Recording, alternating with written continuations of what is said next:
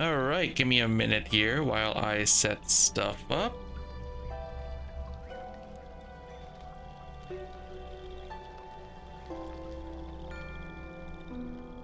Give me a minute here.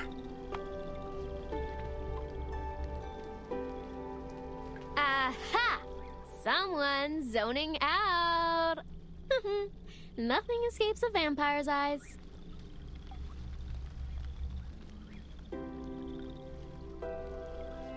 All right, that seems about right. Oh, all right, I need to send. Give me a minute.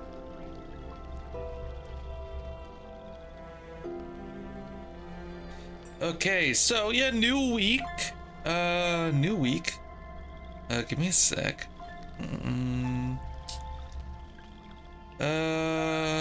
Let's see. I'm thinking about like streaming Terraria again. It's been a while since I streamed Terraria, especially since that they dropped a new update. I'm gonna be playing it with mods though, right? I should have the list of mods already still installed for my Terraria. So when they drop the new patch, the new expansion patch for Terraria for Tmod Loader, I'll probably like play it again, because it's been a very long time since I played Terraria, right? Not sure when they're gonna like roll out the update. Hopefully it's not gonna be too hopefully it's not gonna be too late, right? Hopefully maybe sometime soon, I don't know. Let me see. Yep, do this. There we go.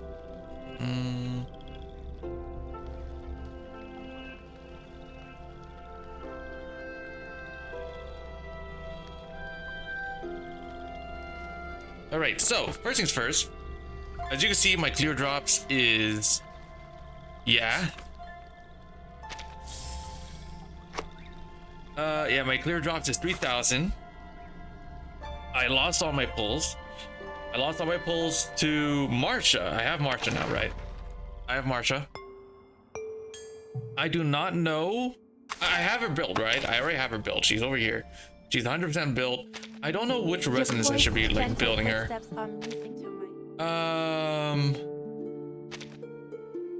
Apparently people want generalized, I think, but I don't know if that's the right one. I'm low on money anyway, so I can't really get this right now. Let me see here. Okay, let me just like, I need to move this thing somewhere right here. There we go. That's good enough. Okay. There we go. So yeah, there's a few things I want to play this week. I really want to play more Moriaman, so that'll probably happen later in the week, this week, hopefully. What else? I don't know if I'm gonna be doing the Arc Knights. I don't know how long that one is, right? I do want to continue playing Emissary Zero because I want to finish that. That game is actually pretty fun. What else? There is a game I picked up a while back, right? There is a game I picked up a while back. It was, what was it called? Species Unknown. I want to play that, because it's pretty fun. I tried it a few times only. Yeah, that game's pretty fun. It's currently, right, pretty early for the game right now. It's pretty early for the game right now, right? For Species Unknown. It's supposed to be like something like Alien Isolation and I think Phasmophobia-ish type game, right? It looks fun. There's only 2 developers working on that game. So I really want to try that game out. It looks a lot of fun. On stream, right? I did play a few games. It looks really good. Okay, so I have not tried out Marsha, right? I already have her on a set team. I already like entered through here. I didn't see. I skipped the cutscene. I skipped the intro, right? Because all I wanted to do was like, yeah, the supplies. I have a ton of supplies. Hold on, let me like bring this down a little bit. There we go. So yeah, I have a lot of this stuff.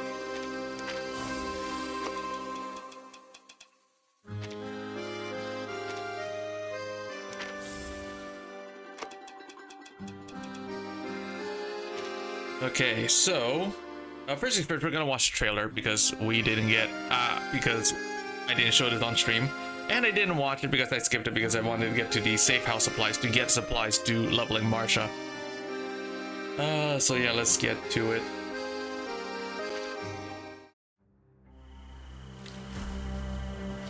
They're holding position at the outskirts of the city. It's almost like Igor is waiting for us there.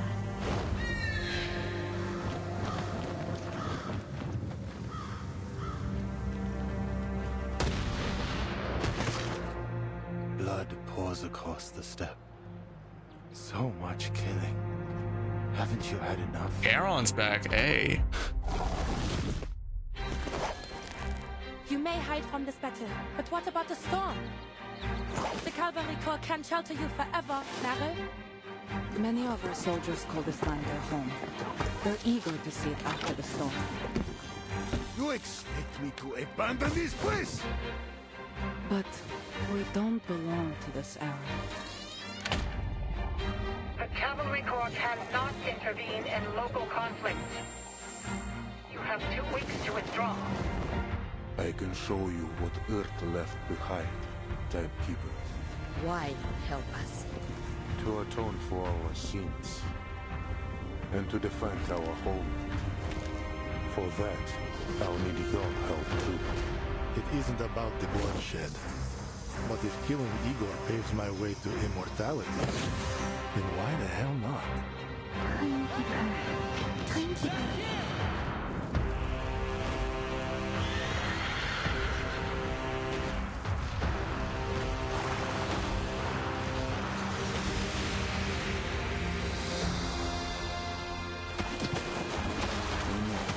The age of cavalry is over. Tales of chivalry have come and gone. But we can still fight.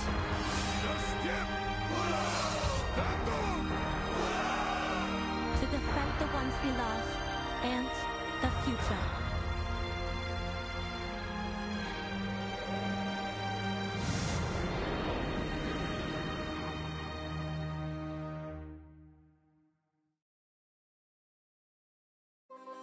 Nice. All right. Can't wait to read this. Okay. I'm assuming, let's see. Quiet in the riverbank. Let me see. Oh, look at this. I got, ooh, nice. Okay. The amount of missions. Oh, I have all this stuff, right? Should be about normal amount. Yeah. Oh, 22. Okay. Yeah, we might be here for a while. All right. No problem. No problem. Let me just quickly. All right. Yep. That's good. To update it. I'll check that out later. Let's see. Let's see here. And we get to try out Marsha, right? We haven't got a chance to try out Marsha. Or I haven't, right? I haven't got a chance to try her out yet. I've only like built her up and then just did dailies and stuff since she first released.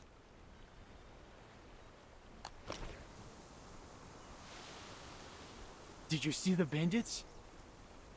Not even a sign, just some chipmunks. Think we should take a rest, Lieutenant? Sun's beating down and we need to get the horses watered. We've gone quite a way farther than the assigned watch point. Even if we can push on, the horses can't. Never exhaust your horse, remember.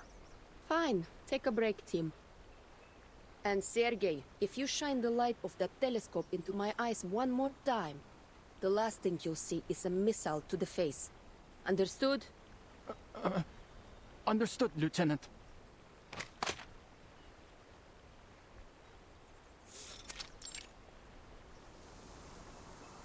Lieutenant Lilia retracts the telescope and hands it to Sergei. She hops off her horse and pulls a handful of oats from her saddlebag. The horse snorts as it eats, then nudges Lilia's neck affectionately with its nose. Hey, soldier, you want some more? Just as she reaches for more feed, Sergei leans in. This your first time riding this horse, Lieutenant?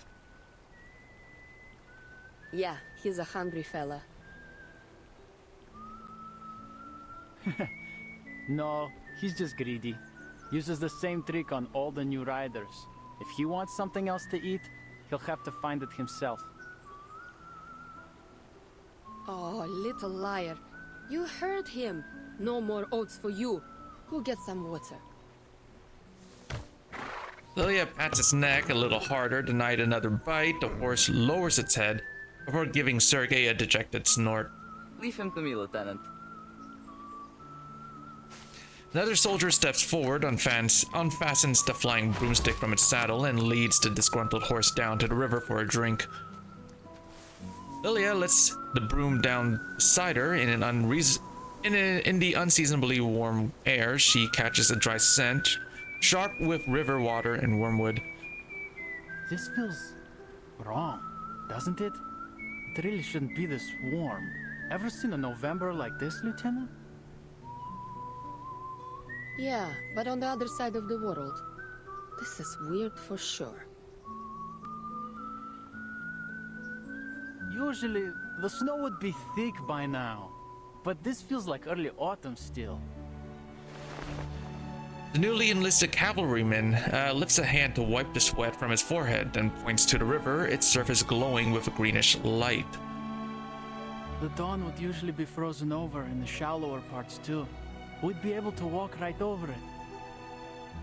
The meander's just a little farther. Berigrad would be too, if we could just cross it. You been to the city? The city to the people of the steppe, these words mean Berigrad. Yeah, to go to the Foundation branch. Delivering letters, dealing with procedures. Annoying stuff like that. Oh, speaking of letters. My townsfolk sent some back from the front. Seems they're on their way home. Sergei shakes his head, seemingly unhappy with the idea. What? They beat on you or something? Why'd you say that? I couldn't be happier to have them home safe. It's just... It should be farming season, but... They'll come back to find nothing to farm. He squats down and grabs a fistful of the grass beneath his feet. The weather was just right last year, but something went seriously wrong. It grew fast, tall too, but didn't make any seed at all. Our summer harvest was a complete disaster. The barns are almost empty. At least they won't starve to death at the front. But Manus Vindicti could strike at any time out there. Probably safer for them to come back.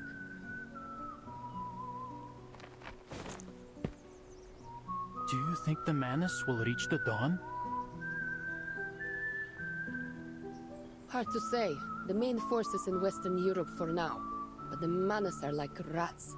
Who knows where they might show up next?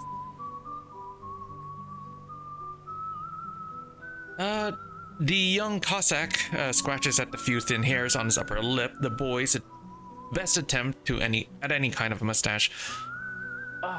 I swear, I did more fighting during training than in actual service.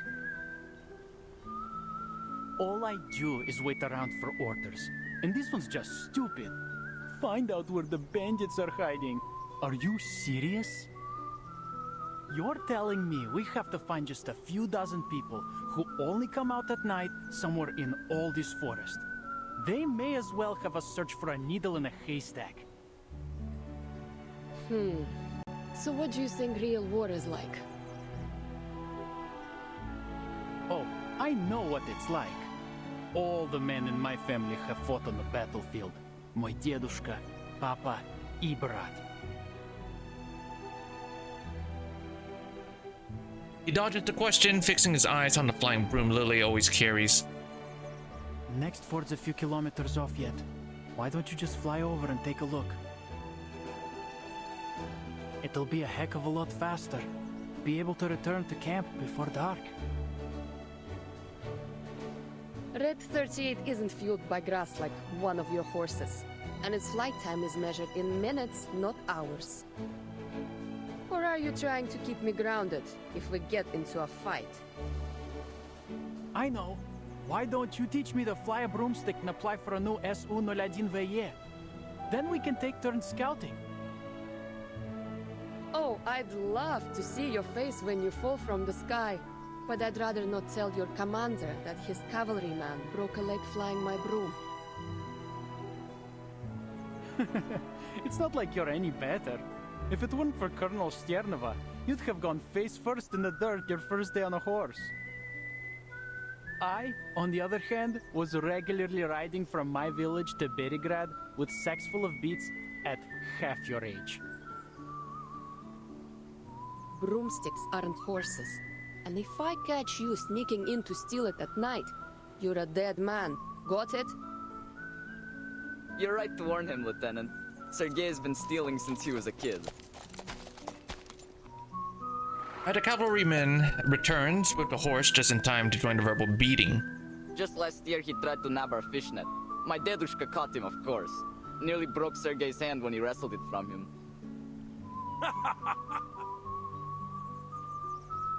The other cavalryman bursts into laughter as Sergei's face flushes beet red. He turns away, but barks a hasty rebuttal.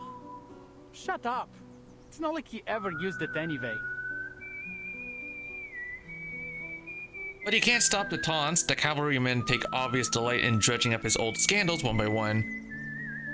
Blin, stop making things up about me. Oh, I can't stand it here.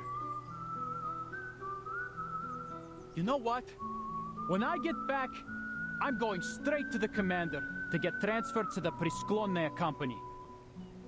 You mean the 5th Company? Isn't their commander your old rival in love? Even louder erupts from the Cossacks.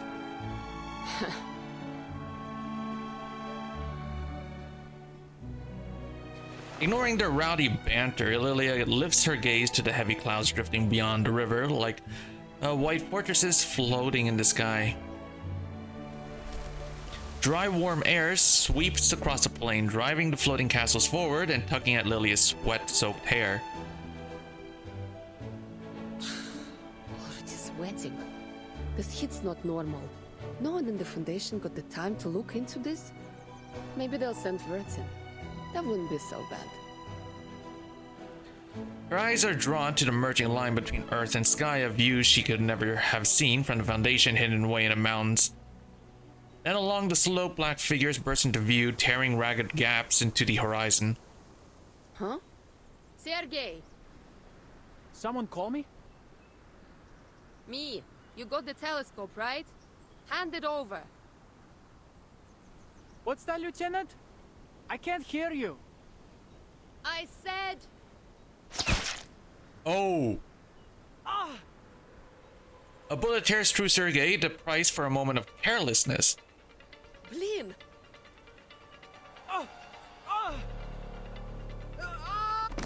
Before the cavalrymen can even react, Sergei has collapsed onto his back and explodes into gunfire, screaming horses, and panic shouts. Among the chaos, Red 38 roars to life.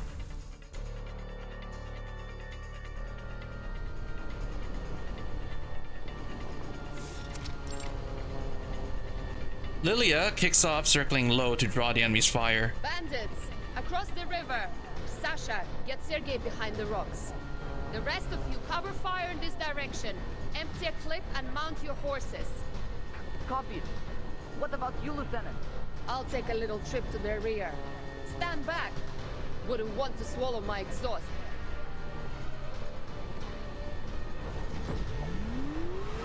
Seconds later, the battle-tested Su-01 soars 100 feet into the air, effortlessly carrying its pilot. Right, let's see what you got.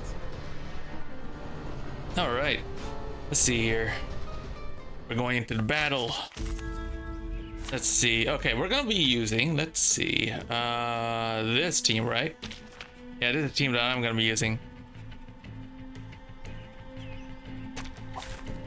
Oh, I got it now. Ah, okay, let me see.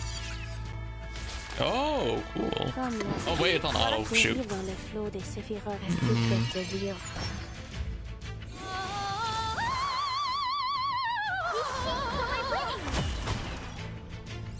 The overflow of the Sephiroth. Look at what we got. I didn't really like read what's. Oh. Ah, okay. So yeah, she shields them. That's nice. Okay, so what does her skills do? Mass buff granted shield with March's attack times 150% HP to all allies for 3 rounds. Magically cast, consume 1 stack of frontline care. Okay, I don't know what frontline care is. Easier if I do this. Marsha consume 1 stack of frontline care. Stack will up to 2 times to cast a rank 1 burden unspoken. What's burden unspoken? It won't let me know. I don't even know what that is. Okay. How about this? Debuff. Oh, okay. Can inflict burn. Gotcha. How about this one? Mass attack gains 1 stack of pain's recompense. Okay. Okay. Gotcha. Okay.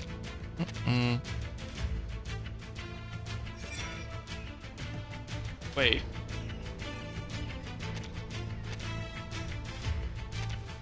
Wait, what? Wait, wait, no, this is wrong. Hold on a sec. Wait. Hold on, I gotta fix that. That's not their psi cubes. Why are they using the wrong psi cubes? 1 sec.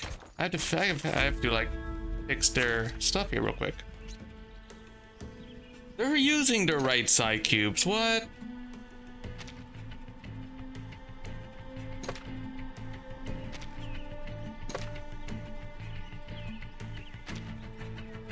Yeah, wait, they're using the right psi cubes. Hold on. Yeah, no, they're using the right psi cubes. I don't know why it's displaying the wrong ones. Oh, let me see.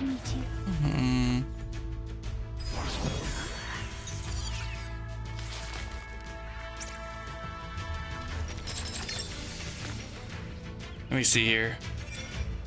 Yeah, now they're displaying the right ones. Okay. That's odd. Okay, whatever. The shrine is part of that knee and just another shift. From la solele distant, peace and quiet. Please, stop this violence.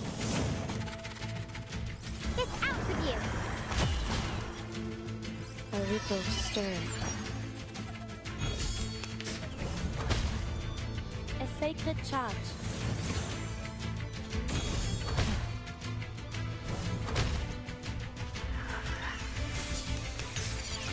Oh, okay, do this. What I'm good at. Just another shift. Dérive dans le flot des Sephiroth. I can hear it. Comme l'a scellé le destin. Laundry time. Up and at it.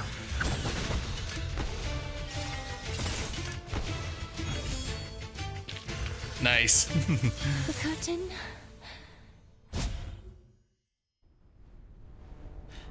The brief exchange of fire ends quickly under air superiority. The riverside grows quiet again.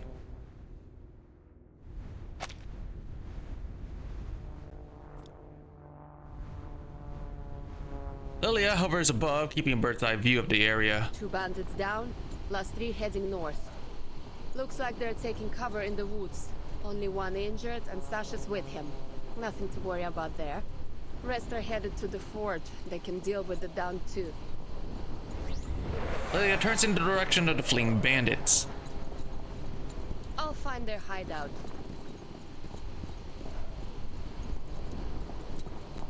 The shadows of the trees may veil the ground below, but they cannot stop the eagle that soars above. Most of the yellowing leaves have been swept away by the autumn wind, leaving their slender branches thrusting out in all directions, like a sparse web strung up into the sky. Come on, can't you run faster? Wasting my time. For a pilot accustomed to the high speeds of this SU-01, this hunt is closer to herding livestock. At this rate, I'll have time to spare for a drink.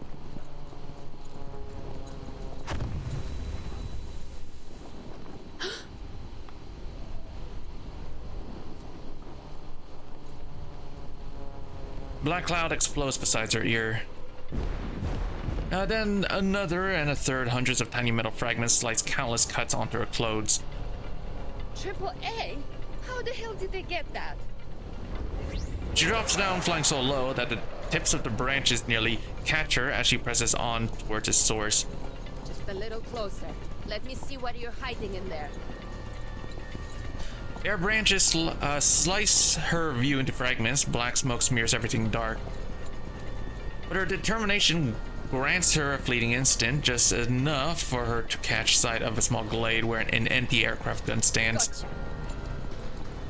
She pulls the SU-01 upward, driving it into the heavy clouds at a near vertical angle. Weapons not from this era. No way bandits could get their hands on it. Yeah, there's no mistaking the model. Automatic anti-aircraft gun 37, ACP-37. It's Xeno. Need to report this to the commander. Wurzel will want to know too. Huh? Her broom's been hit, it's failing. No, not now, buddy. Please get me clear of the woods. It's too late, she's already pushed the broom beyond its limit, she's falling fast. This is bad. Really bad. Steady.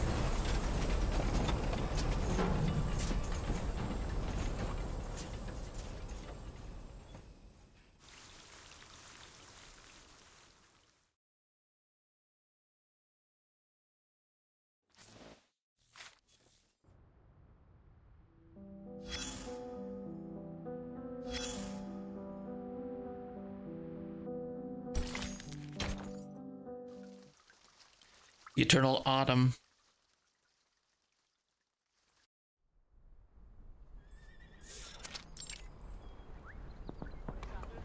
Downstream of the dawn, on the stretch of flat meadow, a camp rises from mud.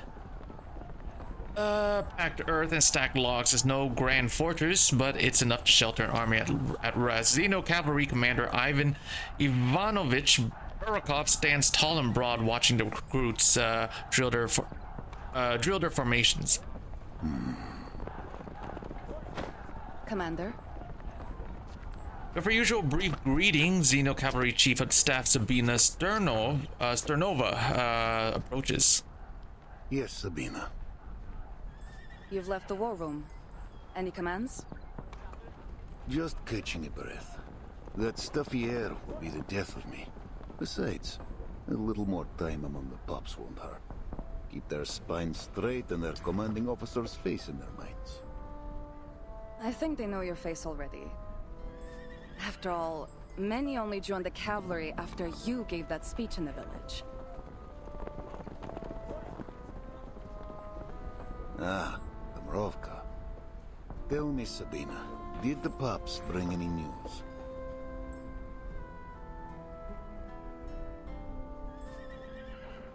From Miss Galina? She's fine. She says she wants to see you again at your convenience.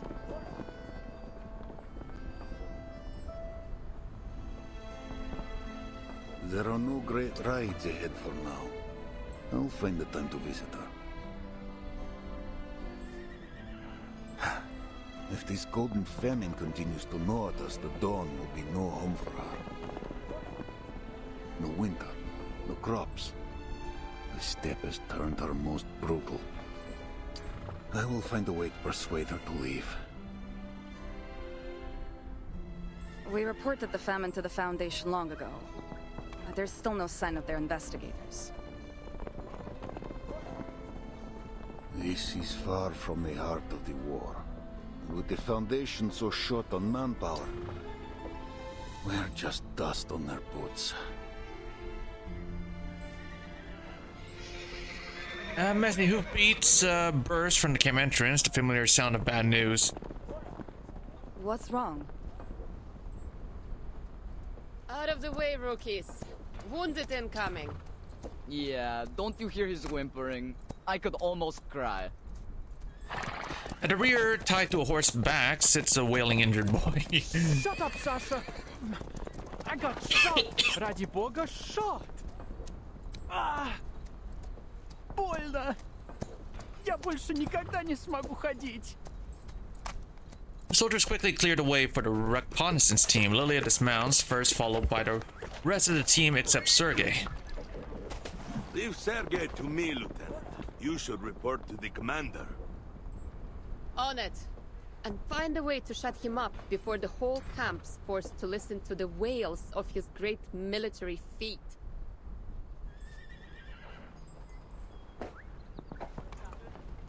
She turns to see the commander striding forward. No need to hunt me down, Lieutenant. What news? Bad is what? Broomstick's broken. Won't be flying until I get the parts to fix it. But it gets worse. We have a situation, sir. And I think it's a big one. To the war room. You too, Sabina.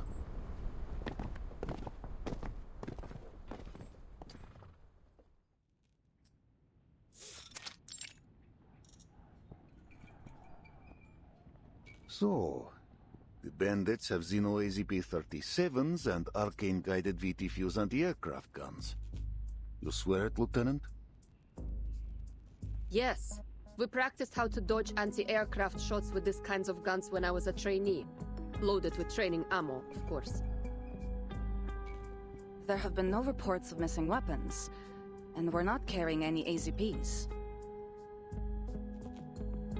The chief of staff, keeping the entire supply chain in mind, quickly rules out several possibilities. Then those weapons came from an outer source. And like as not, they have more of them. An outer source. Impossible through air, and all land and water routes are under our surveillance.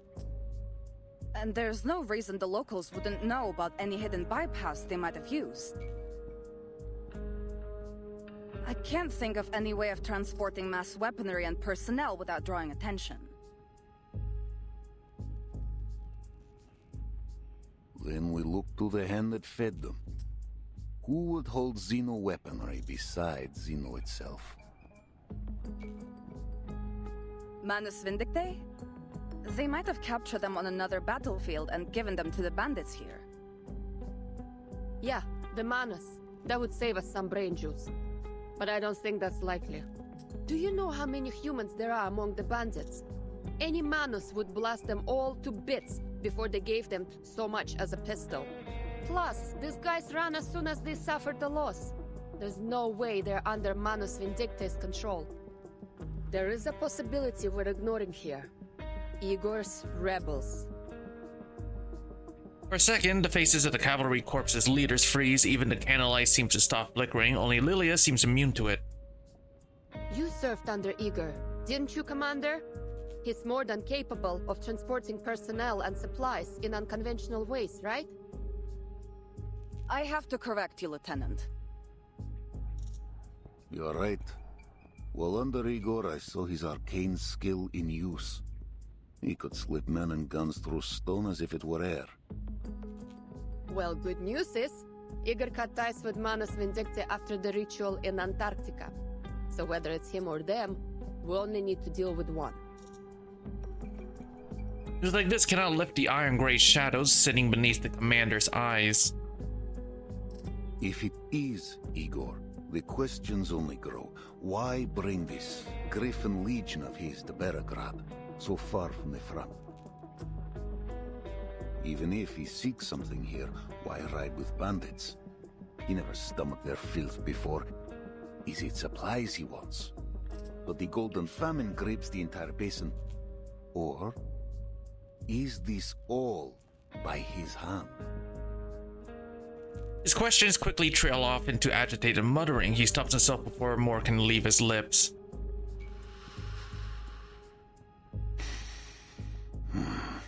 I'll send word to headquarters. Intelligence should reach a more solid conclusion.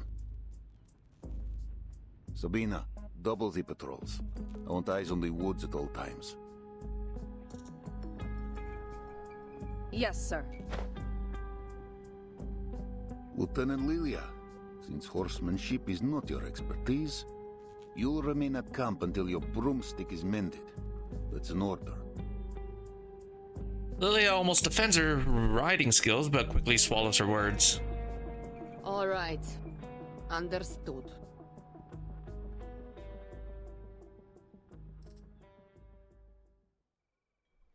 Oh wait, we have a tactical map? Oh. The map represent each faction's location. Oh. That's neat.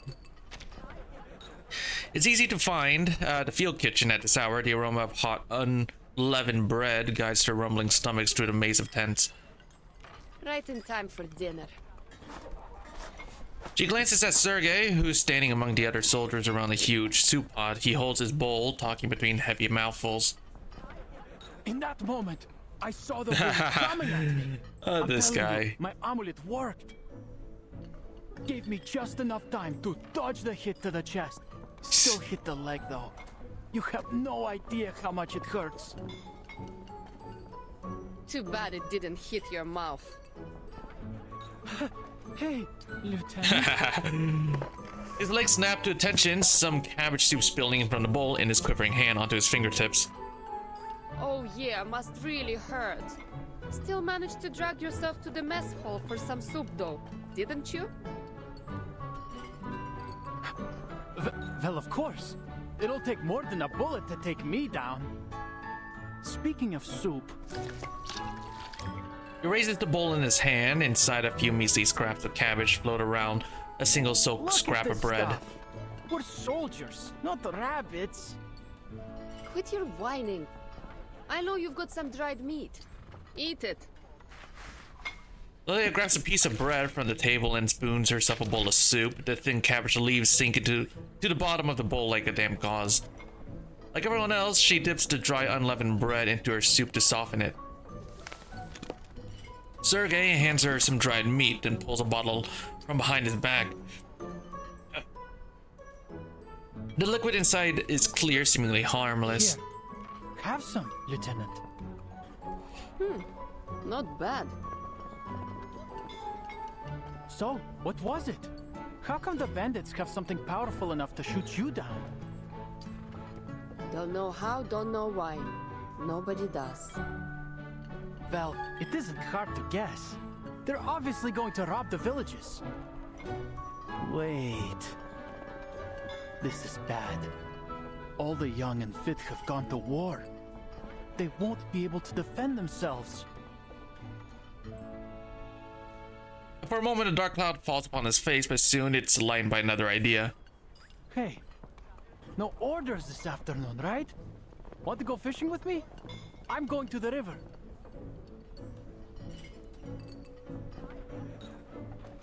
Now? You forget that bullet so quick.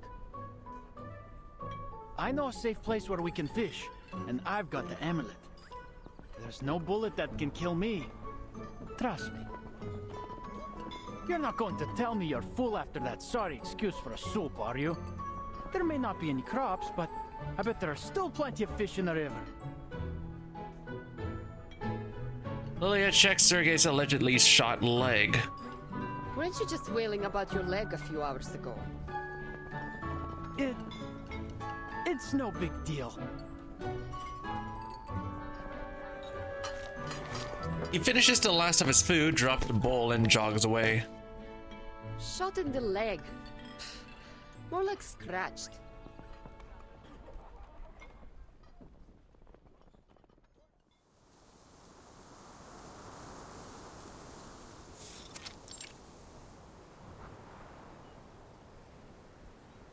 The arid wind blows the needle grass into a sea of rustling waves.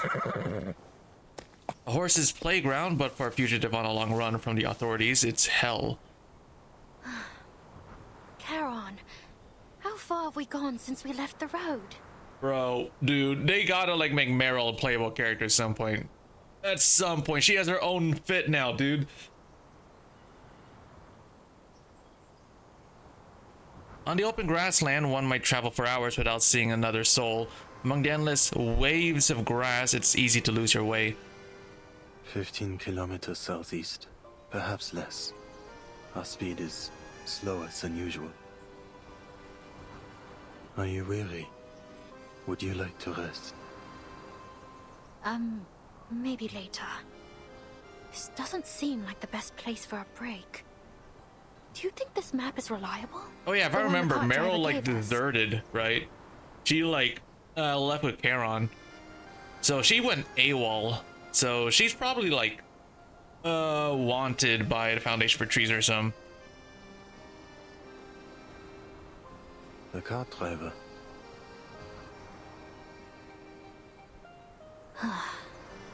All right, I'll refresh your memory one more time.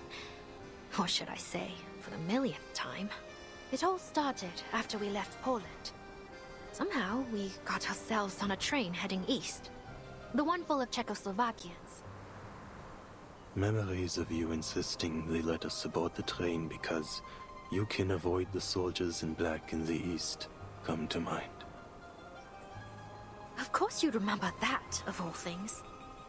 Anyway, so we got on the train, but before we could get too far, we were stopped by some group.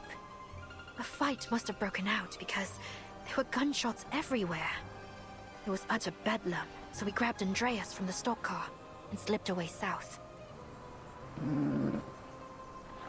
Warhorse seems grateful for the daring rescue. That's when we met the cart driver I mentioned. He'd lost a horse. So we made a deal. We'd lend him Andreas for the day, and he'd take us somewhere safe. Then he has fulfilled his promise.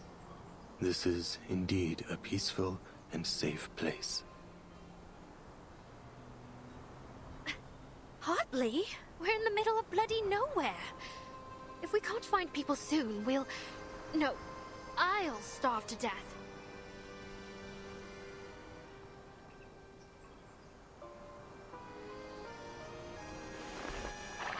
Cameron lowers his head, troubled by his failure to consider the needs of the living. Andreas also turns his head aside. He can live off the grassland alone.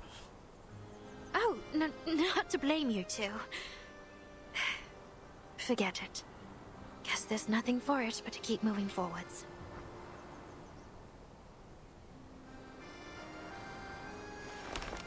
She lifts the messy hand-drawn map again, squinting to make out the shape of a river among its chaotic lines. He said we could find his niece in Peravosnia by the Don River.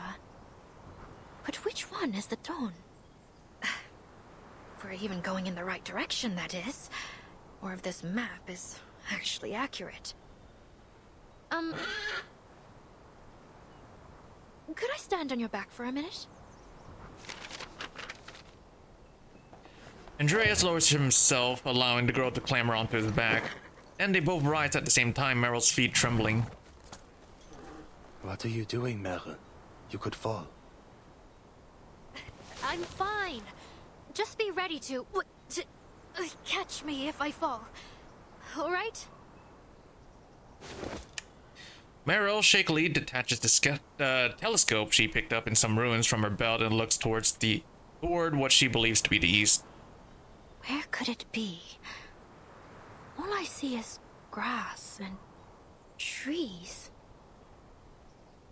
All right, other side, other side.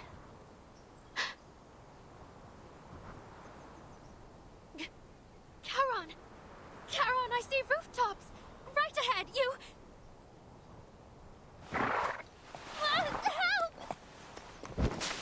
Help! She hops in excitement and, as expected, loses her balance.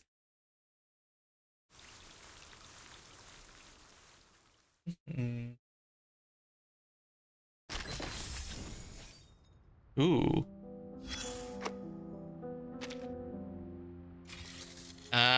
Okay.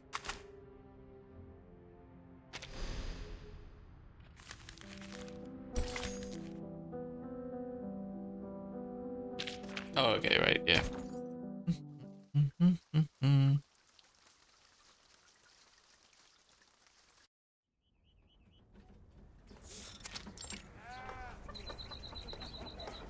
You fell off your horse? I wouldn't worry. I bet even the mighty Atman has fallen once or twice. Young man in uniform comes to the tall, fruitless pear tree. Meryl is seated under and offers her a bowl of steamed rice mixed with wheat. She gazes at him longingly. Here you are. Thanks again for helping my uncle with his car. I know it's not much, but this is all we have right now. She reaches out a hand and pulls it back awkwardly. I'm sorry. I thought I heard you had a strong harvest this year. The past few years were good, it's true. People had to leave to fight, but the land still blessed us. But this year has been strange. Certainly the winter. Soon after planting, the wheat grew wild. The fields are gold, yes, but there's no grain. Even as he speaks of the failed crops, he still hands the bowl to Meryl. Eat. You look starving. I've enlisted with the cavalry. There'll be plenty enough food for me there. The cavalry? The Xeno cavalry. Meryl forces her cry of Xeno down, lowers her head and begins to eat. Ooh, she is... she's worried that she's gonna run into anyone from Xeno that she knows. The young man turns toward the shadow that he has been hiding behind a tree. Are you sure you wouldn't like any food? I need no sustenance. Thank you for sharing the little food you have left. How may this kindness be repaid?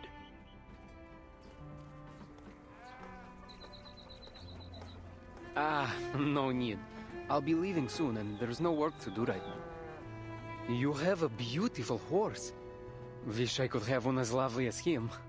Oh, don't get me wrong. I'm not asking for it. Alexei. A commanding voice stops the new recruit mid-sentence. What are you dawdling for? The team is leaving. Who are you talking to? Just 2 refugees, sir. The conscription officer steps forward, his eyes lingering on the strange man covered in white cloth. Refugees? From where? From Poland.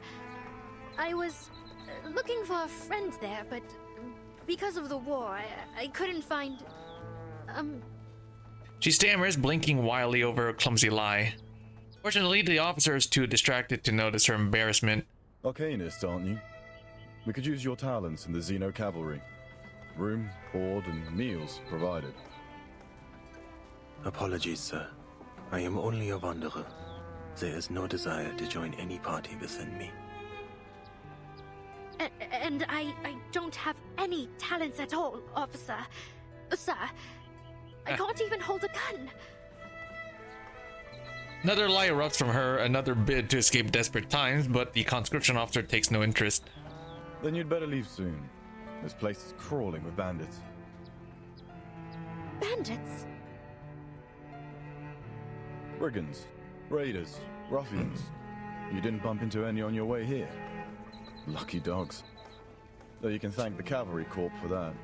But even with our efforts, the situation's been getting worse. Somehow they've got new weapons. We might be facing a serious battle. Even all this way away, they're still fighting? The flames of conflicts burn everywhere. This is why I'm asking you to join us. Xeno needs new blood if we're to ever know peace. If you change your mind, come to our camp. It's downstream of the Don, past the city. The conscription officer turns around, just then a dozen newly enlisted Cossacks gather behind him, standing in the little groups of those they know. They show off their new uniforms, competing over who takes better care of his horse and whose Shashka has the most legendary history. Quit milling around like chickens and form rank. Sir! A fully armed cavalryman gallops in from outside the village, plunging himself between the panicking ranks of recruits. Half of his body is smeared dark with blood, the horse beneath him snorting heavily. Bandit cavalry incoming, the size of a platoon. What do we do? Can you still ride? Yes, sir! Then hurry to the sitch and report this.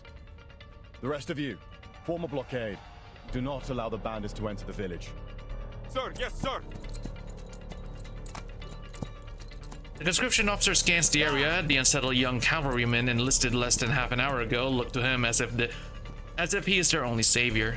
Rookies, there is no escape. Turn your back to the enemy and they will take the opportunity. Take up your weapons. Protect your families.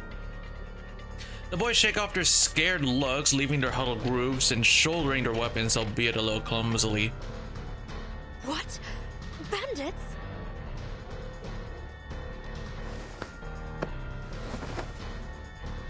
As Maribel's mind goes blank, she feels Charon press the reins into her hands. Let Andreas take you. Leave here, Merrin. What? What about you? I'll just run off when danger comes. That is what you said. Do not waste any more time. I don't even know where to... Downstream of the Don River, like the officer said. Now go.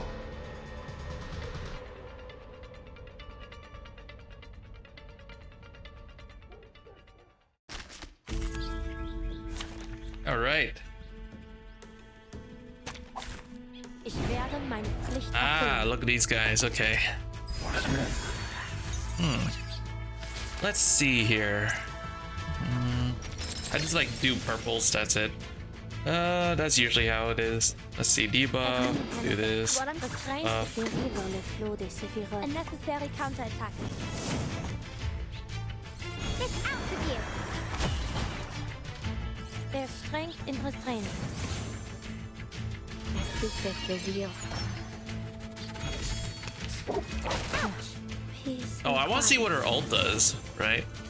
I want to see what it looks like. I'm fine. Alright, let's see. Do this. Vor, zu beschützen und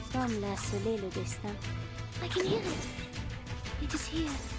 Let me handle the pain. I will remember your name.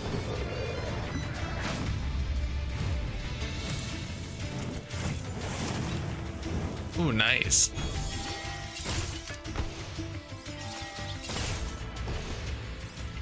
Aurico stirred.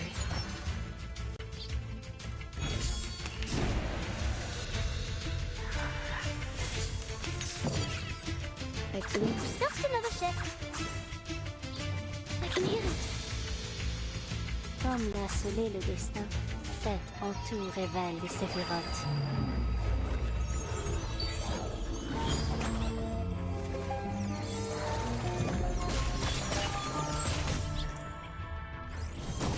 There's strength in restraint.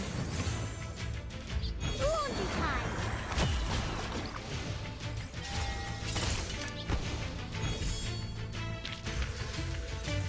The curtain.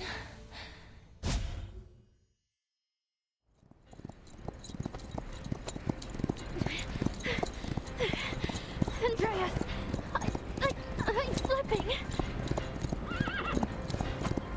She clings to the horse with all her might. As he charges at full speed, she can't even spare a hand to draw her weapon and fight back. Don't let her get away! Fire! A series of crackling gunshots blast past her on all sides. Run, Andreas! Run! No, hold on. Go!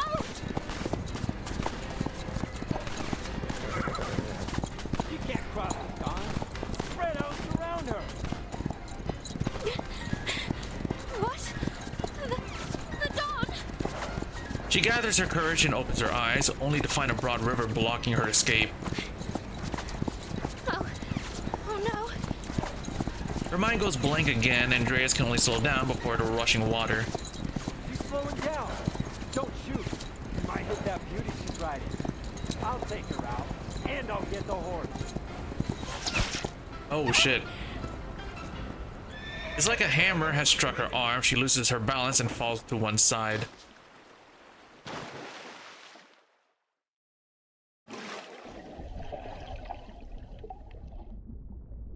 Dark freezing water swallows her in an instant, followed by the piercing pain of a bullet. No.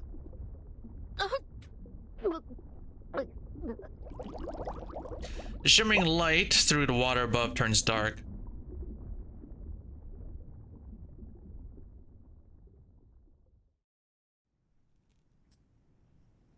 Commander!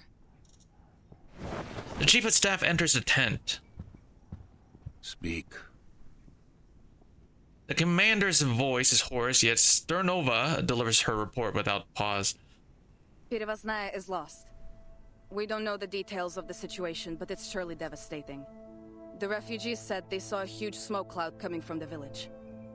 At least 3 settlements have been attacked. The survivors say the weapons employed were unconventional. The villages struck are all upstream from here, northeast of Birigrad. I suggest we quickly position the main force here, here, and here to seize advantageous terrain. The chief of staff points out the positions on the military map spread across the table, only to find the commander's focus is elsewhere. The heavy air closes in around Sternova as she falters. Sir.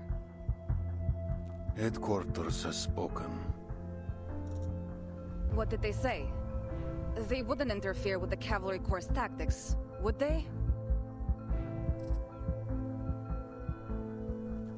We withdraw from the Dawn in 2 weeks. We will engage Manus Vindictae in Hungary next month. Her military instincts prevent her from making sense of this order. I don't understand, sir. Bandits are killing and robbing civilians in higher numbers than ever. And we've just been told to leave? Are you certain headquarters is fully aware of the situation? They are more aware than any of us. Intelligence gave their conclusion. We've stumbled upon Igor's army. Then they should send reinforcements. End the rebels once and for all. Not ask us to run away with our tails between our legs. There are no reinforcements. Manus Vindictae's army marches on the Foundation headquarters as we speak. The front is under immense pressure. Don't forget that our mission here was to recruit new blood to bolster headquarters' defenses. As for Igor, he cut ties with Manus Vindictae after Antarctica. They say some kind of bargain was struck, though the terms remain unknown. Since then, the rebels have crossed no blades with either the Foundation or Zeno. The Joint Committee wants to keep it that way. So, they want us to leave so we won't fight Igor? Correct. К чёрту! All this time the Foundation, especially those hawks, has been belittling Zeno for Igor's betrayal. Yet here they are, still trying to stay in his good graces? Politicians, Sabina. For them, the two don't clash. Politicians? Ha! I'm sick to death of the conniving bastards. To hell with the Foundation, to hell with those ridiculous bird parties, to hell with Irenai, and to hell with... Sabina. The hint of warning in his tone fails to stop her. Their lapdog Lilia. Her support? Don't make me laugh. I know why they sent her. She's both Zeno and Foundation. Her file says loyalty guaranteed after investigation. She's a surveillant. Foundation babysitter, monitoring you, me, everyone. So the Dawn doesn't become the next Sao Paulo. It's an insult. A humiliation. Zeno should never have to yield to those so-called hawks. Colonel Sabina Sternova, have you lost your senses?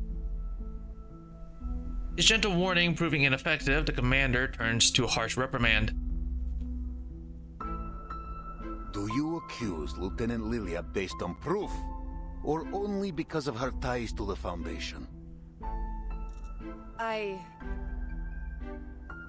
The commander purses his lips, his jaw grinding as if he were chewing on a piece of steel.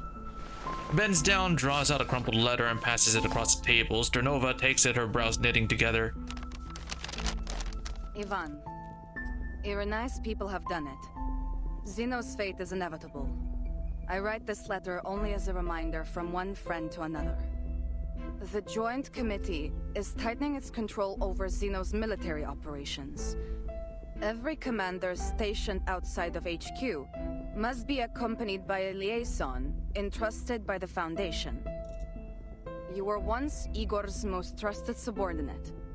For that reason alone, the Hawks were planning to torture you during the trial. All I could do was assure the committee of your loyalty, and assign the least capable liaison to you, the Flying Witch. I'm sure you've heard this title before. She has no interest in politics, never writes reports unless forced to, and in many ways shares your temperament. That said, ensure you strictly follow every order, both from Sino and the Foundation. We must be smart. The burden on you is much heavier than you realize. Do not embarrass us. Som. The letter is set down, silence falls. After a few heartbeats, muffled shouts carry through the canvas. The Cossacks are struggling with a fierce horse. I'll begin preparations for the withdrawal, if that is your order. The commander lets out a long, weary sigh. Orders are to assemble all cavalrymen in Belgrade. We hold the city for 2 weeks. Then, we withdraw. We're withdrawing anyway.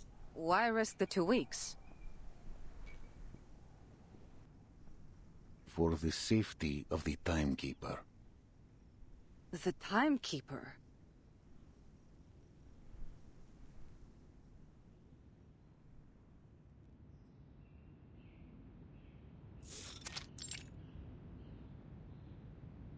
We've contacted the cavalry corps in the Downriver Basin.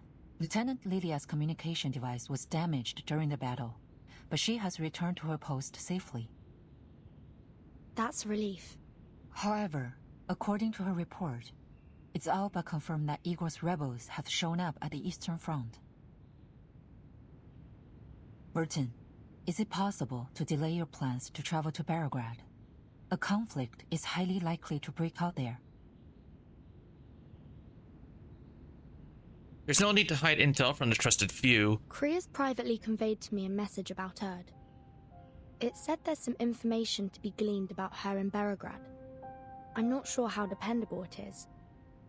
But since it concerns Erd's whereabouts, I have no choice but to go. I appreciate you sharing the source of your information with me. But... Kria's...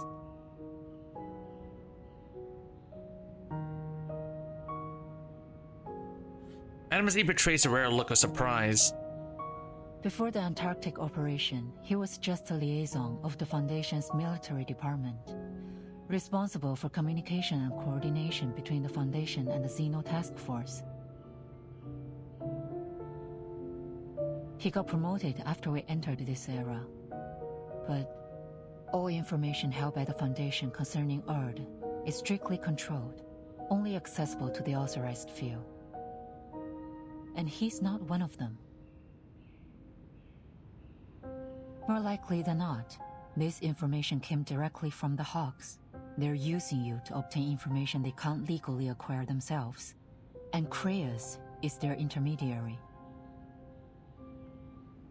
Locating Erd has been my primary mission since the 8th storm. A mission that may prove useful to the Foundation, don't you think? If this information really does help you find Erd, then yes, it would be good news for everyone, no matter their affiliation. But in the Hawks' eyes, you'd owe them one. They might hold this over you if and when the time comes for you to choose a side. What's more, the expansion of Team Timekeeper was spearheaded by the Hawks. It's only natural that people are starting to doubt Timekeeper's neutrality. Madame Z's voice is gentle but persuasive. She sincerely hopes the young lady before her will not be drawn into the whirlpool of politics. I know you have no political inclinations, but the Hawks are creating an image that you are working with them. I'm not saying this to stop you, Vertin. I simply want to keep you abreast of what's happening inside Foundation. Thank you, Madame Z. I'm ready for whatever lies ahead. Please accept my official application to travel to Belgrade. Only by stepping into the flood can one uncover the secrets hidden beneath the water. I see. After the Joint Committee's admonition, Admiral Sohm ordered the Cavalry Corps to prioritize the safety of the city. Baragras should be safe for a time. What's the committee's attitude towards Igor now? Igor is the enemy. However, reports from the Western Front state he's no longer working with the Menace. We're currently re-evaluating Igor's motivations. That said, the committee does hope to avoid making enemies. Our relationship with Zeno has become somewhat fragile since the real war began. Permission granted, Timekeeper. Pack your bags. I'll have Sharon deliver the paperwork to Seneto. Thank you, Madam Z. I'll do my best to return before the war breaks out. She turns, the soft sigh comes from behind her. You always follow your own judgment, Vertin. A precious quality in this era. I hope he never changes.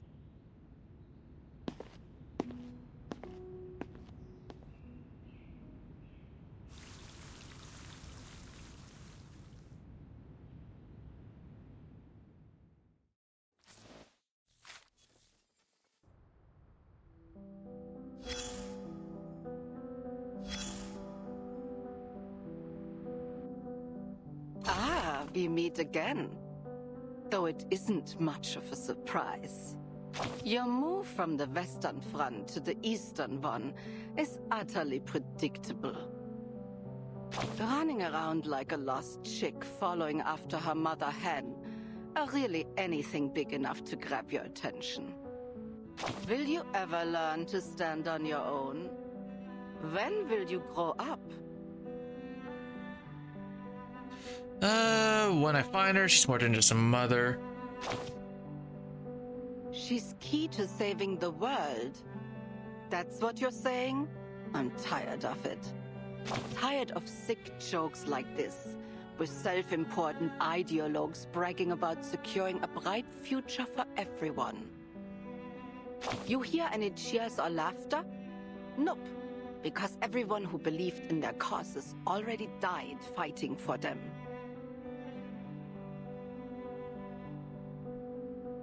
If you ask me, we should hang some of those big shots in public.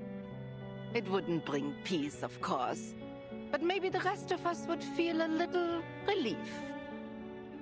Come, take a seat. I've set your favorite chair facing east. The view's better that way, not to mention that the river helps wash away the stench of corpses.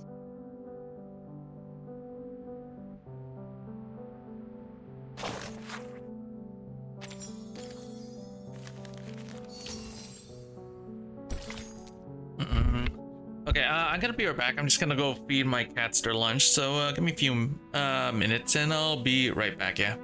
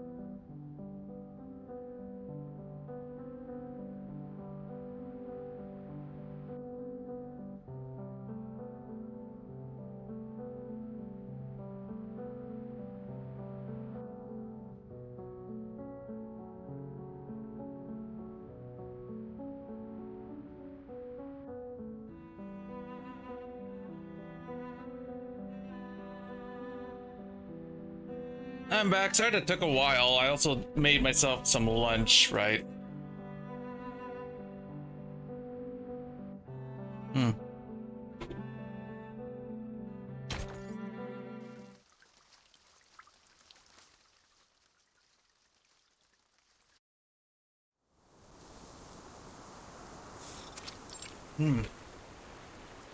Hey! I got something! Sasha, come give me a hand! Not far from the camp, Sergei has been watering the horses while he fishes undeterred by the danger brewing across the steppe.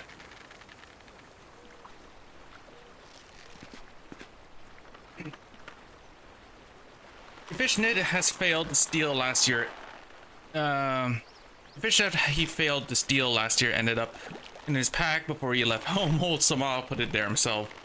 Got it! Bog Swami, this is heavy. Must be a big one. Come on, Sasha, put your back into it.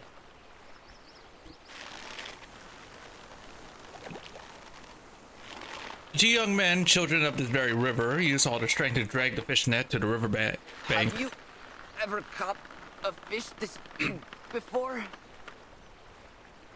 Never. The fish done all the growing this year instead of the crops? Just a bit further. Grab tight. On my mark. Oh, are they gonna fish up Meryl? Va. They stumble back as they finally haul the net ashore. Go check it out. I dare say even my dedushka has never seen fish so big.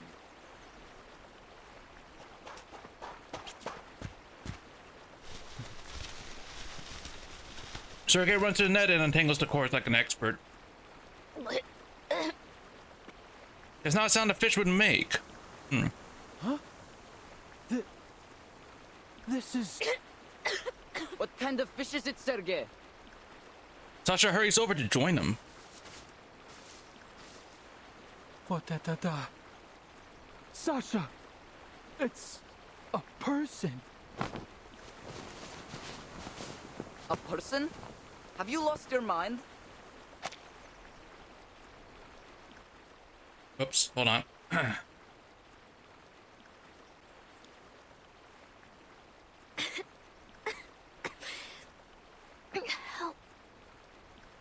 Help me. Blin, hurry up, will you? It's a living person. We have to take her to camp.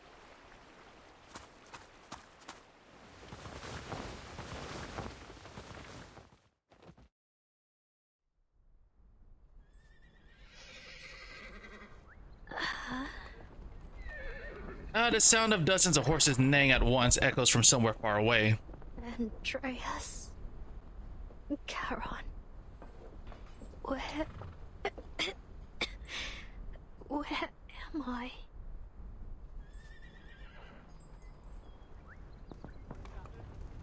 Warm, dry air sweeps across her cheeks. She hears the crackle of burning willow sticks there.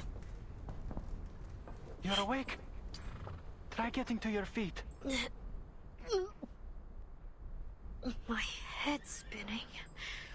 I can hardly... Whoa, easy now. Just try and take a few steps. It'll help, trust me.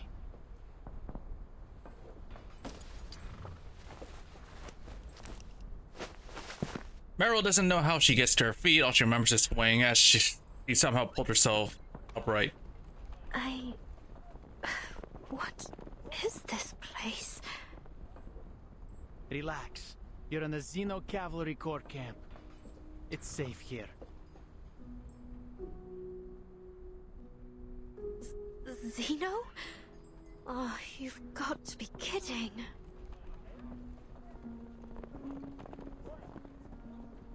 The name is like a hell-bent killer pursuing her to the ends of the earth. Sergei didn't notice the unusual panic that grips her. To him, she's simply a frightened lost girl. Meryl looks around and sees a soldier in a different uniform walking towards her. Sergei, I heard you found the girl.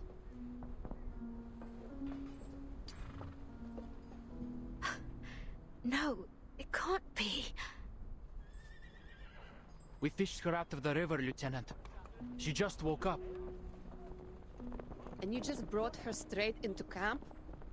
She's obviously not a local. What if she's a rebel spy, huh? Sure, she's not a local, but she doesn't seem like a bandit either. Lilia steps closer and stares at her for a long while. Fair enough. What's your name? As she falters before she can say the false name she created under Lieutenant Lilia's piercing gaze, the girl loses the courage to lie. Meryl. Meryl? Oh, looks like that Lilia doesn't recognize her. How'd you end up in the water? I'm assuming that Lilia would know who Meryl is, but I guess Meryl is always like wearing a mask over her face, right? I came seeking refuge near the river, and then I was chased by some people, bandits or something. I tried to escape, but I fell off my horse and into the river. Hearing her tale of misfortune, Lilia shakes her head helplessly and turns to Sergei. Send her somewhere safe after she recovers. We'll decamp tomorrow morning, station in Tamarovka for a day, and then head to the city. Commander's orders. Dunno. That's my home. I can visit my aunt and uncle. I can sleep in my own bed for a night.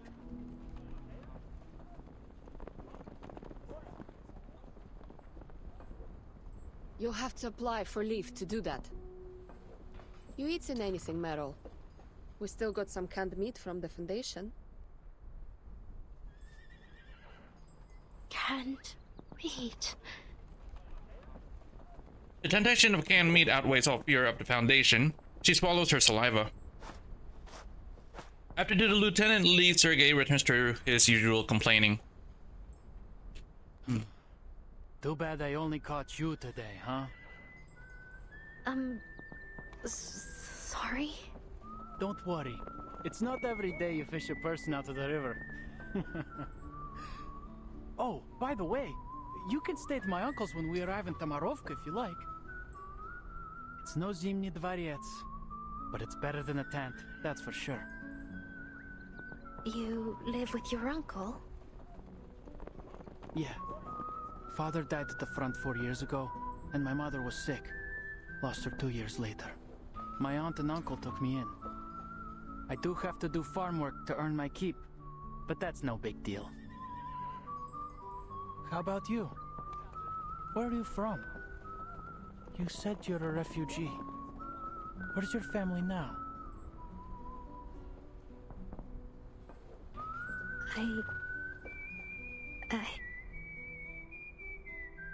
Edgar stares at the empty ground before her. I don't have a family. Even the ever-slippery Sergei loses a smile. He can't help but think of that winter when his mother lay dying. An orphanage took me in. I grew up there. Are there many locals in the cavalry? Like you? Yeah, most of us actually. Back when Zeno first got here, there were only 1,000 people. The cavalry corps didn't even exist. When the famine struck the steppe, and even potatoes wouldn't grow, the cavalry gave us food and shelter. So I thought, maybe it wouldn't be too bad to join them. At least then I could save some food for my family. But you've enlisted in an army. You'll have to fight.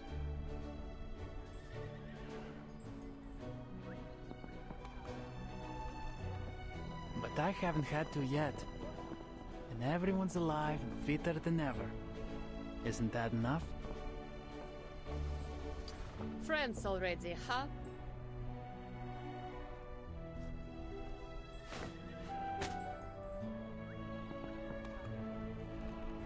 As she precisely tosses a can of meat into Meryl's arms. Nothing for me, Lieutenant? Too slow. Got to get it yourself now.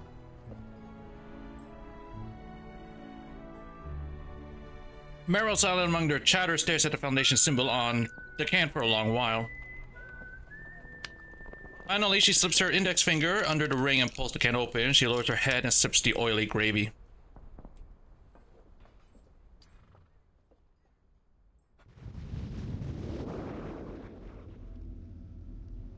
There was a time I thought you would lead us to the Eternal.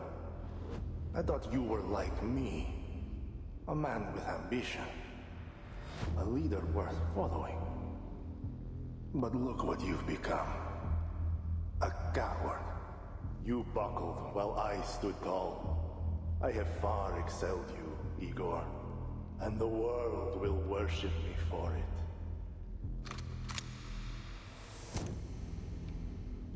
He whips out his pistol, aims at the tall figure blocking his way, and pulls the trigger, only to hear the faint click of the firing pin.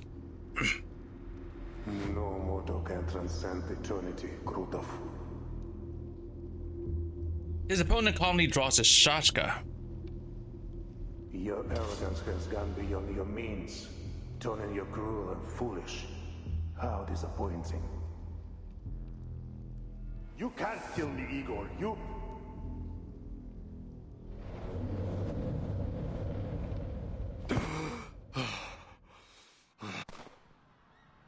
Shouts, gunfire, curses as men shove past one another and their hooves kick up in almost scalding dust. Bring everyone here.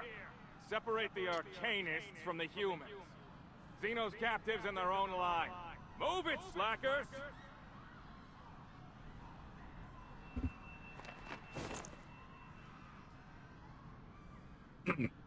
He wakes from his restless dreams, incense still lingering in the air around him, the hateful scent of henbane clinging to his nostrils.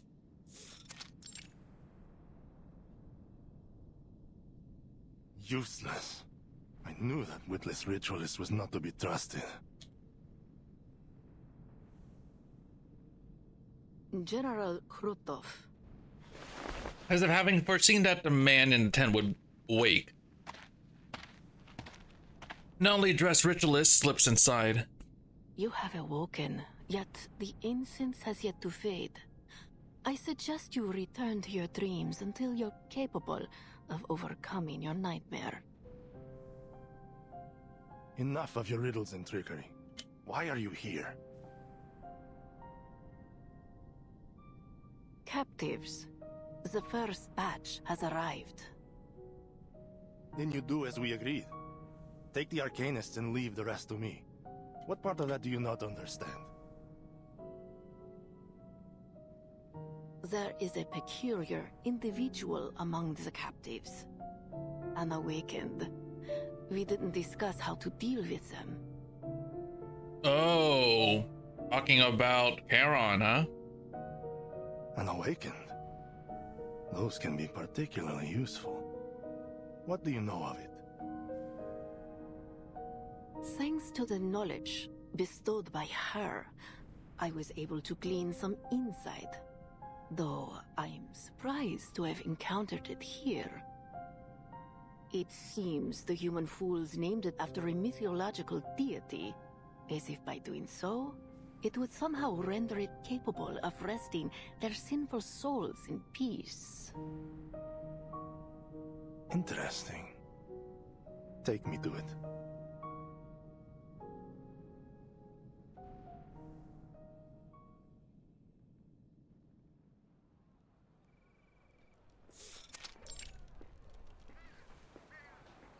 Between the thudding of sandbags hitting the ground, bursts of gunfire echo through the camp.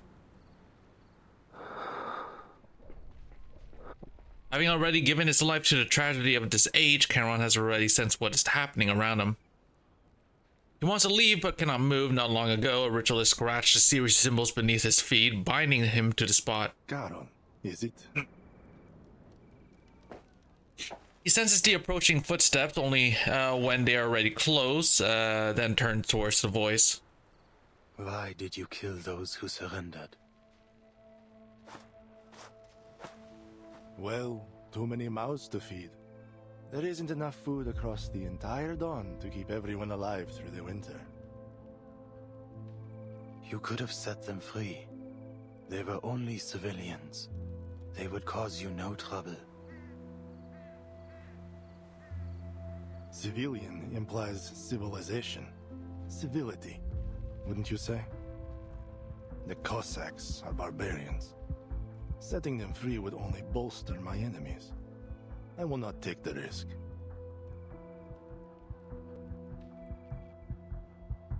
Charon lowers his head in silence. It seems there are no words left in him. Intriguing. Just as the ritualists said.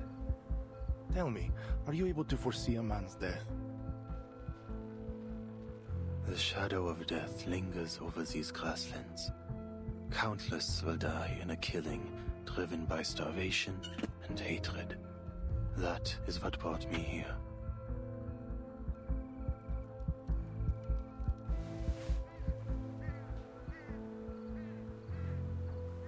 Krutov looks off to the edge of the camp where the yellow pasture grass bows gently on small rises. Gunfire crackles again, along with the sound of something crashing to the ground. A shadow, you say? I see a man walking the grasslands, the dead nourishing the soil. He stands amid a bountiful harvest. I am that man. Your shadow of death means nothing. What I need is a precise prophecy, one for a single man. For me. I cannot do such a thing, nor is there any desire to. I am offering you a chance, Awakened. Serve me and my army, and I will spare you the Ritualist's hand. Ritualist?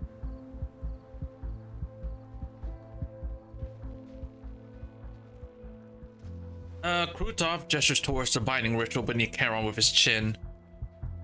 This is her work. She tells me you dispelled another incantation cast by her kind, on a human soldier. She's desperate to tear you apart and see how you did it.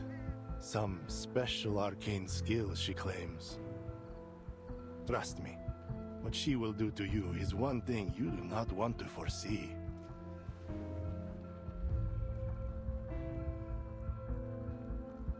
Manus Vindicte. Ah, so you can see some specifics. Well, what is your decision?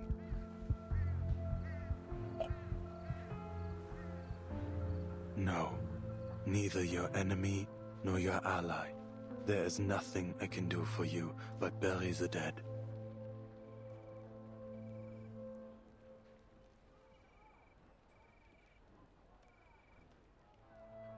Krutov fixes his sharp gaze on Charon as if he could tear through the cloth, covering his face with sight alone. Difference of opinion. Why am I surprised? You're just like the rest of them. One bad decision after another.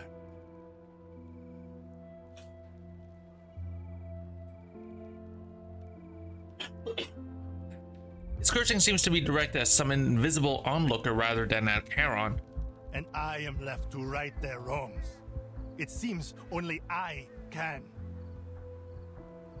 I gave you your chance, freak. Damn, man. Dude, he's going to die, bro. He's going to fucking die.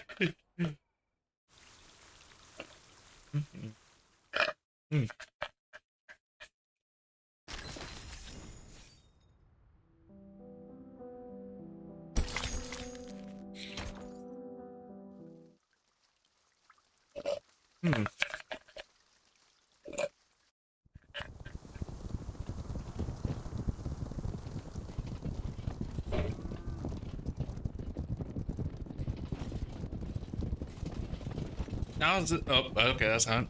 The cavalry's corpses reconnaissance team reaches the village first. The villagers are on alert, eyeing the soldiers from their doorways.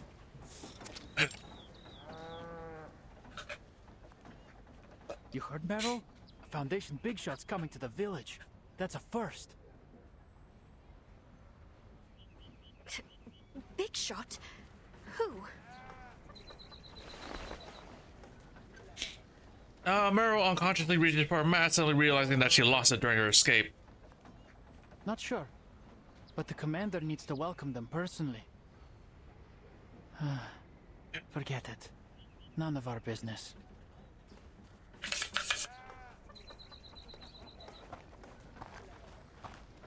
Natash! Huh? As I pass a nearby house, Sergei seems to spot an old acquaintance in the doorway. He leans forward to greet her, but she shuts the door in his face. The hostility radiating from the onlookers in every direction makes Meryl want to curl into a ball. Sergei, isn't this your hometown? Why are they staring at you like that? I don't know. It's not like I've made that many enemies. Just one or two at most. Anyway, let's go meet my uncle. See that house with the iron sheeting? That's our home. Meryl follows his finger to a house with a blue iron sheet roof. A man holding a cane stands in the yard. Sergei takes off his hat and excitedly waves it in the air. Dядя Pietro! The old man only strikes the ground with his cane. His heavy blink seems to say, "Don't start, boy." Oh. What's going on? Yeah. Yeah, why is, yeah, this is his hometown, right? Why is he being, ostracized, I guess? Yeah? Maybe something happened? Should we go ask him? Sergei never expected his return home to be so dispirited. His uncle pulls him aside. Meryl follows behind. What's wrong, Dядя Pietro? You tell me, did your commander say you'd fight those bandits or not? Of course. When? That I don't know. It's a military secret. Word is you're going to the city, the lot of you. So, where does that leave the rest of us? Hmm? Ah, The villagers right. need protecting too. The young man can't think of an answer. He can only stand in awkward silence. The uncle sighs and grips his nephew's shoulder hard with a slim yet powerful hand. All right, Seryosa, I understand. Everything's packed and ready to go. Come, we're leaving to your cousins in Petrovka. Dядя Pietro, could you just tell me what's going on? I'm not deserting Zeno. Sergei shakes off his uncle's hand. The old man's neck flushes red with embarrassment and anger. He turns and glances at Meryl. It's fine. She's a friend. The cavalry is leaving us here to die, and the refugees from upstream. They said there are tens of thousands of bandits up there. I don't know where they all came from, but your cavalry's nothing compared to that, right? You'll never fight them all off. And keep this quiet, but the Kolduni left and joined the bandits. Что? They said they'd punish anyone who stands with the cavalry when they return.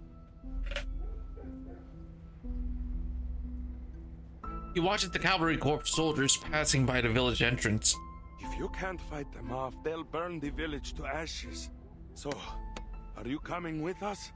Yes or no?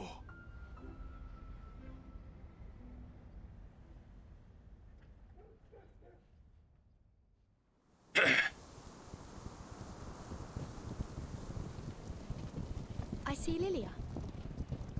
A small group of reinforcements makes a slow advance across the grassland. A transport team carrying guns and artillery rumbles close behind. That must be the commander of the Xeno cavalry defender.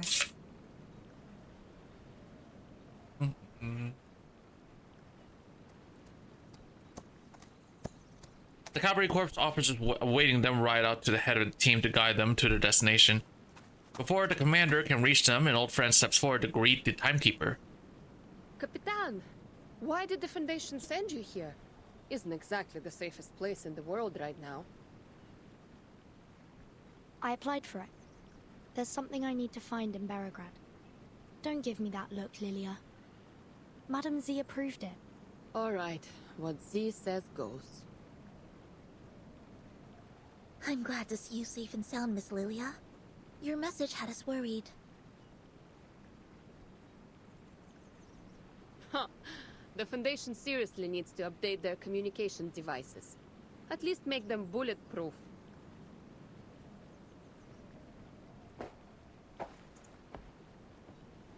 The commander approaches as a chat. Timekeeper. Commander Ivan, It's a pleasure to meet you. If you could, a brief walkthrough of the situation in Berograd and the surrounding areas would be most helpful. Of course. But tell me, where did that company behind you spring from? I received no word in our communications.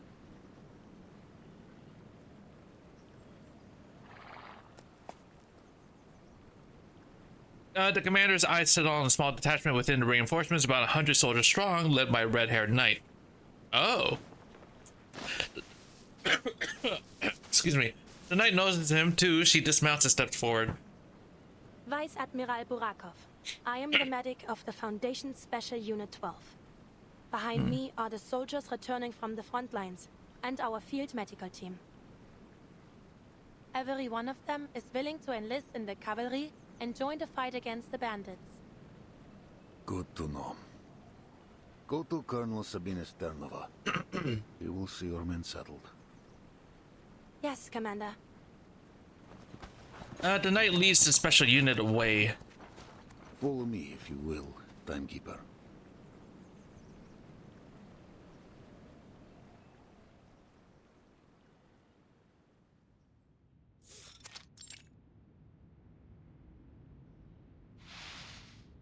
Intelligence has spoken.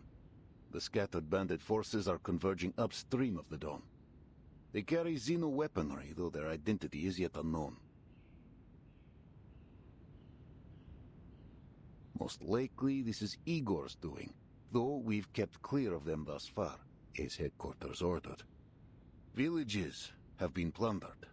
Many have fled downstream, yet most cling to their homes.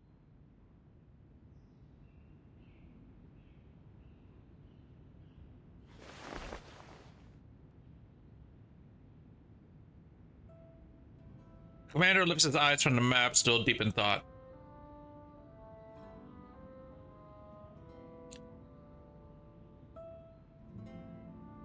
Xeno has ordered the cavalry station in Berograd until your mission is complete. We ride at dawn. Many of your cavalrymen are locals from the era. What do they think of Igor?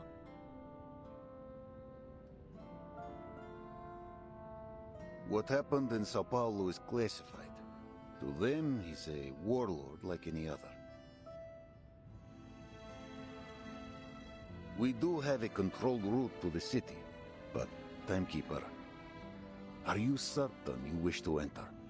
The rebels could strike at any moment.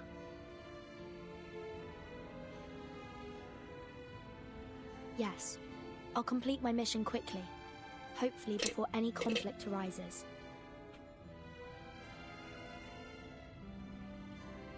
I see. Then tell me the details of your mission so that I may lend my hand. There's a place in the city called the Amber Room. It's said to hold an important clue about the storm. Does it sound familiar at all, Commander? Not the Yantarne Komnata in St. Petersburg, I presume. We're a long way off from there. Then no, can't say it does. It seems I cannot aid you much in this. The commander pauses and asks a question that's been gnawing at him since the Timekeeper's arrival. Timekeeper, may I ask, besides your storm investigation, are you also here to deal with the Golden Famine? We tried ourselves, but Xeno soldiers have little experience in arcane matters. We couldn't unearth the root. I'm sorry. I didn't receive any information on that matter. But I'll keep an eye out for you. I see.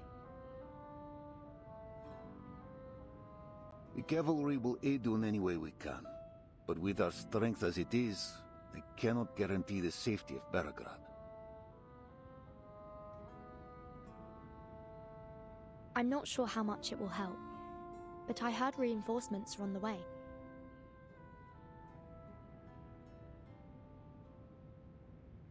The newly formed Flying Witch Company will arrive soon, along with a new broomstick for Lilia.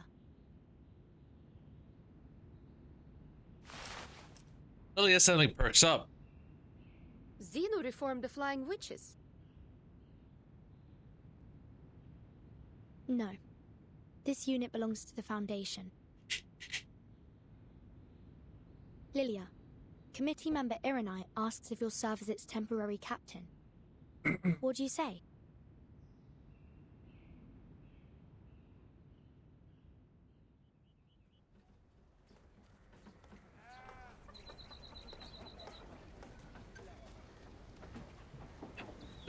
Sternova gestures to a lonely empty house. We haven't seen the owner of this place for 2 years. The Elder said you can stay here for a few days. This is spacious. If you ignore its decrepit state, it is a fairly decent place for a short stay. Yeah. The stable and the yard still need some fixing up, so the cavalry will have to take care of your horse, if you don't mind. That would be kind of you. Thank you very much. It's no big deal. What's one more horse to feed? Sternova hands the key to Marsha and leads her horse away. Just as Marsha is about to slip the key inside the lock, a rustling sound catches her attention.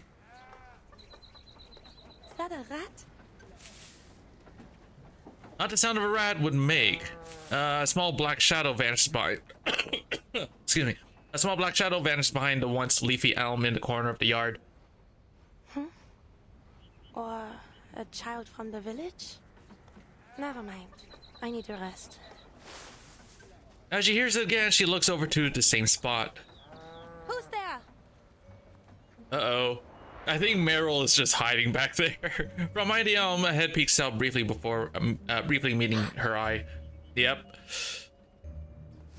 This time the shadow doesn't hide itself behind the tree, but disappears in the glow of an arcane skill. Vanished? Just like that? This could be a threat. Marsha draws her weapon and moves towards the fading arcane light. A shadow flashes past once more. What? That was definitely a person. A person sneaking in the shadows around the cavalry station. Suspicious, to be sure. A spy, perhaps? A strange sound. Excuse me. Turning, Marsha stares intently. Up. Are my eyes playing tricks on me? Is that a fiddler crab? On the dawn step? The knight runs towards the dubious fiddler crab at astonishing speed. Her heavy armor doesn't seem to slow her down in the slightest. In its desperation, her opponent flees sideways towards the outskirts of the village, but there's no escape. The knight is closing in on the crab.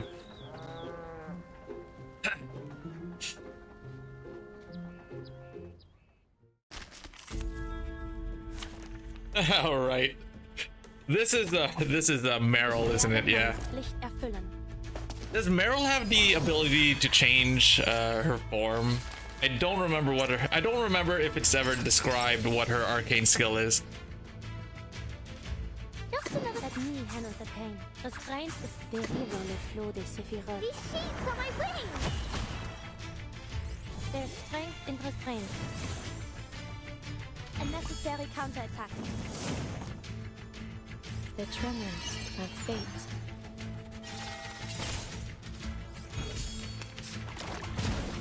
A sacred charge. All right, let's do this, do that. What I'm good at. Restraint is part of the training. I can hear it. Just another shift. Peace and quiet.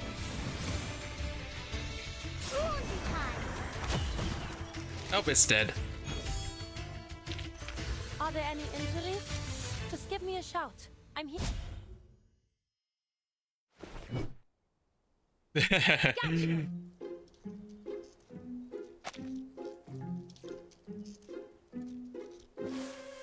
Forced into a corner, the fiddler crab snaps its oversized claw in the air.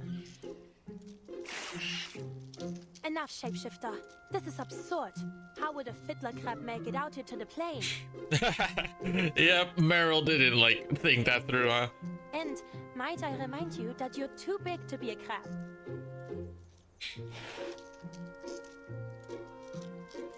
Same glow returns to the light surrounding the fiddler crab, bending and distorting.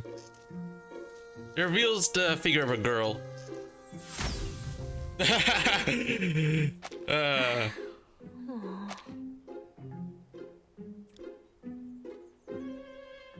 The newly appointed medic of the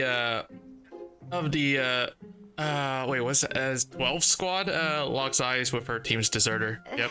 Hey, nice to see you again. Meryl? How did you... Marcia steps forward, caught at last. Meryl squats down, covering her head with both hands. Don't hurt me. I'll tell you everything.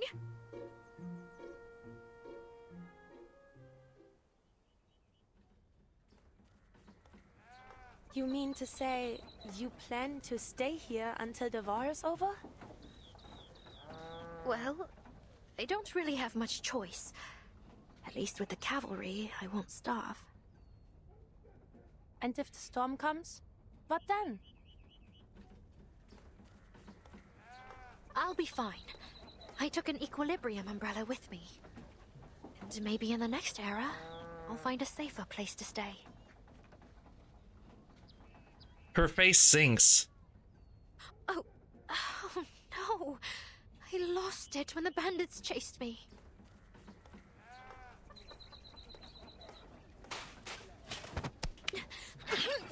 The knight grabs her face with both hands, pressing her cheeks tight together. This is serious, Meryl. Do you have any idea what to do to desert us? Do you think hiding with Zeno will prevent the Foundation from finding you?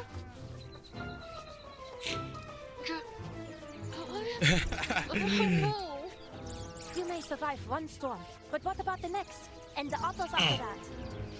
Please, Marcia. How will you know which era the storm will take us to next? Marcia, come on, please. She lets go. Honestly, what am I to do with you? Meryl hangs her head, rubbing her reddened cheeks. So, why are you here? I was taking a group of Don Cossacks home, and heard the timekeeper was going the same direction, so we met on the road and traveled the rest of the way together. Now that I have arrived, Kreas has requested I stay by the timekeeper's side until she completes her mission. Then I'll return with her. You're not going to bring me back to Kreas, are you? Marcia leans against a worn pillar, looking deeply downcast. If only I could. But with Kreas comes the Foundation. Either way, I'll be sure to bring you back. Running around alone out here is far more dangerous than anything the Foundation could do. Meryl knows there's nothing left she can do. Does anybody else here know you, aside from me? No. The image of a young Foundation big shot appears in Meryl's mind. She shakes her head, trying to erase those gray eyes from her memory. I know the Timekeeper and Lieutenant Lilia, but I don't think they know me. But Sonetto, Vertin's assistant, I'm not so sure. We were classmates for a few years, but we didn't talk much. I see. Stay close with me then, and don't let Sonetto see you. It would be best if we solved this without any interference from a third party. Paravian and I may be able to plead your case, but if we're to have any chance of being successful, you can't run away. Not again.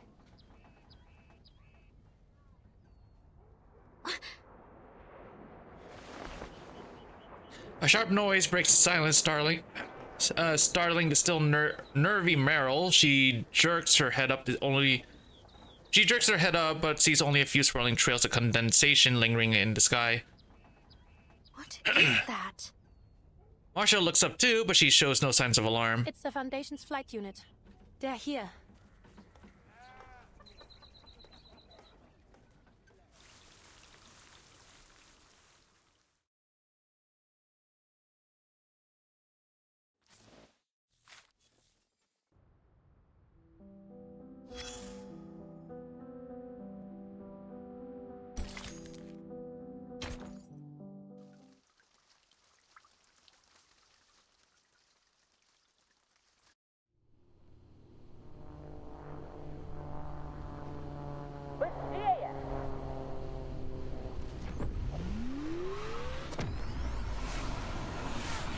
Lilia speeds low across the plain, the newest flying broomstick model cutting a narrow V shape through the grass.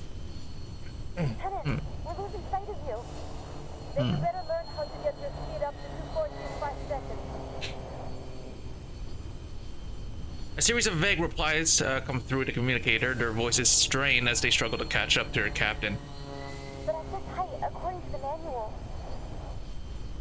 The manual? That's for nerds. Are you nerds? Move into split formation and prepare to climb. Rooms up. Copy that. 24 flying witches follow their leader into the clouds above, slicing the sky in two with their vertical trails. Hold altitude. See the targets by the river. Yes, Lieutenant. Good. Real enemies won't just stand around and wait for you to strike. But training like this can sharpen your eye. Flank the targets from both sides, avoid friendly fire, and die!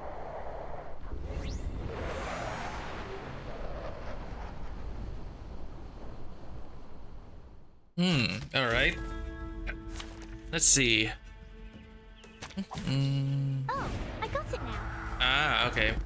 So yeah, we just kill these guys, right? So I don't think that there's anything special with these guys, I think, right? Alright. That means what I'm good at. The river le flot des Sephiroth. Restraint is part of the training. A sacred charge. Laundry time. The tremors have fate. Don't worry. I'll avoid delivering any lethal injuries.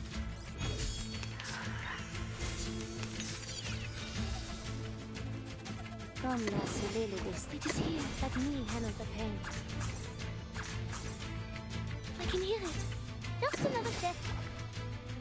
The overflow of the Sephiroth.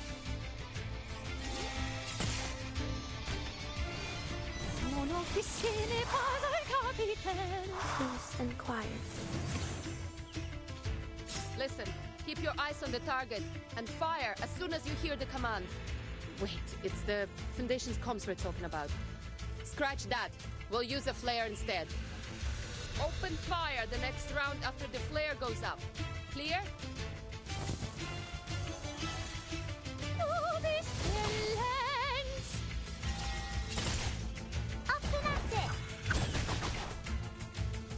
Now watch closely. Rain the fire dragon down on the enemy like this and give them a nasty burn. Do you mean the Raven 3 Pyro Drake Phlogiston Incendiary?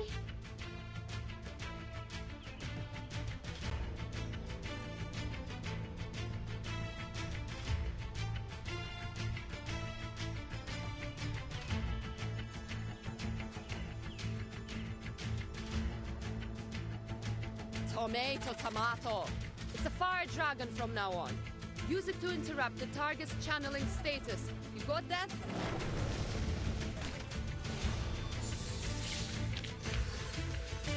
The curtain.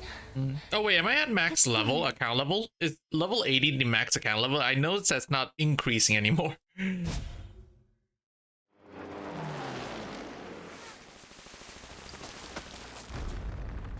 After a successful firing dive, the two flight teams effortlessly reunite in the sky. They rendezvous, hover, and merge into a single formation.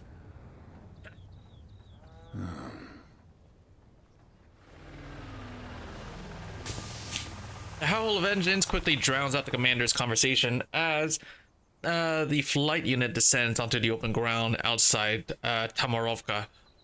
With her feet firm on the ground, Lilia passes her broom to her second in command. Capitan!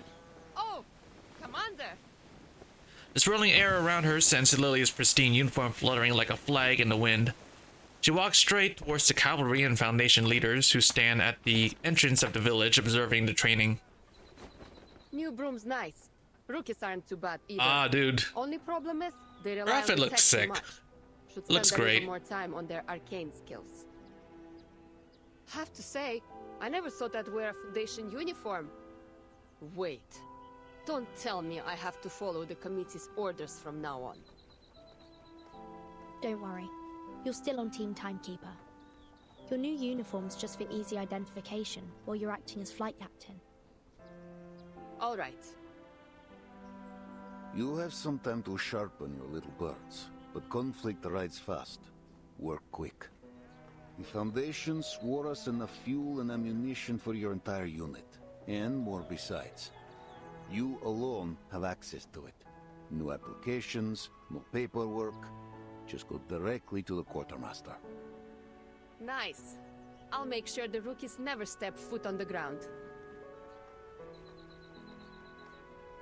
Mr. Iranai said that this is the Esu Noi Nouveau Voyer combat debut. He hopes to hear some feedback from you. Well, it's faster, got stronger firepower, and better maneuverability. Basically, an all-round improvement. Haven't used it for long, though. Any major defects you know of?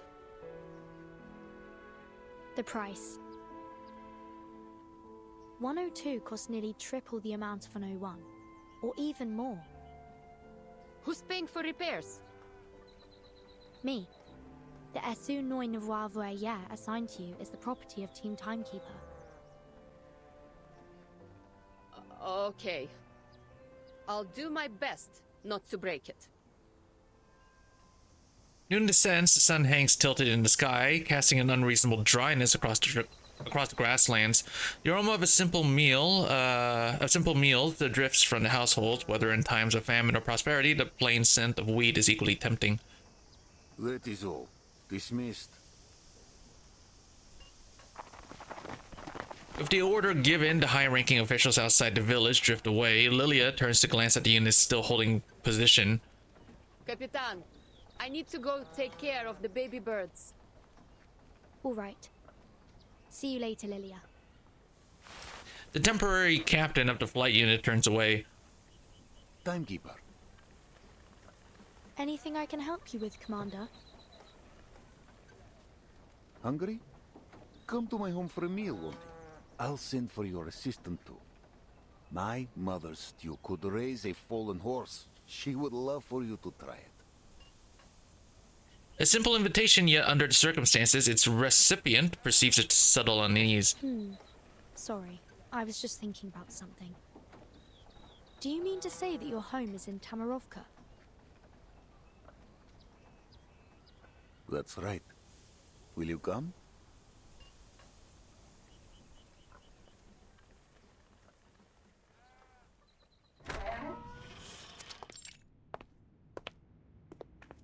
The commander pushes open an old wooden door, followed by two special guests. Faint candlelight reveals a rope strung above their heads where dried vegetables and smoked meat could be hung, and now hangs bare. Mama. Vanyusha, did you bring guests? Good afternoon, madam. I'm Vertin, Timekeeper of the Foundation, and this is Sinetto, my assistant. Now, give me a sec, hold on. I just need to move some things around real quick. There we go. Okay, that's good. Oh, so you're the one. The elderly lady fails to hide her surprise. When Vanyusha told me there would be important guests joining us, I hardly expected them to be so young. Oh, I meant nothing by it, Rodnaya. Just the words of an old woman. Honestly, Vanyusha, you must tell me if you plan to bring growing young ladies to lunch. Miss Galena gives a sheepish look at the cabbage soup, hard bread, and smoked fish behind her. Before her. We're just here for a simple meal, Mama. No feasts while others starve. The meal looks delicious, madam. More than enough for us.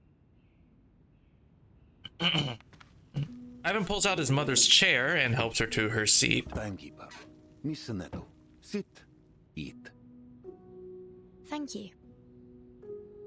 You will have to forgive me. This is all I have to offer at the moment. Ivan takes a piece of rock-hard bread and softens it in the hot soup. His young, guests follow suit. You have food enough for the winter, Mama? Oh, don't worry about me. Though if things go on like this, who can say? Miss Timekeeper, are you here to end the famine? Please, call me Vertin, madam. As for this golden famine, I will try my best to give it a thorough investigation. Caught between frustration and hope, the old lady lets out a sigh. You should know, Vanyusha. Many have told me to leave with them. But I have stayed, trusting that you will find a way. Some of those fleeing south passed through the village. They said the attackers are different. They only take Alduni, arcanists, as captives. Arcanists? Yes. The poor things who refused to cooperate were beaten half to death before they took them. As for the humans, well... She simply shakes her head. But Igor's army would have taken humans too. Igor? Sonato, you must try this pickled watermelon. A spoonful of sour dark red flesh is suddenly shoved into the chief's assistant's mouth, stopping him from revealing anymore. Oh, okay. It really is delicious, madam. Quite different from any I've ever tasted. Might I ask how you made it? Ah, it warms an old woman's heart to hear such things. Nothing special, really. Though many underestimate the importance of the barrel. As Miss Galena steadily shares her years-tested method of pickling watermelon, they leave behind talk of these troubled times. The sounds of wooden spoons scraping against steel bowls mingle with the chewing and swallowing.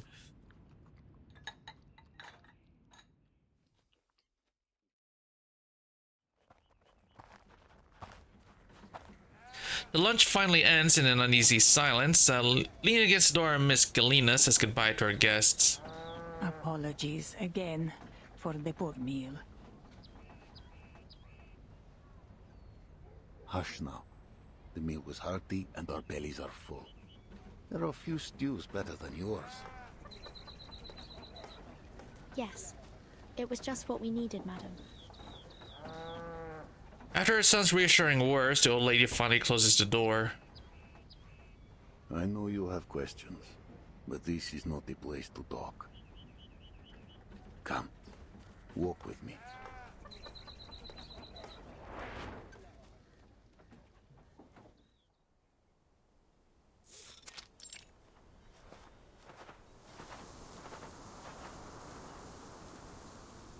Outside, layers of golden grass laps at the edge of the village like waves on a beach.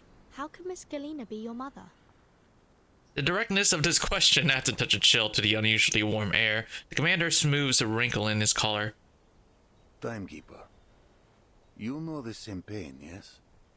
To witness the storm take away those you love. We all do. If that face appeared again, full of light and life before your eyes... Oh shit. Hold on, I dropped them.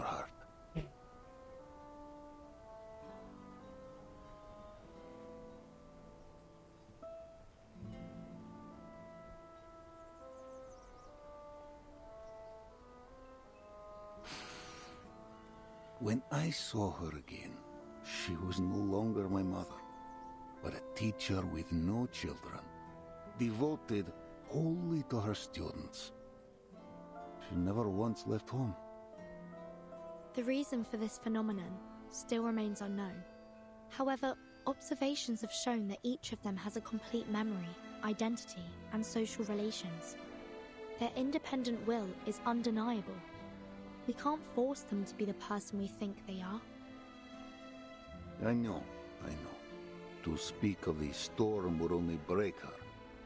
She would shun me. But in time, she took me as her child. In the end, I have a mother again.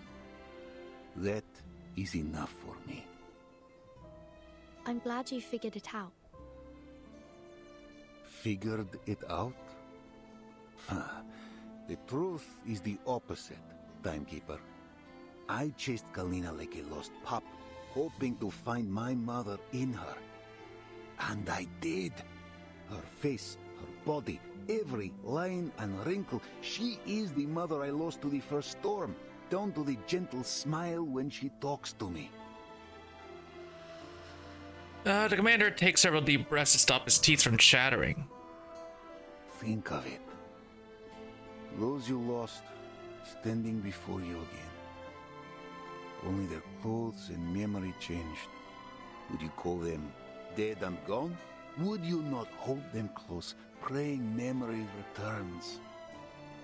It's hard to say. I've never personally dealt with such a thing. Perhaps I'll have an answer if I do. Commander stops his questioning and turns to the meadow, bowing before him, withering amid abundance, stretching endlessly into the horizon. It was on land like this that my father first set me on a chestnut mare and showed me the reins. My mother watched on, afraid I would fall, no doubt. But she knew this was the way for every child.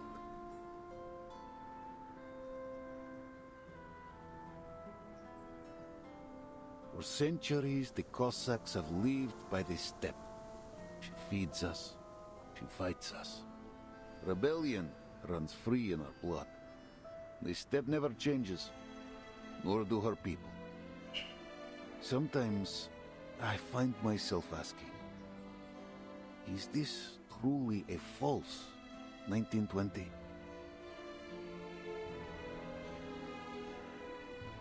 You, Timekeeper, you have lived through many eras. We will never wholly understand one another. From what I do understand, you were a survivor of the first storm. You've lived through all these eras too. I don't see the difference. True. Yet I am marked by my hometown. My own time long before the storm ever struck. I was forged a Cossack, and the Cossack I remain no matter the era. And you, Timekeeper? Which era is your home? Even 1999 must feel like another world to you. I do not belittle your path. I only say losing time and home leaves a wound in the heart. Politics aside, I respect you. You are the Timekeeper, the master of all ages and all people. Many consider you a savior. And I am but a man with mortal ties. Zeno has every reason to keep me at arm's length. That is all the old Cossack has to say. He adjusts his wind-blown hat and makes to leave. Commander, wait. Yes? What more is there to say? I have no power to change your decision. But I have a mission here.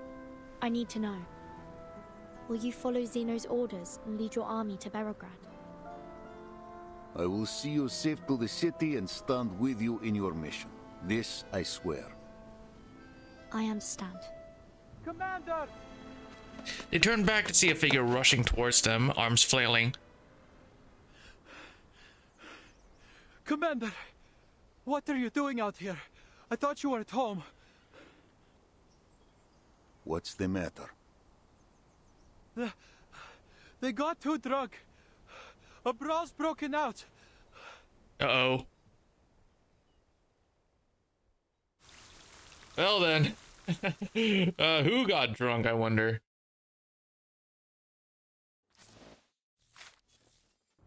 Alright, let's see here.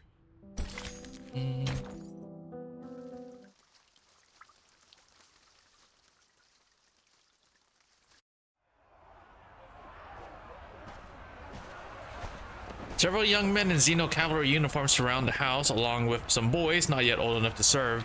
A boy and a girl are trapped at the doorstep. Judging by the resemblance, they're siblings. The brother is covered in blood. Oh shit. A cavalryman poised to charge stumbles back and crashes into the line of men behind them. A knight stands at the circle center, the only barrier between the cavalrymen and the two children. Who's next? Oh shit, what's happening here? This has nothing to do with you, outsider. Another cavalryman steps out of the crowd, ready to fight. Yo, how the hell did this start? Dude, is it like Marsha's company versus the fucking cavalrymen? Did the two sides get into a fight? Because holy. Alright, let's see here.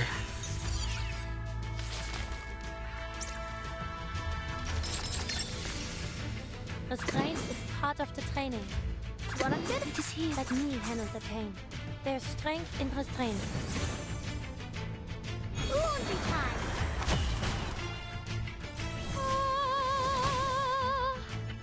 A necessary counterattack.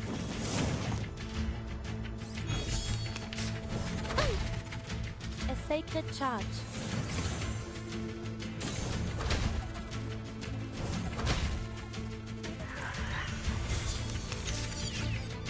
Ich schwör, to beschützen. Let me handle the pain. Just another second. Comme la soleil le destin. I can hear it. I will remember your name.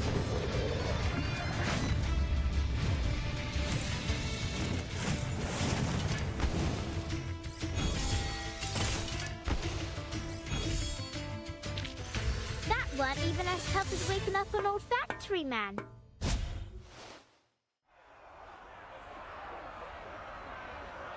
Scatter!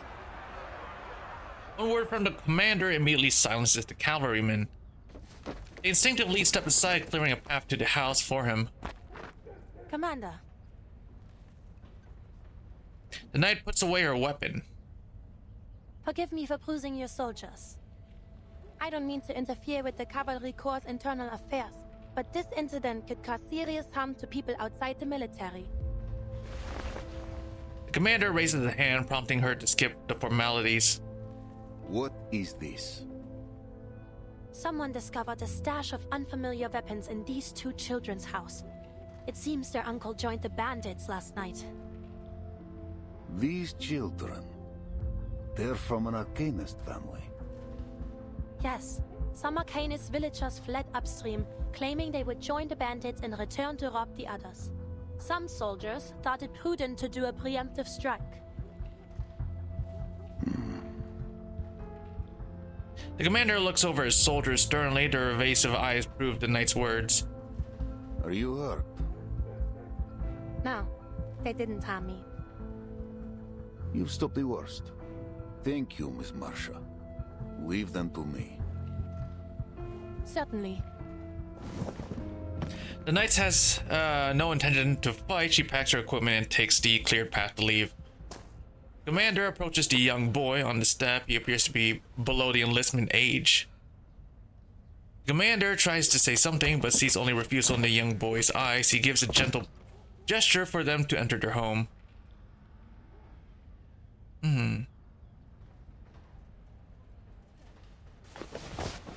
He turns, still standing tall at the doorstep, and faces his men. There may come a day when we cross blades with our townsfolk. A day none of us prays to see. This war will scar us. It will scar our children. Our children's children. The Dawn will carry our deeds for centuries. Those who take up arms with bandits are our enemies. And we will answer with bullet and blade. But their families will not suffer. They are our people, her people. No harm will come to them by our hand, else we become those we fight. Then what are we waiting for? Why are we stationing in the city? We aren't city guards, we're riders. We should be out on the steppe hunting down the bandits. Right. These are our homes they're destroying. How can we just stay in the city and watch them burn? If the cavalry won't go, then we should go ourselves. Split up by village and defend our own. Then the enemy will seize the chance. And one by one, the blood of you and your families will water the dawn.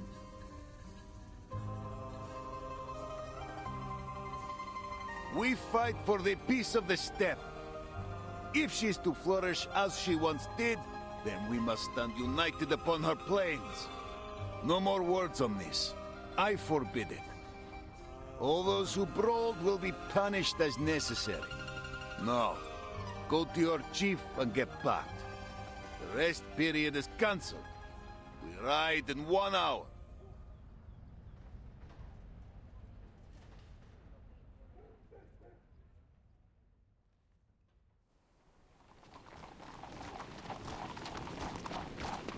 An hour later, the cavalry leaves Tomorovka, where they have barely paused to make their advance upstream along the river toward Berograd.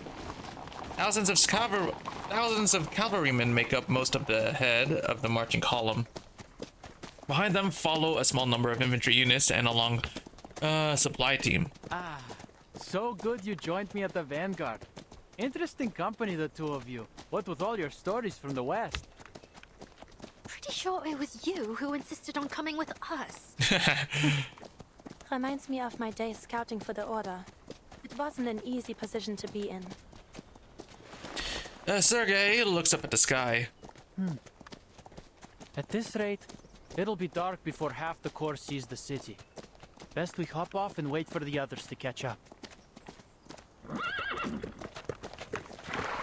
The scouting unit clearing the way for the march mounts on a gentle slope, taking shelter in the shade of a tree. Careful, Meryl. You'll break a leg if you dismount like that. Here, take my hand. Having already dismounted, Marcia walks over and helps Meryl off her horse. Thank you, Masha. Finally a bit of a break. Sergei, the sun will go down before we arrive. Then we'll be transitioning to a night march. Yeah, we were supposed to put up for a night in Tomorovka and leave at dawn. What kind of army starts a march in the afternoon?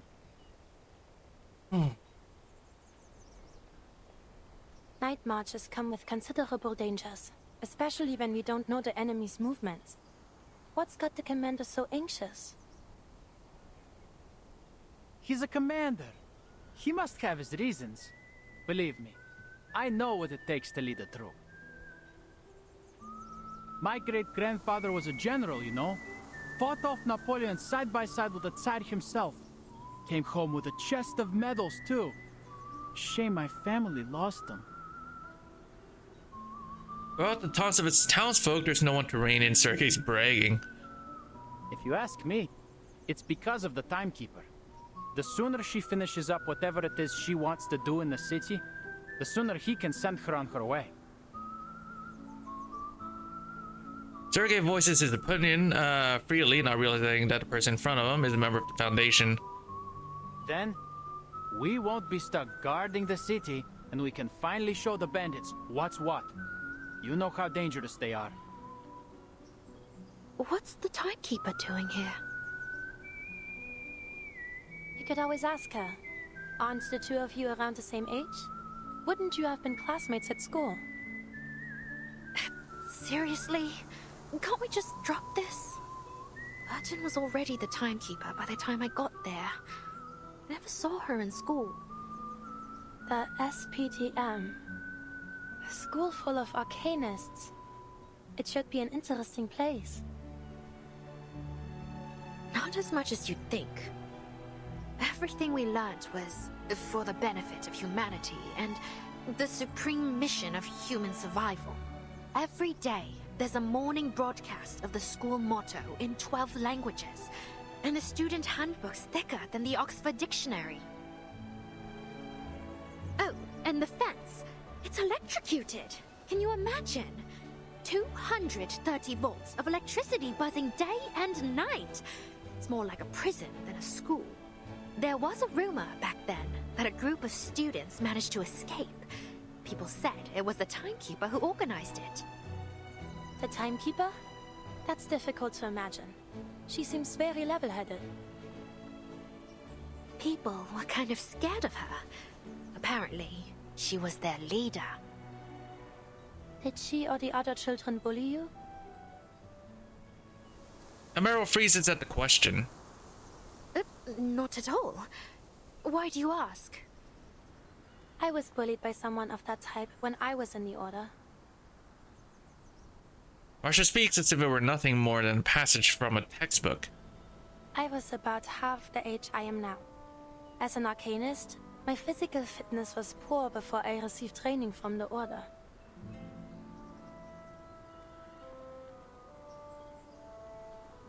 Some older squires would give newcomers like me a hard time.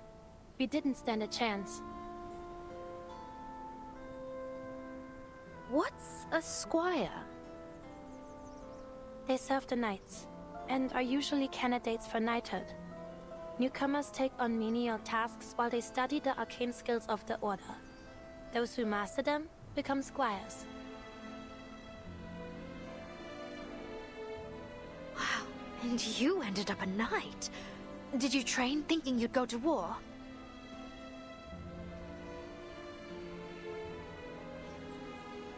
War. I had always pictured it as something far off. A legendary battle of dreams and ideas. Until it broke out. I'm no longer so naive.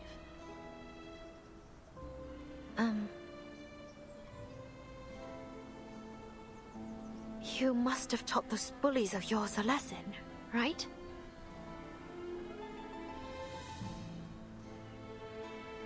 Marsha's mouth curls into a mysterious smile.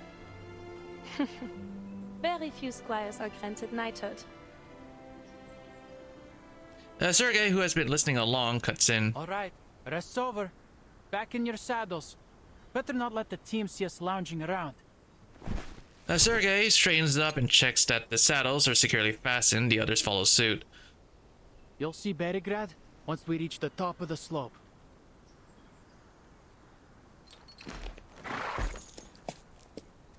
He rides slowly toward the top.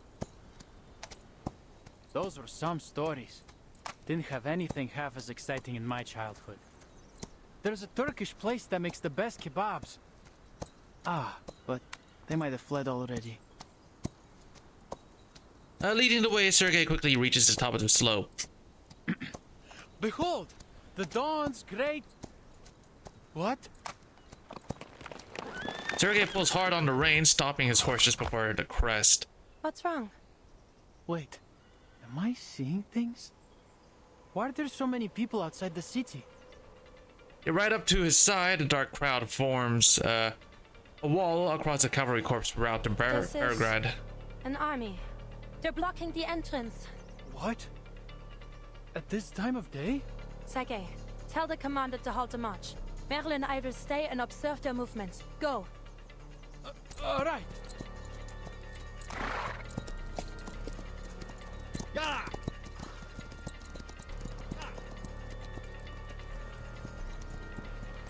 Outside Berigrad, did you get a clear look? Bandits or other forces? I'm not sure, but they're definitely not bandits. There are too many of them, and I think I saw armored cars. Oh, and a banner with a griffin on it. A griffin. The commander's brow darkens. Hold all regiments. Hold the advance and take the high ground outside Berigrad. Do not engage. Yes, Commander. The temporary liaison rushes off. The commander turns to the solemn chief of staff and Flying Witch captain at his side. A griffin. Igor's banner. So he's here. Just outside Berigrad. Only half a day's march away. Our orders are to enter Berigrad. If Igor blocks our way or tries to attack, we have reason to engage. But the city and its people may already be under his thumb. If the upstream villages truly were pillaged by his hand, then he may threaten us with the lives of Berigrad's people. Commander's hand instinctively reaches for the gun at his waist. The cold metal calms his nerves. Lieutenant Lilia, your unit will confirm the number and formation of Igor's army. Retreat if attacked. Suffer no losses. On it.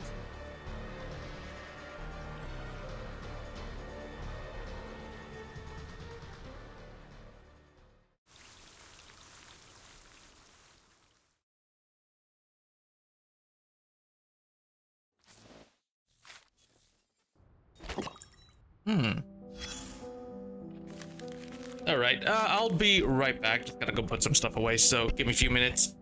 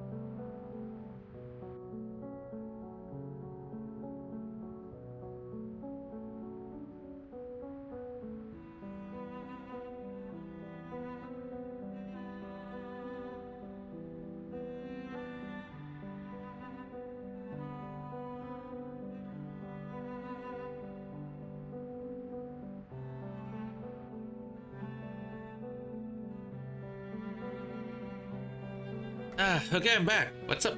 So, here we are.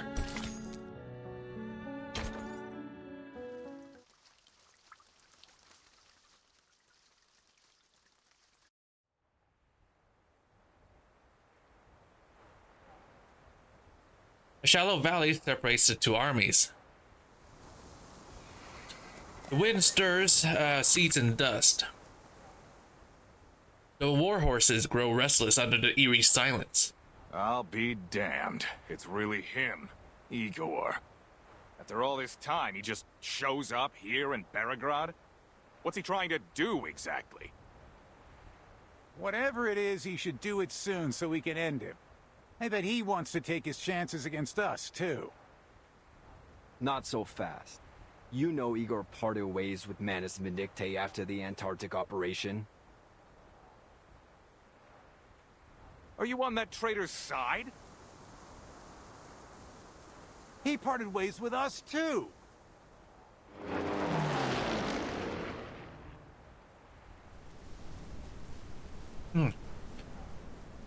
Roar of broom engines on their return flight briefly drowns out the quarrel below. All right. Quit your bickering. The flight unit's back. It's all up to the commander now.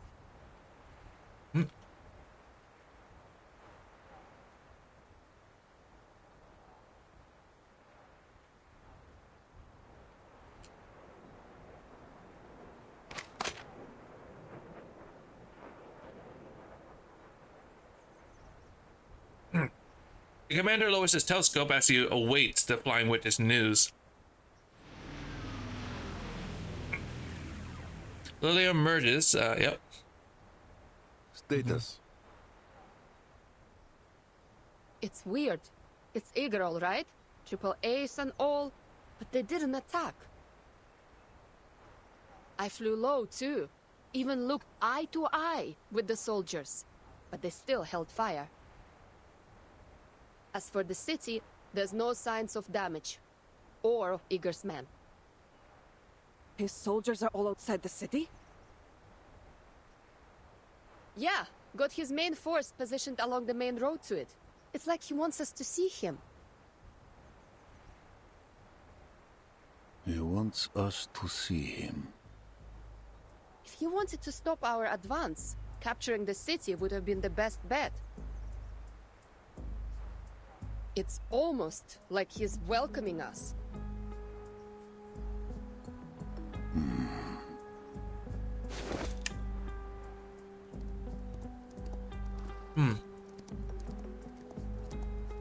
The commander raises his telescope again. This time he spots a soldier riding out from Igor's army. What? The messenger crosses the ground between the two forces, drawing closer to the cavalry. His rebel uniform causes quite a stir. That's... Calm yourself, Lieutenant. A rider must assess the terrain before he takes to a gallop.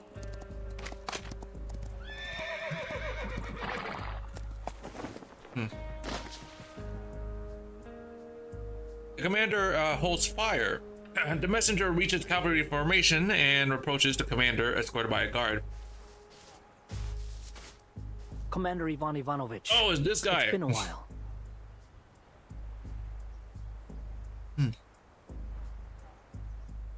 A long time indeed. What message do you bring, Ptolemy?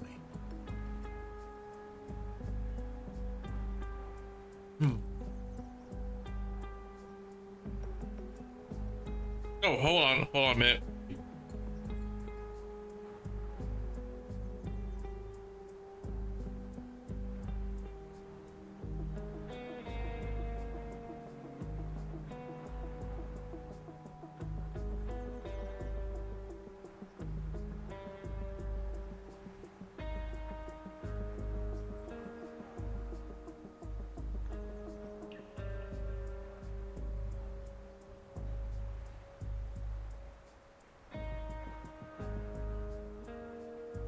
Alright, where was I?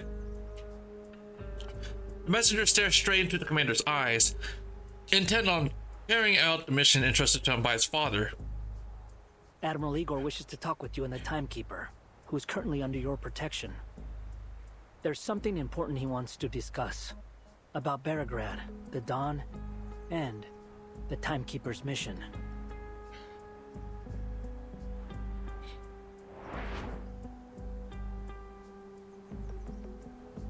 Igor has the information I need.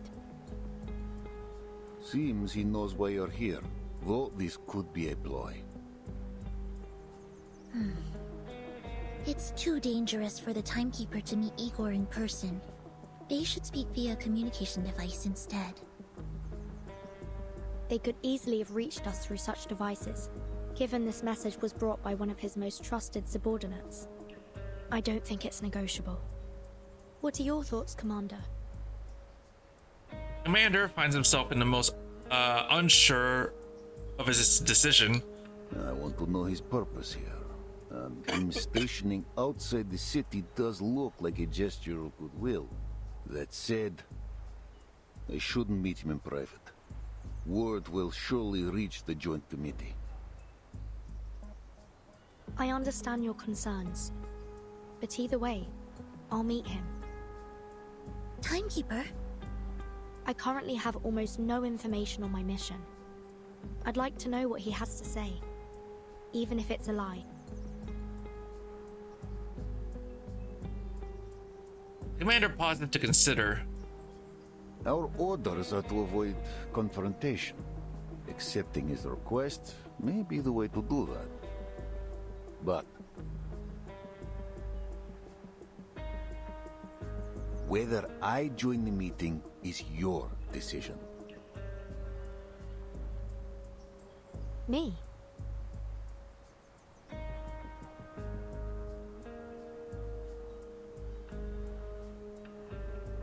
The committee will not question your motivations. If I attend, let it be by your bidding. Then if they question me, I will have my defense. I see.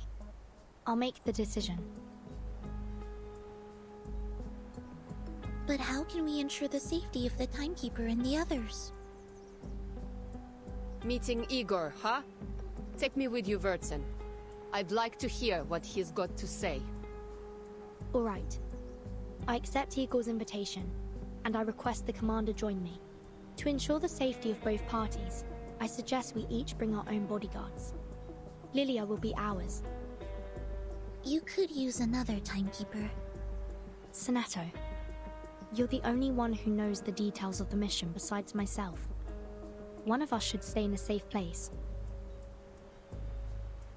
Relax. I'll bring Wurtson back in one piece. Understood. Please be careful, Timekeeper. I'll prepare a teleport disc for you. So it stands. I'll send a rider to Igor's messenger. We meet on the open plain, within striking distance of both sides.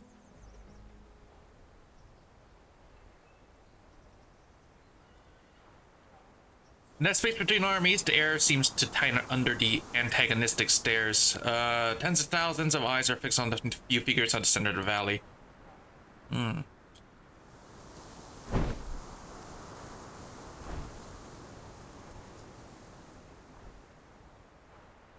Igor arrives first at the designated location and waits patiently. He stands alone, not a single guard at his side. I'm sorry that this is the way we meet again. I feel the same, Igor. What did you want to talk about? The rebel leader seems unfazed by his opponent's omission of rank. After the last storm, you helped Moldir escape Antarctica and avoid investigation by the Foundation. You have my thanks. She provided us valuable support. I simply returned the favor. If that's all you got to say, then send a thank you letter. Get to the point. What do you want? Igor glances at Ivan, who watches in silence. There are some matters I want to clarify. Where you want to start? From the first time you put on the Xeno uniform? Or from Sao Paulo? São Paulo. Let's start there.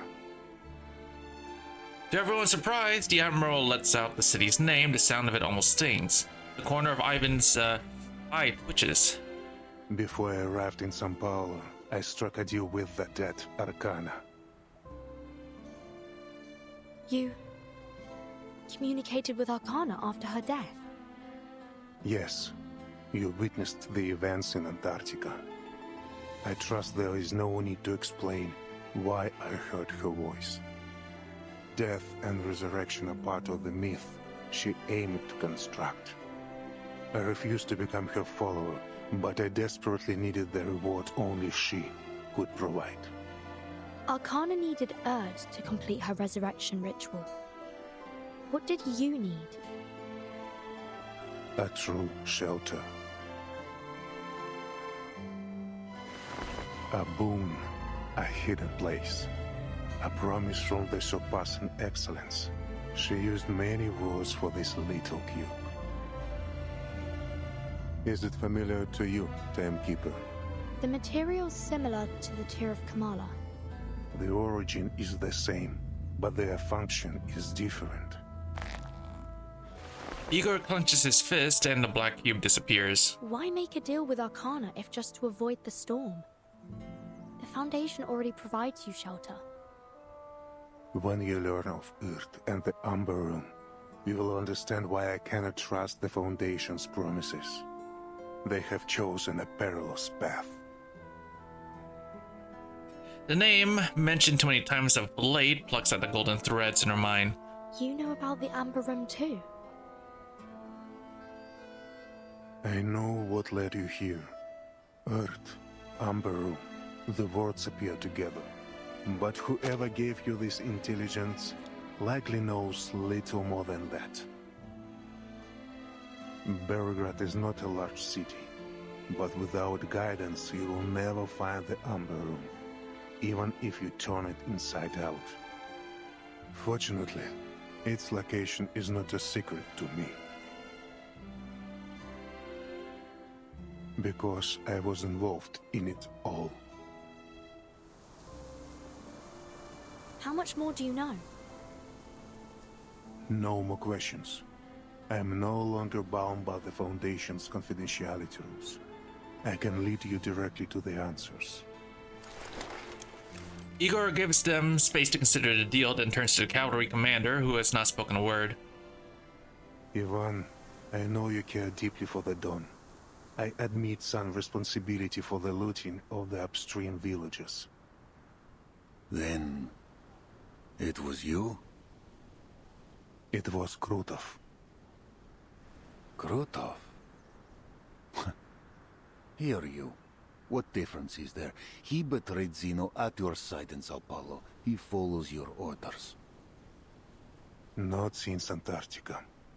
With the new era, Krutov has taken his own path. We have some differences of opinion. The Manos deal was a one-off, but Krutov wants more. He believed our reward should be greater, that receiving only a small black cube was like pleasing a child with a toy. A traitor among traitors. Guess people do get what they deserve. Sharp. You're right. I should have known that without Zeno, his desire would grow beyond my control. I will take the blame for his madness. And for the Xeno soldiers you killed in Sao Paulo. I will not deny it, and I will atone. But I must first stop what Krutov has done to the Don Basin. I trusted him, trained him under my command, but failed to see his inflating ambition. I did not snuff it when I had the chance. In the end, he built an army from my soldiers and weapons, and from the Manos and other sources. In this era, our relationship has become rancorous. He hopes to snatch the boon, and I hope to end this matter once and for all. Then he and his bandit forces now belong to Manus Vindicte. He works with them as an ally, not a follower. He has not undergone the masked trial. Likely his arrogance is the reason. Whether he has joined the Manus or not, it matters little. These differences of opinion among you rebels are the cause of the Don's suffering. If an ounce of duty is left in you, end it, quickly. I will launch an attack on Krutov when the time is right, but the battle will be hard fought. The Admiral frankly admits the trouble his army is facing. I'm sure you already have some information, but Krutov is more powerful than you think. Xeno weapons, Manus troops, the backing of Dawn warlords. He has them all. My army alone cannot defeat him. That is why I ask your cooperation. With the cavalry corps, we will outnumber them. We will have the advantage.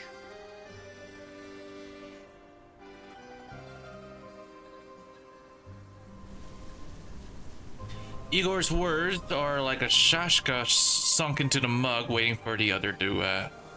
Across the plain, tens of thousands of soldiers will face one another in tense silence. Sure, you know what you're doing. I'm sure, and I hope I have proven my sincerity. This serves all parties. We will bring peace to the Dawn, and the Timekeeper will learn what she seeks of Earth. If you agree, everything will be settled within a week. You have my word. The sunlight is fading, so is our time. I hope the deal can be made now.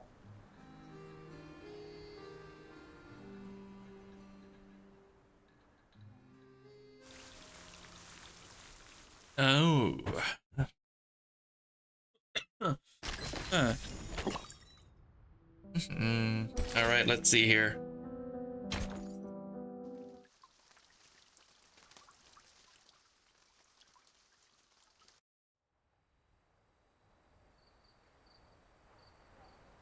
Under the cover of night, the Xeno Cavalry Corps resumes its march towards Beregrad. The Griffin Legion holds position by the main road to the city. Both armies remain on high alert. Alone on the fields comes the slow crunch of two pairs of heavy boots. It must have taken some convincing, especially with Sternova. She's rarely easy to sway. I swore it would bring peace to the Dawn. Sabina objected, of course. Once a traitor, always a traitor. Her exact words. She's right. Igor pulls back his sleeve. A circle of neatly inscribed symbols glows faintly on his scarred arm. The arcane incantation customized by Xeno for every arcanist commander, preventing the misuse of arcane skills. Never thought I'd see it again. Your arcane skill can vanish an army in an instant. I must take precautions. Ever cautious. Good. Though I'm surprised you still remember how to write it. I knew a day would come when I'd need it. I never thought it would be for this. Commander has no desire to pursue the topic. He looks away. Keep your promise. The Hawks are circling. They will devour me and Som if given the chance.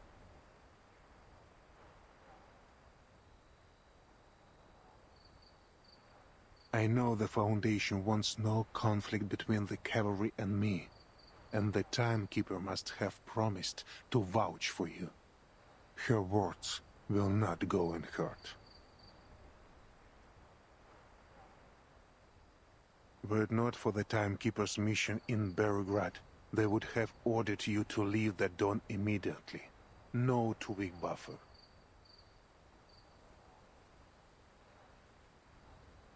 How did you learn this? I do not need interception to know what the Joint Committee thinks, provided their membership remains unchanged. You're a Kazakh, so they sent you here to recruit new riders. For the same reason they do not want you stationed here in your hometown. Don't speak like you know me, Igor. You and I are no longer brothers. demotion, imprisonment. No matter what they hang upon me, I will do what I must to defend my home. Igor's eyes follow the river upstream to Berograd's low rooftops gleaming beneath the starry sky. We were born and raised on this land. We both bade farewell to our families that day, leaving Berograd and the steppe for the cold walls of Zeno. On a fine day, you can make out the church spire from here. The city is not as large as it was in '99. Back then, you could easily see the suburbs too. Many things are different. All this will be washed away in time. Do not put too much weight on it. But the steppe remains unchanged, and so do her people. The smell of grass and dirt is no different than at the century's end. I still cannot trust you. Krotov is but one stain on the dawn. There are many more to be blotted. The Golden Famine will strip the steppe bare. Her people will either starve or leave. Most will have to leave off their food stores. Some poor folk have none at all. What does the Foundation believe to be the cause? They haven't investigated. The Foundation is stretched thin. The steppe is not worth their focus. Our best hope may be the next storm. If it is kind, the dawn will wake as she should in the next era.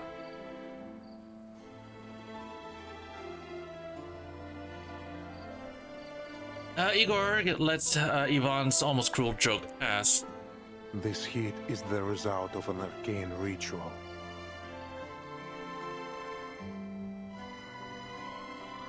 A ritual?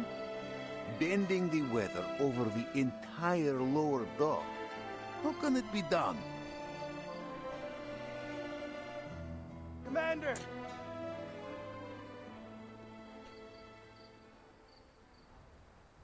The messenger shouts, cuts the conversation short. He runs up to them and bends over, hands on his thighs as he attempts to catch his breath. Yes. The messenger's breathing is unsettled, not from weariness, but from sheer fear. He turns to the Xeno rebel leader with a curious expression on his face. Igor.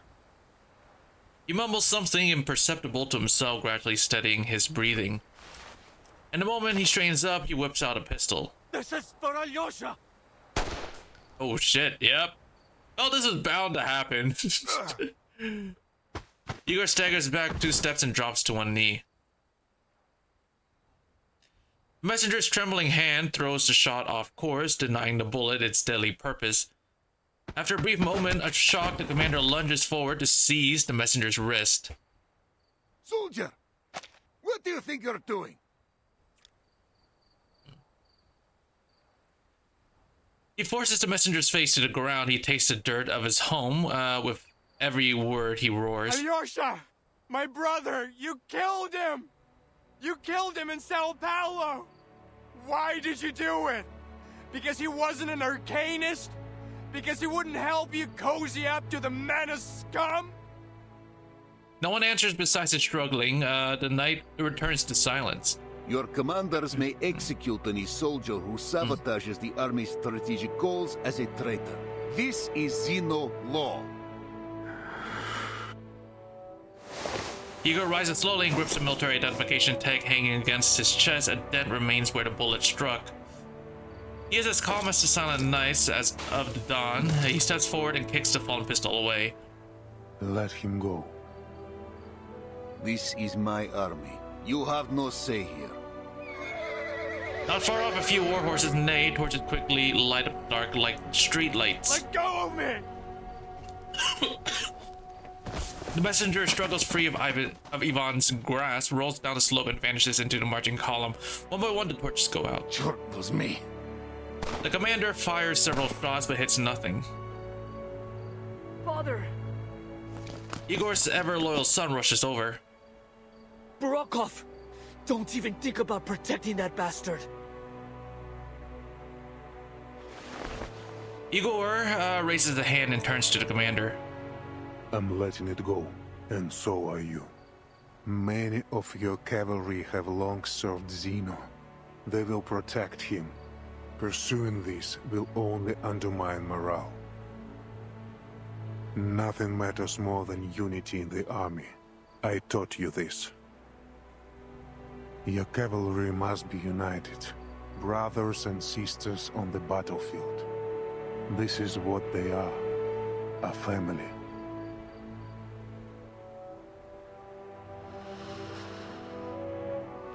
After a few deep breaths, Ivan returns his pistol to its holster.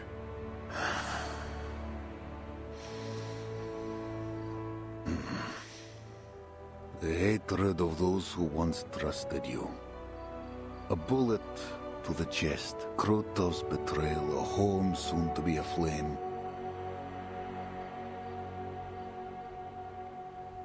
Remember what you have wrought, Igor.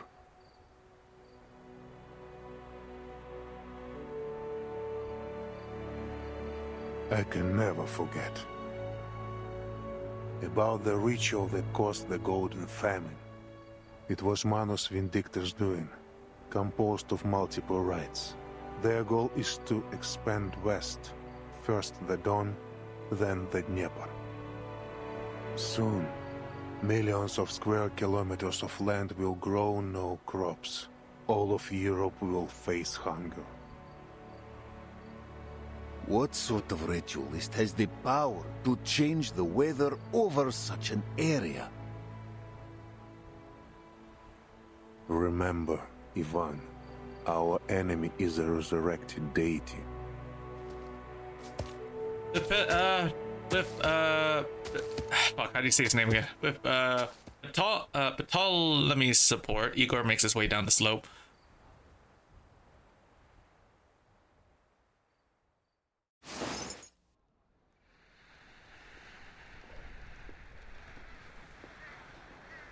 Keep breathing.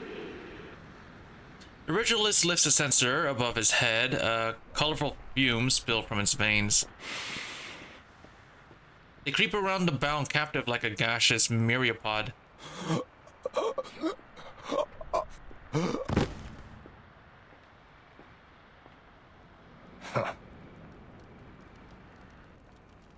Krutov raises an eyebrow of contempt at the horrifying display. Is he dead? The ritualist gives the censer a wave. The fumes rush back inside in an instant. I overestimated the human's mental capacity. Next time, I won't make the same mistake.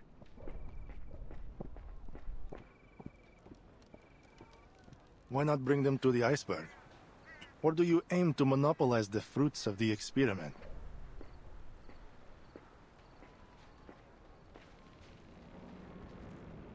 Every glorious achievement is hers.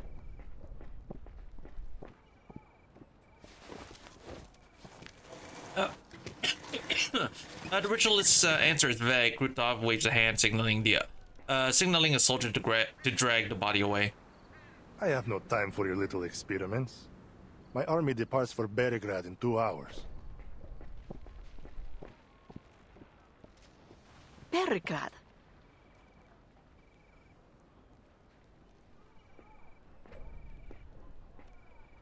The news clearly catches her off guard.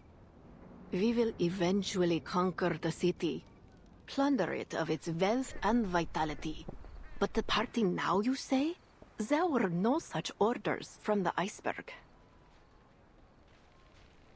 Starvation will be our enemy's end. She entrusted me an army and the power to deploy them. Now that Igor and Ivan have met, they are sure to head to Beregrad. I must stop them.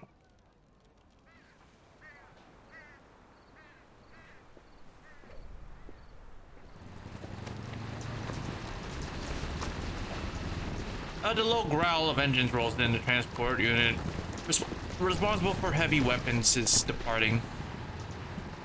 My army is ready. This is my chance to eliminate Igor for good. If you won't give me the boon, I will take it myself.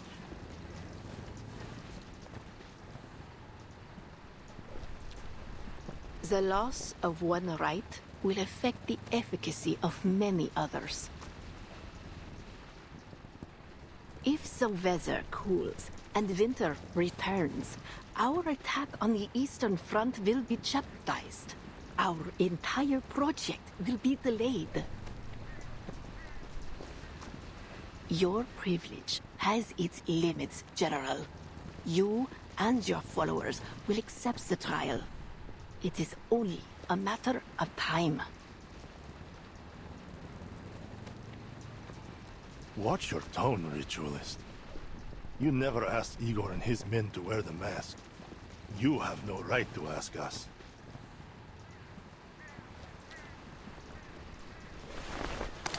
He presses his gun against the ritualist's forehead, but she doesn't flinch, she grins.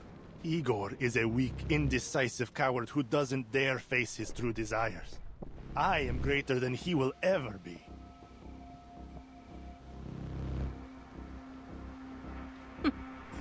Do you think a gun to the head will scare me?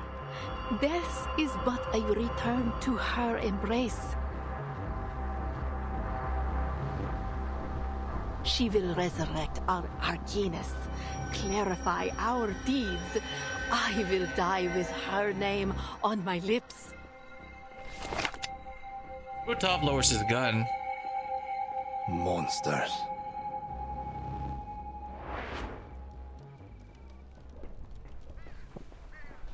Poor Charon, man. He's stuck here.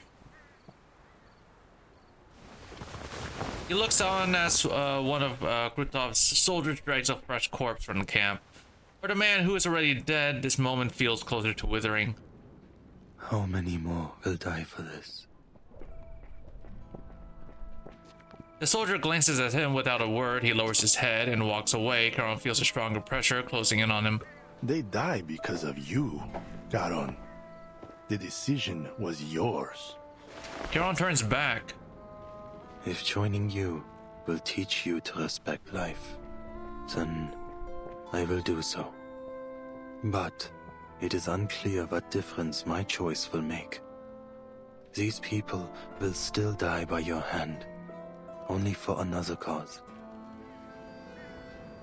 I am not so deranged as the Manas. I simply value efficiency.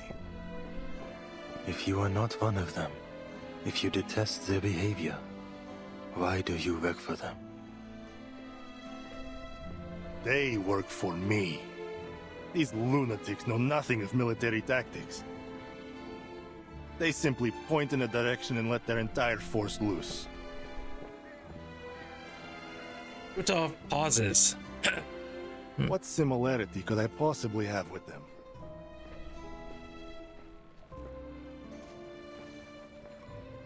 You both start wars, bringing destruction and bloodshed wherever you walk. Our purposes are different. It doesn't seem so different to me. A pity you have to go. It's rare I meet someone worth more than a few words of conversation. Charon fails to grasp the implication behind Krutov's words. He only sees a soldier approaching with a black horse. Andreas.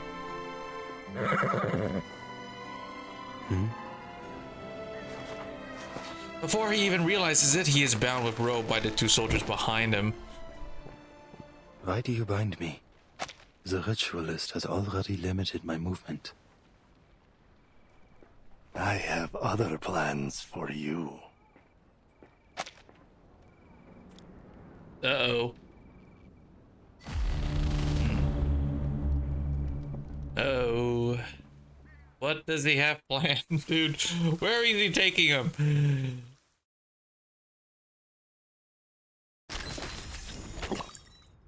Legacy of the Era.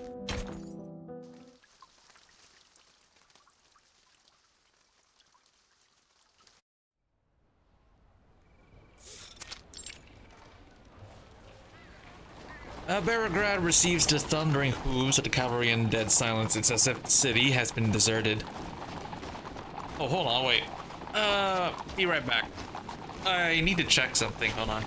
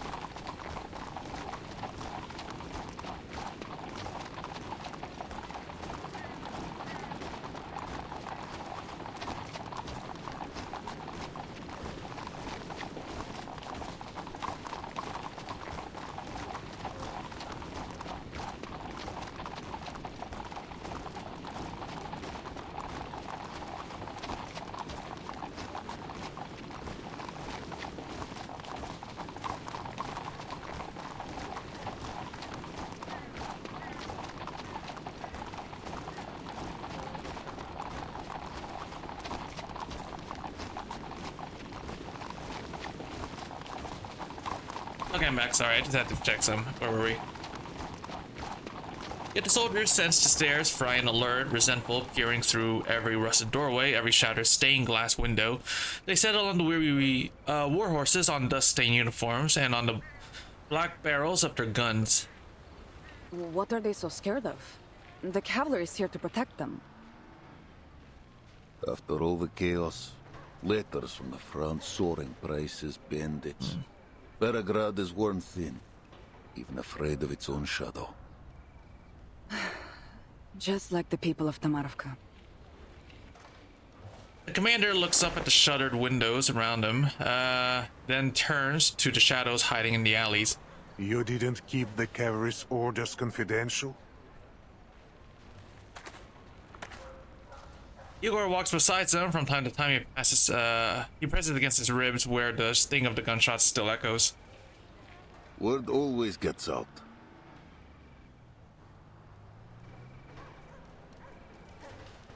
Then the citizens must know that you will soon withdraw from the Don. With no one left to protect them, they have lost all faith.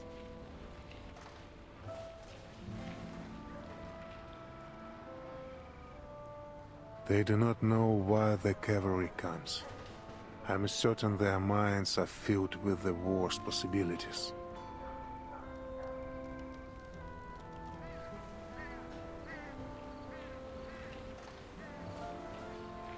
They think you will plunder the city, no doubt. That's most of what they have faced since this began. I see. We'll find a man of standing. Fyodor Petrovich, perhaps, and convince him we bear no ill.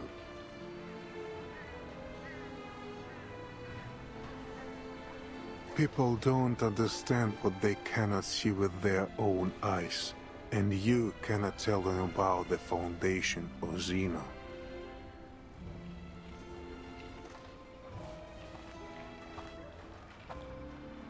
In the darkness, several citizens lurk with weapons in their hands. Not one of them escapes Igor's eyes.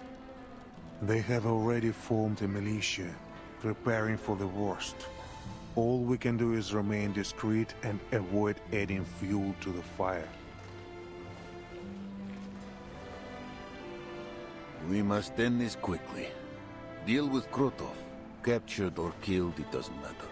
Destroy the ritual and return the steppe to what she once was. And aid the timekeeper in her mission. 1 week Igor. That was your word. Do not forget it. I suggest we entrust the ritual issue to Lilia's flight unit. They have the element of surprise. An aerial strike will give the Manus little time to react. Already done. The coordinates you gave are with Lieutenant Lilia. He's working on an air raid plan as we speak. I will leave Berugrad to you. The Timekeeper waits for me at the church. What she seeks is in a church.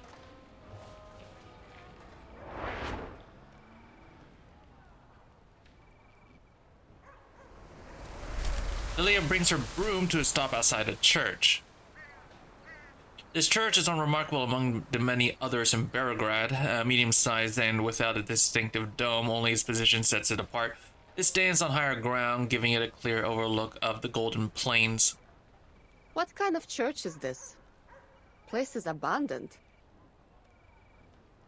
Capitan, I don't know what you're looking for here, but you got to take care of yourself. Especially...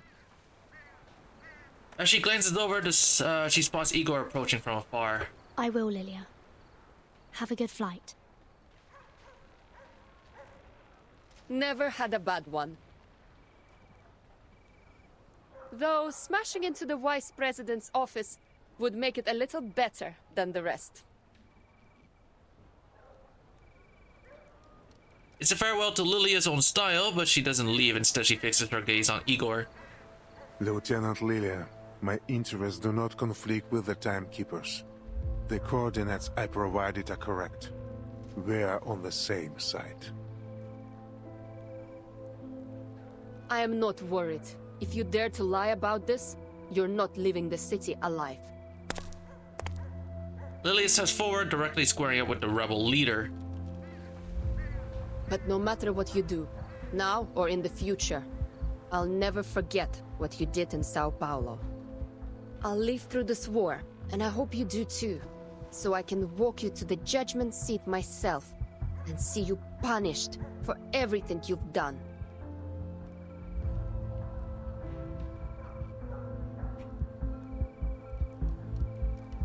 She meets its eyes head on, like an eagle locking onto its prey.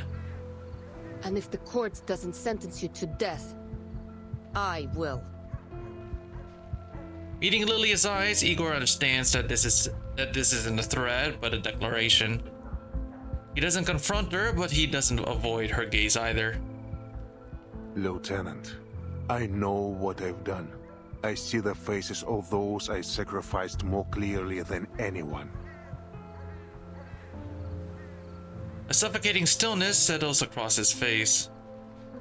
I look forward to my judgment day. So do I.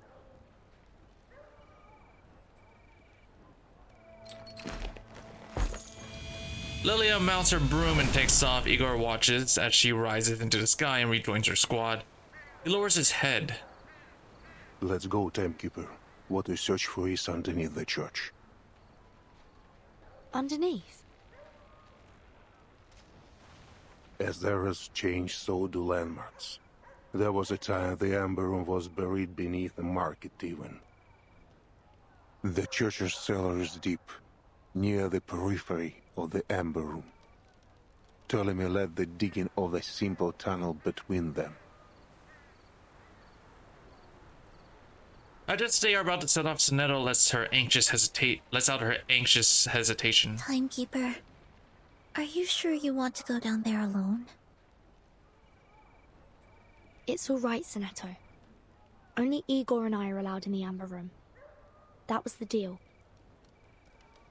You and Marsha can just wait for me here.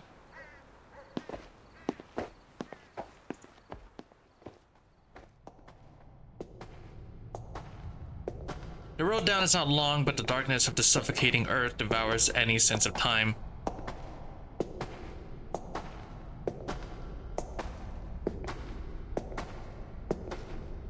Guided by the lingering scent of gunpowder from Ptolemy's excavation, they move toward the What's faint... that light The lighting system my man built before.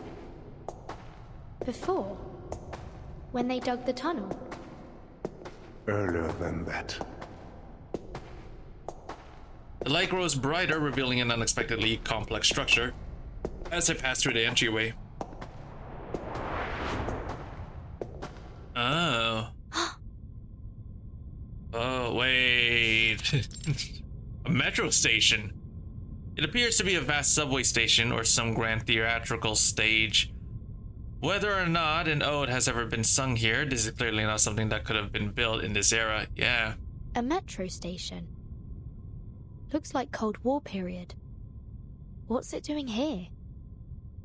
It's because of the Ember Room. The range of its storm immunity expanded, covering the station. The immunity range expanded? So this isn't the center of the Amber Room? Of course not. There was a metro station here when the Foundation and Xeno built the laboratory. A laboratory built in collaboration between the Foundation and Xeno? There is still some distance to the Amber Room. Let's talk on the way. Much remains to explain. Now they've entered the subway station, the aged Xeno trader finally seems to shed the veiled wording in his speech. The Foundation and Xeno have worked on many projects together, of many security levels. I am now free to talk of them. After the second storm, several Xeno generals and committee members requested my military support for a research project on the storm. At first, I thought it was similar to the Changeling project. Shady perhaps, but not too harmful. That project still caused harm to tourists at the Green Lake campsite, and the surrounding residents. This is nothing compared to what the Ember Room did. After I joined the project, my orders were to station on the outskirts of Beregrad and build a military zone to protect the underground site. At the same time, the Foundation asked for a thorough review of all soldiers who served Xeno after the first storm, but did not appear in any 1999 records at headquarters. Were they not registered? No, their records were flawless in each branch across the world. But compared to headquarters records from 1999, anomalies were found. Some had similar resumes and ranks, but different photos from those filed in headquarters, as if their identities were stolen or replaced. Xeno also encountered people whose faces matched their archive, but whose names were different, with no connection to Xeno at all. Sound familiar, Timekeeper? Yes. Mr. Duncan in Sao Paulo. His appearance matched an acquaintance of mine. A man I saw dissolve in the storm. I was tasked with locating these abnormalities and bringing them to the Amber Room. For what purpose, I did not know.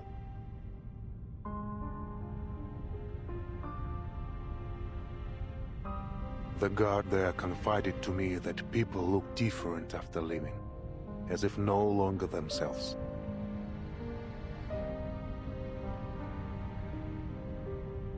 Did you ever consider finding out what was going on?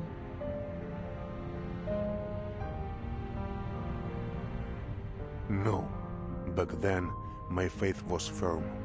I wholeheartedly believed in the Foundation's vision of peace and honored my duty. That is to say, I followed orders. That led to my deepest regret. After the sixth storm, they brought in Earth.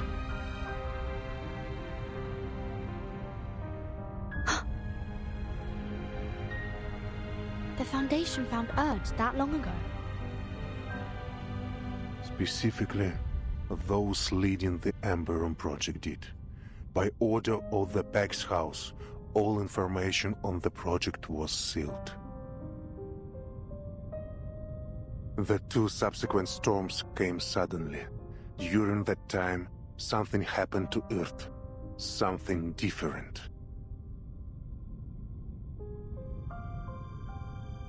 During one storm, she escaped, but the secrecy of the project left us without manpower to find her.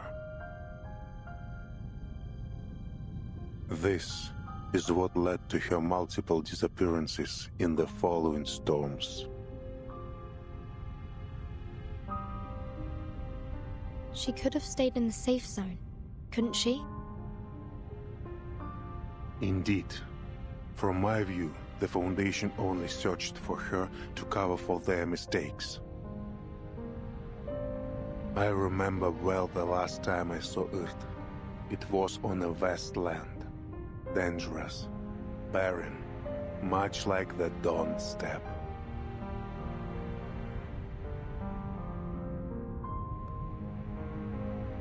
In Antarctica?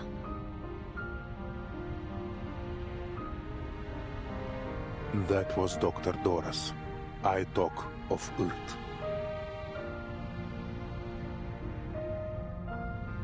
When I saw her in São Paulo, I knew her at once, both by her appearance and by her unique, calm bravery.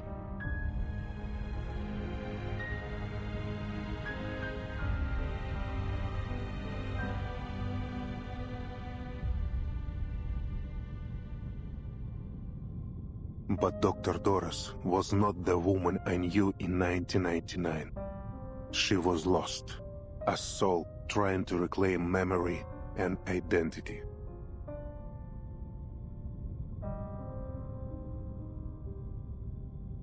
In other words, the last time you saw the Erd you knew was before the first storm.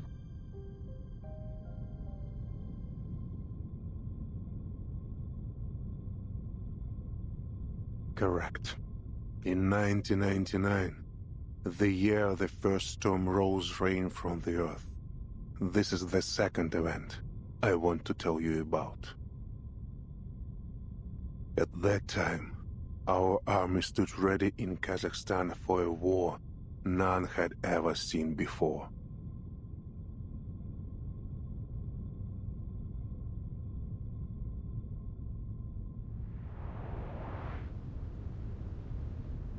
Miss Earth, the army is combat ready.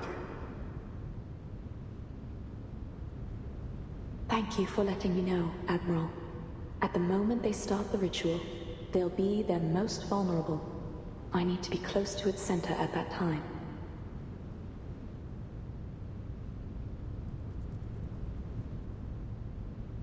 Understood.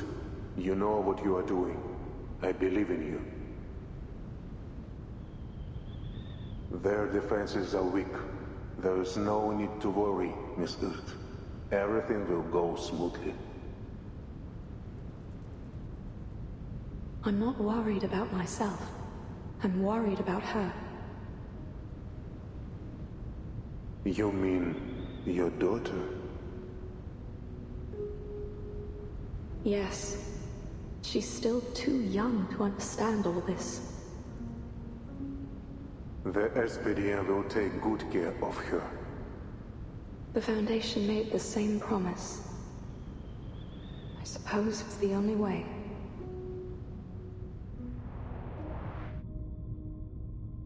Manus Vindictae held its first space-time ritual on December 31st, 1999. If they had succeeded, that ritual would have brought time back to the blank era. Antarctica was their second attempt.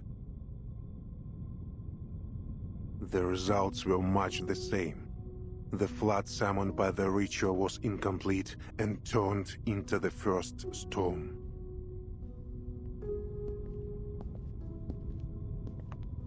Footsteps echo through the long-sealed subway station, drawing them ever closer to the heart of the secret. I promised Earth the operation would go smoothly, but I lied. Neither Xeno nor the Foundation had any idea how powerful the Manos' defensive ritual was. The situation was desperate. We had only one order: advance, regardless of the casualties. When the storm rose, it swallowed the details of the war. Yet the weight of it haunts me still. The grief of sending my soldiers to die. Like the flame of a candle, they were extinguished in an instant. If it weren't for the storm blurring my memories, I would have left Xeno and the Foundation far sooner.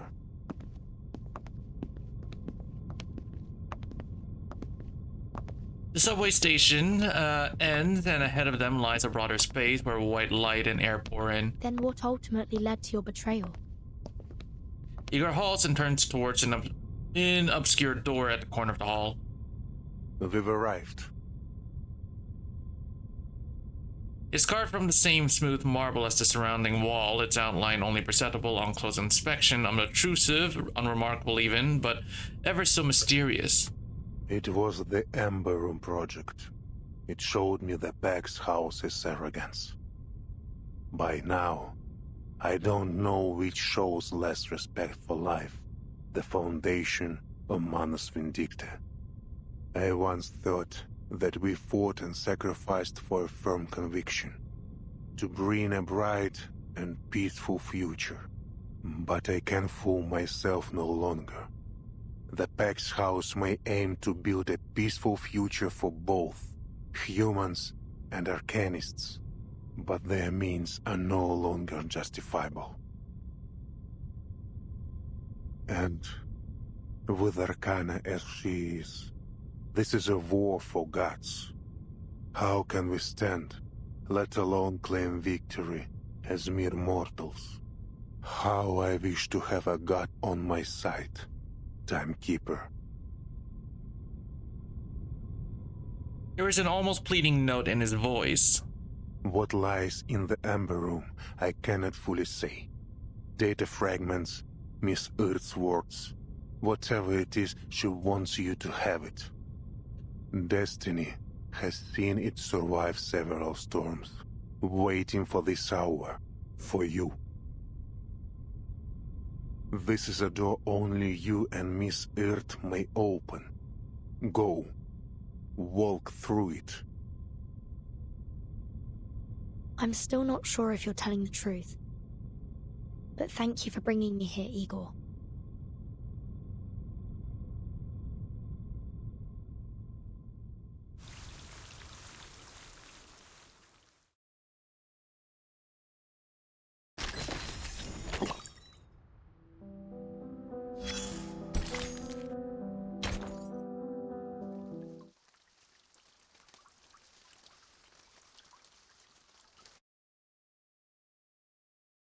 How are you feeling, Miss Erd? Just as I have the many other times I've sat on this chair. And must you insist on calling me by my pen name? Erd is your real name. If you want to find the true you, you need to accept it. But I'm just a journalist, an occasional writer on hippies. Erd is simply a pseudonym for my submissions to a certain magazine. I still don't understand the purpose of this experiment. Your claims of world peace sound no different from many of my interviewees on the street. She's ready. Vessel installment, test number 13. Begin.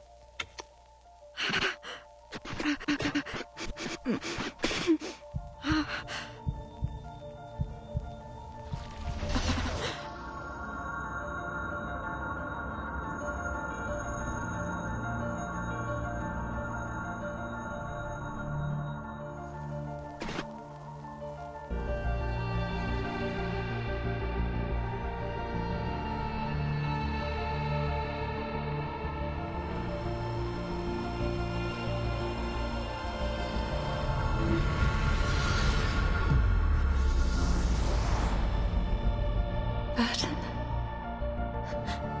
Mom? It really is you, my child. It's been so very long. You're slighter than I'd imagined, but how wonderful it is to see how you've grown. Why are you here? This isn't reality. I can feel it. Where are you really? Where can I find you? Don't cry, my child. This is but a moment from the past. I can only tell you what has already happened.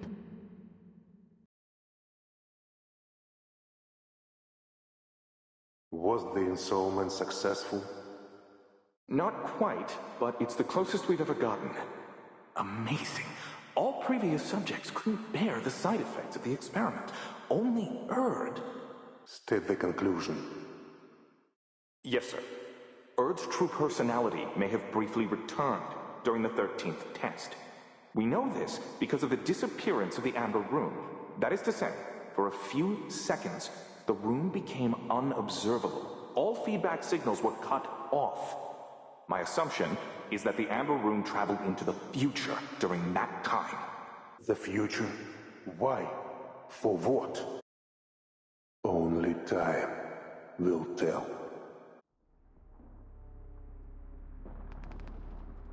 Timekeeper. Timekeeper? Oh shit, what's happening here? Timekeeper. Are you awake? Whether it's the ground beneath her or herself that is shaking, she can't tell with the clamor of noises around her. It's as though she's just been thrown into a hurricane. Sonetto, is the timekeeper all right?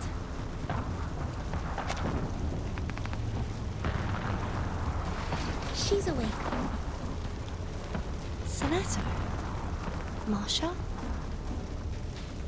Her mind still lingers in another time while her eyes struggle to grasp where she truly is. What's happening? Is Beregrad... Krutov launched a surprise attack on Beregrad an hour ago. Some bandits have broken into the city under the cover of their air force. The cavalry and the militia have formed a defense. Igor went to contact his people for reinforcements. We need to get you to safety as soon as possible. How long was I down there? 15 minutes, right? 15 minutes? Timekeeper, you've been gone for almost 12 hours. I just brought you back above ground. Huh? Timekeeper, sorry for asking so soon, but are you able to move? Yes, I'm fine. Just give me one more minute. All right, here's the situation. Krutov's vanguard has occupied part of the outskirts. Though this church is currently within the safe zone, it won't be for long. We need to retreat a few streets back. 10 minutes ago, a small force cut off our retreat. I'll attempt to break through a route connecting us to the militia stronghold. Wait for my signal, Timekeeper.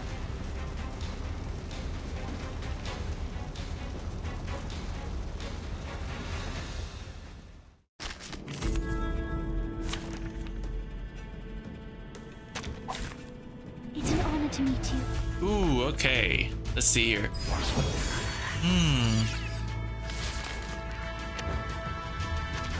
Please be careful, Miss Marsha. Don't worry, Sonetto. I can handle these enemies myself. Just take care of the Timekeeper. What I'm good at. Let me handle the gun sceller le destin. I can hear it. These sheets are my wings! There's strength in restraint. The tremors of fate. Oh, this violence! A sacred charge.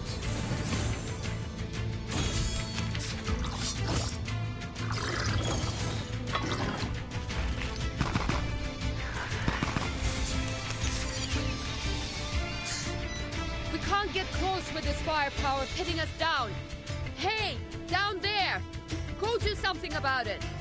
They've turned their machine guns to fire at the flying witches. I need to do something quick to neutralize the enemy's machine guns.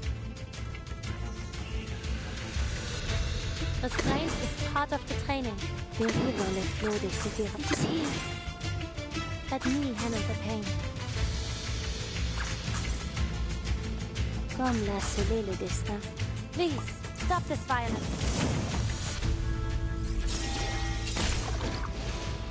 La secret reveal.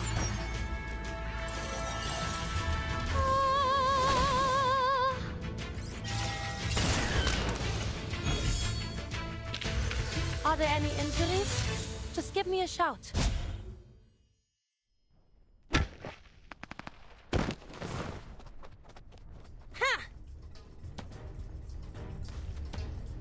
At a nice trench club proves an effective weapon in the crammed alleys of the city. It isn't long before Marcia has cleared a path.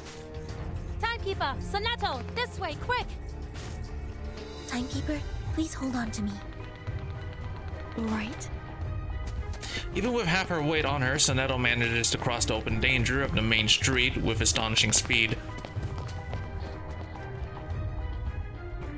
At the other end of this alley is the area under our control. The Cavalry Corps will escort you out of the city to a safe place. Aren't you leaving with us, Miss Marcia? I'll take you to the commander, but after that, I'll stay in Beregrad until the enemy is repelled.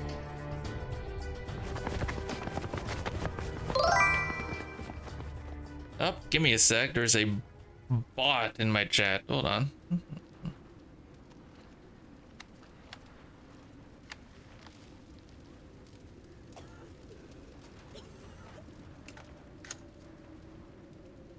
There we go. The wreckage of the warplane shot down just moments ago by Igor's anti-aircraft guns lies lodged in the dome of the church. Before that, several shells had been launched into the militia camp, hospitals, churches, and residences, setting the hard-kept peace ablaze. Friendlies! It's friendlies! They're back! Meryl lowers her binoculars and calls for the militia guarding the street fortifications to clear a path, allowing the three young women to fall back into the rear formation. The commander strides forward at the sound of her voice. Are you alright, Timekeeper? You don't seem well. It's okay. I'm not hurt. Just a bit dizzy. The Timekeeper hasn't eaten anything for over 12 hours. Her blood sugar might be the problem. I'll take her to have some food. I see. When you finish, take her to the siege outside of the city. This fight will not end soon. The city is no place to linger. Yes, Commander. I'll take her away as soon as possible. Make it so.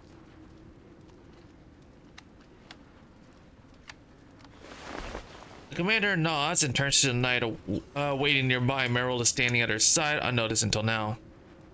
And you? You swore to stay in Beregrad. Yes, sir. I can join the militia rescue team. Many medical staff in the city cannot defend themselves.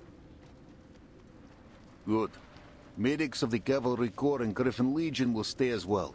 You will aid each other. Of course. I'm coming with you, Marcia. Fine, but do as I say. Okay. The commander looks around for Igor. The two leaders agree to stay in the city. Igor is standing nearby, still holding a telescope, his gaze fixed on the city gate. He doesn't move for a long time. What do you see? Beyond the gate lies only the vast golden plain. I know Krudov. If this is his declaration of war, he'll not stop at bombs and bombers. What? You mean... It's coming.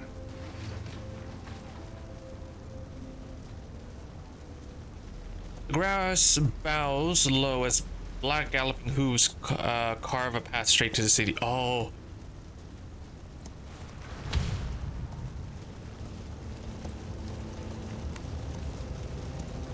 A cloth-covered rider bounces limply on the horse's back. He carries a blood-smeared javelin like a Roman priest heading toward The Carthage. messenger bearing a declaration of war. A classic move. The pity the man doesn't know how to ride. The messenger does not grip the reins. He jostles and sways like an ominous banner battered too strongly by the wind. But the black horse only gallops faster, pummeling straight for the gate. That's Charon. By the time the messenger arrives, the cavalry have already formed ranks, guns trained on him. But the messenger reads no declaration of war, nor does he throw the bloodstained javelin. He only slides from the horse and crashes to the ground, his shattered form laid bare. The horse rears and lets out a mournful whinny. Yeah. Charon! Andreas!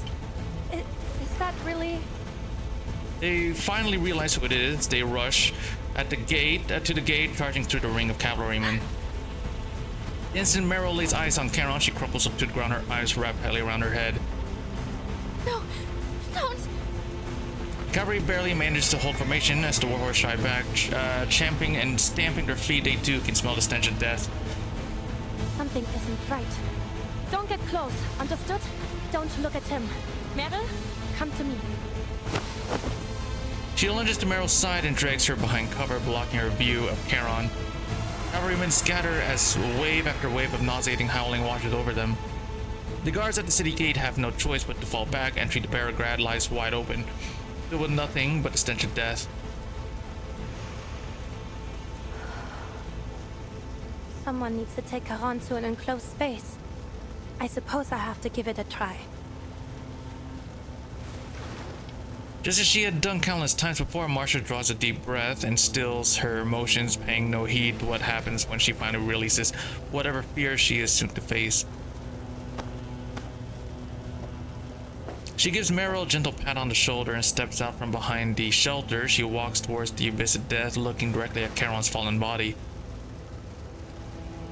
The fear in her amygdala is severed, just as promised. It's working. Charon. Oh my. What have they done to you? What lies before her is barely recognizable. It isn't a body, it is a shattered, indescribable shell. It is only by virtue of the blood-soaked robes that he has managed to maintain any semblance of a human form. With his coverings gone and freed from the constraints of complete form, death seeps out from beneath Charon's clothes. The soil beneath him visibly darkens, the air around it swallowed in a heavy fog. Krutov has brought a declaration of death to Beregrad. Yes, Charon? What is it? Marcia leans in close in an attempt to catch whatever sound his ruined body is still able to give the voice to. A message from Krutov. He swears to destroy Beregrad unless you hand over Igor.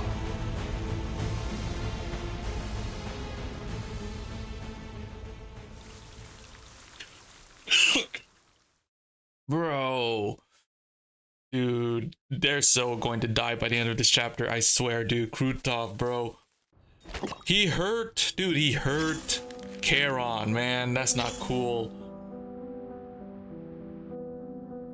Seems you've got some iron beneath that calm surface. Not everyone would sleep so soundly in a stranger's house. Honestly, you could have just made yourself at home and stayed the night.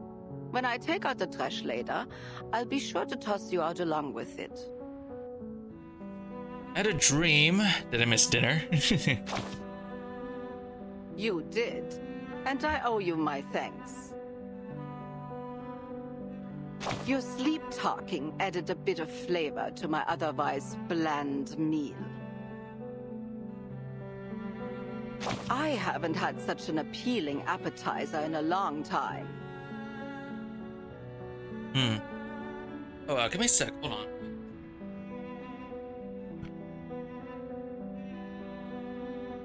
Hold on a minute. Wait.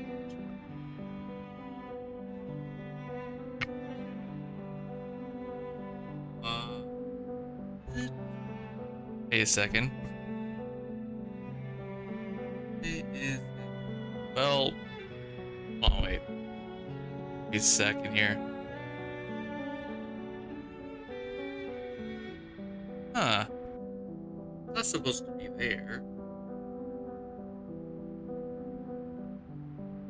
Okay, so what I'm looking at here, right? What I am looking at is I just noticed it, but yeah, there's the light. It's a blue light on my microphone that tells me if the mic is muted or not. So if it is red, then it will tell me that it's muted. If it's blue, then my voice is coming through. It's not muted, right? So the thing is right, the light is supposed to be in this like certain location, same as the red light. It'll switch between red and blue if it is muted or not. So for some reason, I don't know why, but the blue light is on the button.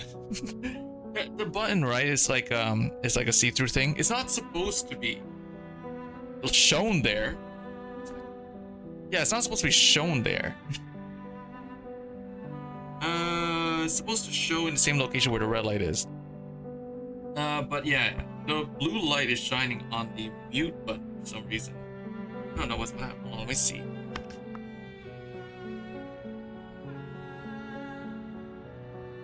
There, okay, now it's back. Okay, wow. That's weird. What? Oh, shit! Wait. No way, you can I did not know that you can switch the light to show it on the mute button. That's sick. It does not work with the red light. Oh. I had this mic for freaking a year now, I think. And I never freaking knew that you could like switch positions of the lights. Oh, that's yeah, that's neat.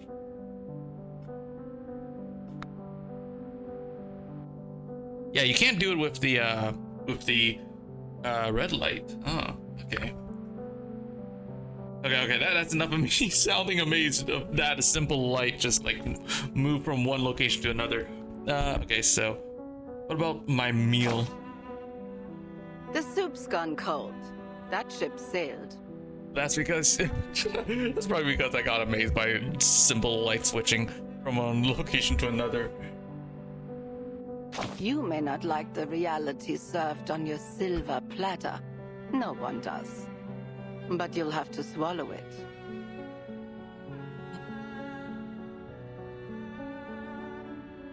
Blame this mess on the Black Robes if you want. Those cowards keep trying to drag the world back to their good old days. And the White Robes preaching the future? No less clowns for their taste in uniforms, falling off their high horses again and again, brought down by their own arrogance. Who would have thought? The whole universe turned into one circus, starring two troops of fools. Why didn't that blind woman just let the world burn back then? It wouldn't have been worse than these chaotic times. And who asked her to play the martyr anyway? If you're lucky enough to find her, take her home and make sure she stays there, quietly, for everyone's sake. Dang, man. Okay, so let's see here. On to the next place. Life and Fate. God, dude. How dare they do that to Charon?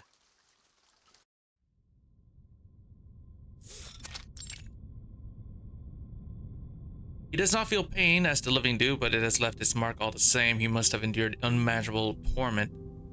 His bodily structure is too fractious to store his arcane energy. The leakage is worsening his condition. Charon's body is held together in an unnatural way, like a man crushed 1,000 times. His fragments no longer fit together as they should. How could the Manus do such a thing? Why? He's got nothing to do with any of this. Meryl stands with her back to Charon, her shoulders hunched and trembling. I should have gone with you, Charon. Charon now lies on the stretcher, silent and contained like a black wall behind them. Meryl finally saw Cameron's arcane skill for the first time. Vast and hollow like death itself. No. Meryl. Meryl. Masha. She instinctively turns to her, but Marcia grips her shoulder, firmly holding her back in place. Don't turn around. I think Charon wants to tell you something.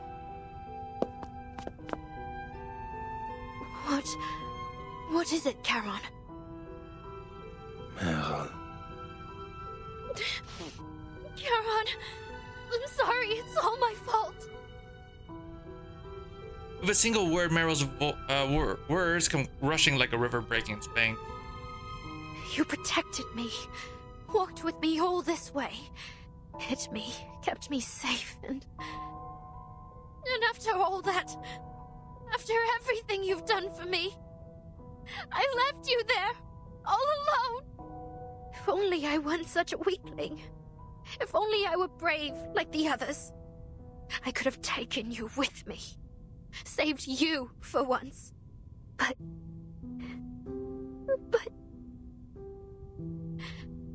It's all my fault. I'm useless. I should never have left you behind. If it weren't for me, you could have...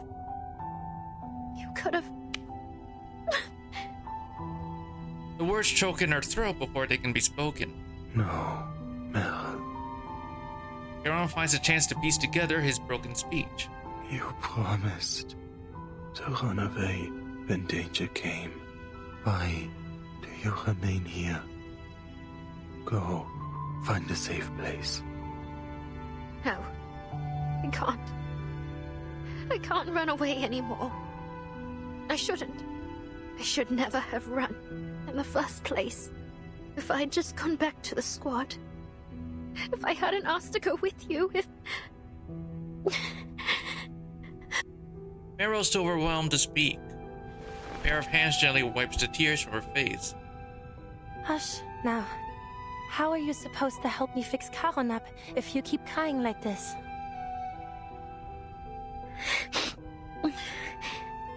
Don't forget what we need to do. Charon will be fine. As long as we can restore the vessel of his consciousness, he'll recover. I'm the only one who can look at him right now, and I need a reliable assistant. Only the two of us can help him. Do you understand? Yes. Right, I understand. Then take a moment and wipe your tears. It won't be an easy task, but it'll soon be over. Just follow my instructions and give me what I need when I ask for it. Can you do that, Meryl?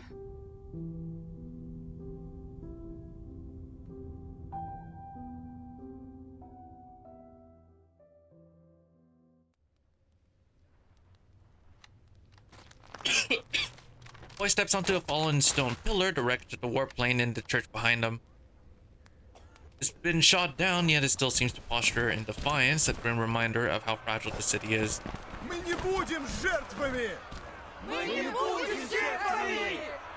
One by one, people gather around Fyodor Petrovich, quickly forming a tight circle. Спасите Береград!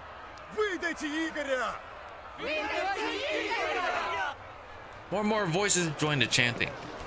The rest of the residents linger at a distance, some whisper behind covered mouths. Others lift anxious eyes to the sky, searching for bombs that may yet fall.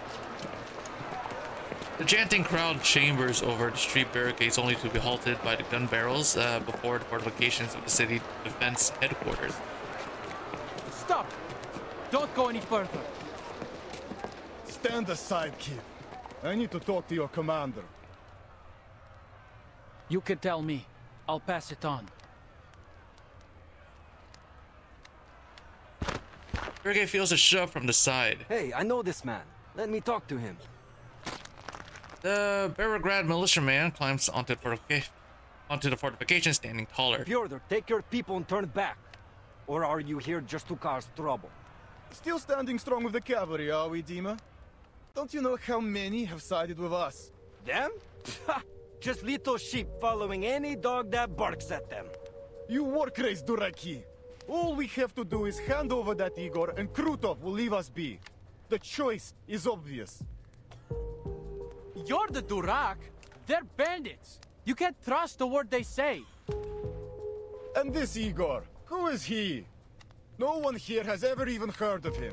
It's no skin of our back to hand him over. You cavalry said you wanted to protect the city. Now is your chance.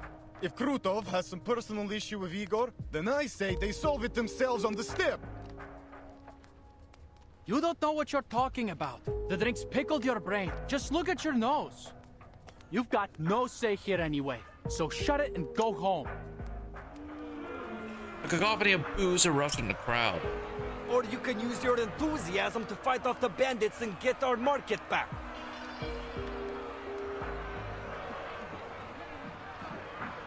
Commander turns from the window.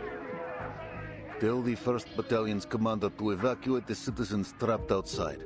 Just a few sharp soldiers. Don't worsen the situation. Be careful. No misfires. Fyodor won't dare start a real fight. He'd sooner roll in his wealth than die. Yes, Commander. Sternova leaves at the order. You taught Krutov well, Igor. He has driven a wedge between us. Old-fashioned, but effective. He knows we need both the militia and the citizens to hold Peregrad. One whisper deal and half turn against us. He will do anything to bring me a humiliating death.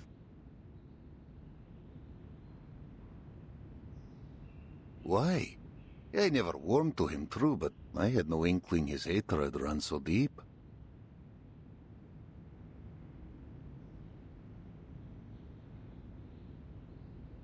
Igor falls silent as if fishing his thoughts from the depths of the dark pond. Like me, there was no turning back for him after San Paulo. He can only continue down the path he has laid.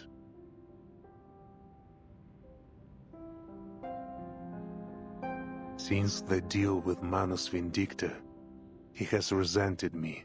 He claims I shot at him for his sacrifice. He also believes our break from the Manus was a grave mistake. He wishes to wrest more power from them. But I never promised him power.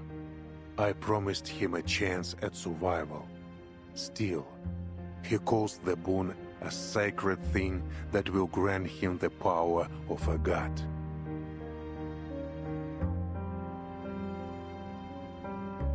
Krutov took my choice as weakness. Now, he is obsessed with proving that his path is the right one. He wants to kill me, to take the boon, to prove his worth to the Manus.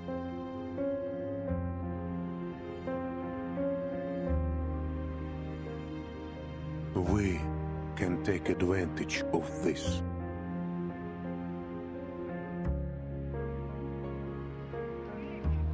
As the arguments between the cavalrymen and citizens rise and fall among the street. One thing is certain. This decisive battle will not be inside the city. We cannot stay here alone. Let us live together, Ivan. We will discuss our strategy on the way to camp.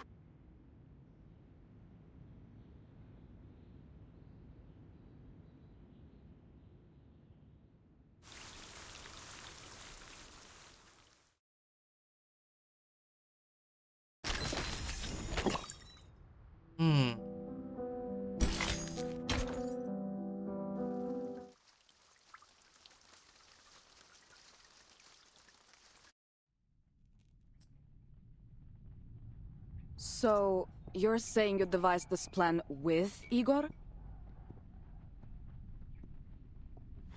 Sternova stands opposite the commander, the map table between them agitated. She shifts the markers representing military forces back and forth.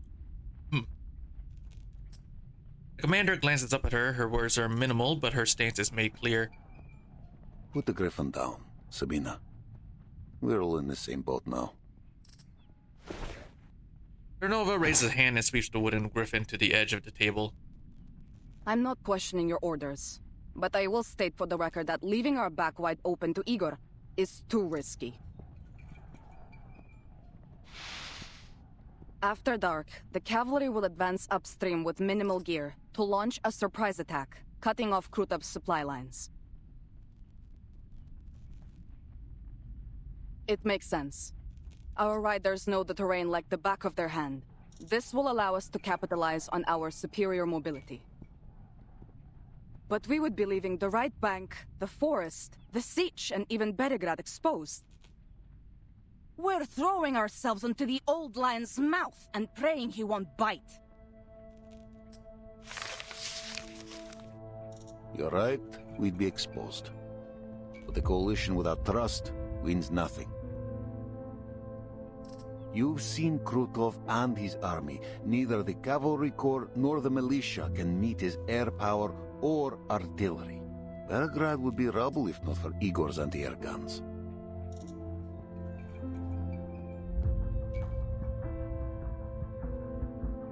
Your thoughts drift to the poorhouse, its dome half destroyed in a bomb drop during their withdrawal from Beregrad. The Griffin Legion is well equipped, but they're thin on numbers and supplies. They will hold cities and forests best.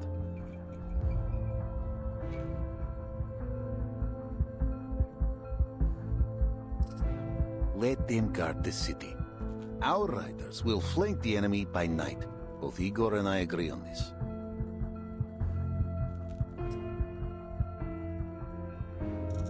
But...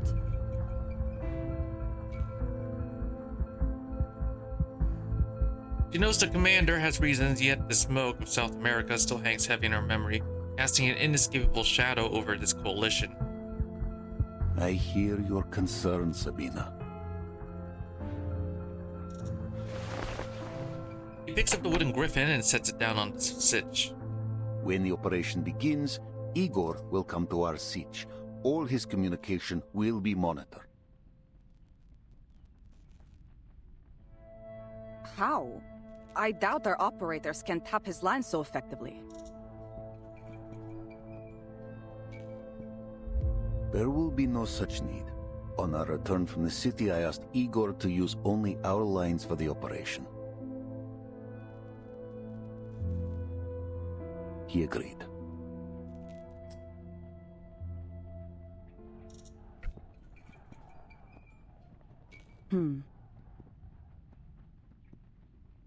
Ternova nods hesitantly.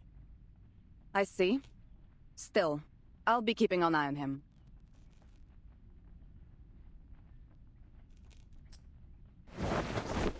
Your scrutiny is welcome, Colonel Sternova. Rebel leader enters the tent, his presence tightening the already frayed nerves of the chief of staff. Under Sternova's piercing gaze, he places the document on the table. What's this? All the information I have on Krutov. His background, academic record, military experience, psychological profile, and a registered list of his arcane skills.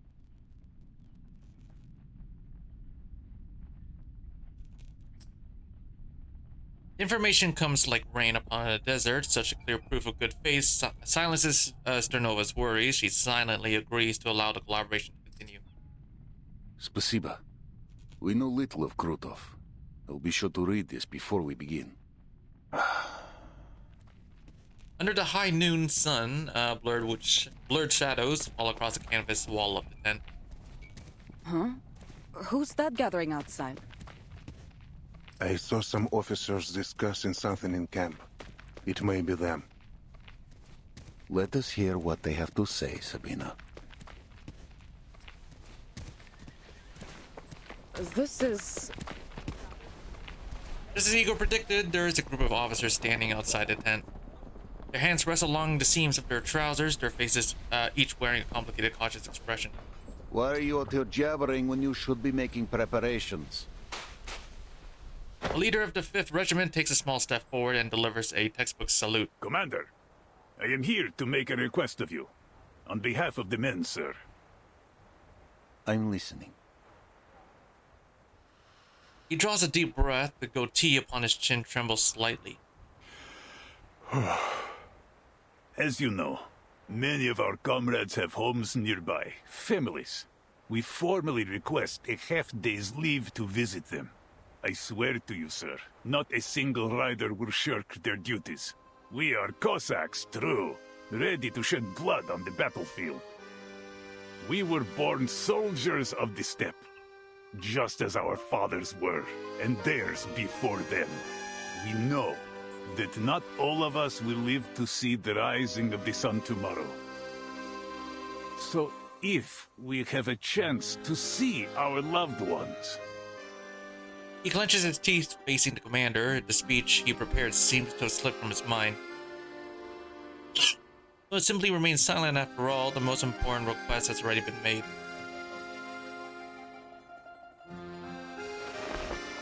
Commander clasps his hands behind his back, his gaze sweeping over the rows of Cossack military caps. Soldiers follow his eyes, no one dares break the silence. Then he waves a hand. A half day. No more. Go see your families. Bittersweet cheer erupts from the soldiers. The feeling spreads quickly throughout the camp, the other soldiers soon learning of the commander's answer from the rising fervor. Anyone who fails to return to the siege before nightfall will be branded a deserter. Do I make myself clear? Cavalrymen disperse to the tune of "Yes, sir," and "Thank you, sir." The commander lets out a long sigh and meets Sternova's eyes. Will you be paying a visit to Tamarka? No. He shakes his head. There is much to prepare. Come, let us return to it. Commander sets a pile of blank letters, blank letter paper on the table and pushes it towards Sternova. Pass these papers to any soldier not going home. Tell them to write a letter if they wish. Sternova's gaze darkens. She glances at the commander, to Igor, and back again. Then at last she nods. She gathers the paper, turns and leaves the makeshift meeting room. Not the wisest choice. Sending them home just before a major operation. Their families will plead for them to stay. But they will return. All of them. You share their blood, Igor. You should know this. And a Cossack will do anything to protect their home and family. The embrace of those they fight to protect will only sharpen their resolve. The commander pours himself and his temporary ally a cup of dark tea spiced with pepper. Maybe you think you know them, but they know little of you, and even less about what Zeno expects of them.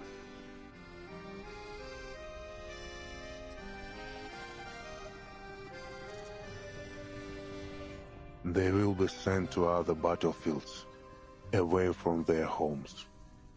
Their homesickness will be a liability. They knew what service meant when they enlisted. Though I cannot say if they are truly ready to leave their homeland behind.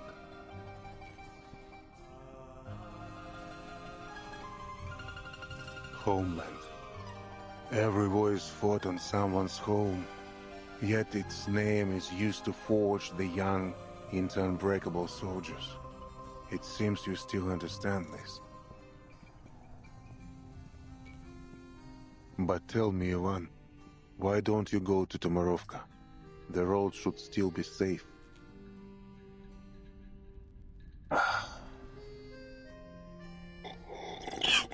Ivan lifts his cup and takes a sip. Or is it that the dawn of this era is no home to you? Are you afraid to tell your soldiers the truth? Commander adjusts the collar of his uniform, searching for a way to change the subject. I don't answer to you anymore, Igor. In fact, you're one of mine now. You should join them. Join them? What do you mean?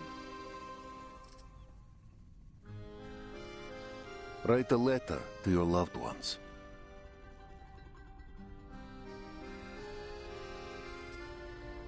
The unexpected proposal renders Igor silent. Krutov bears a grudge against you. It is clear. If we fail, he will show you no mercy. So, anyone to bid farewell to? Or is this era truly just a fleeting whim to you?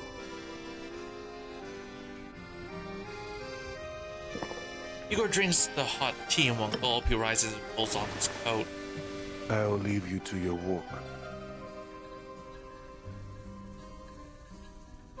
After this battle, Igor, I hope never to see you again. Taking a few sheets of letter paper from the commander's desk, Igor steps out and Commander remains standing as if waiting for something to arrive. Soon, the radio linked to headquarters chirps its alarming tone as expected. Vice Admiral Barakov, is the timekeeper safe? Yes. She says our mission in Belgrade is mostly complete. Good. We'll relay this to the Foundation Committee. With that settled, your orders are to pull the Cavalry Corps from the region, effective immediately. Immediately? We were given 2 weeks to secure Belgrade. A warlord and his bandits, aided by Manus Vindictae, have been running rampant on the Dawn. We are working to neutralize this threat before redeployment. Manus Vindictae's forces are concentrated on the Western Front. Our manpower is already stretched too thin. We can't afford to hold the Don River. Not while there are more important strategic goals.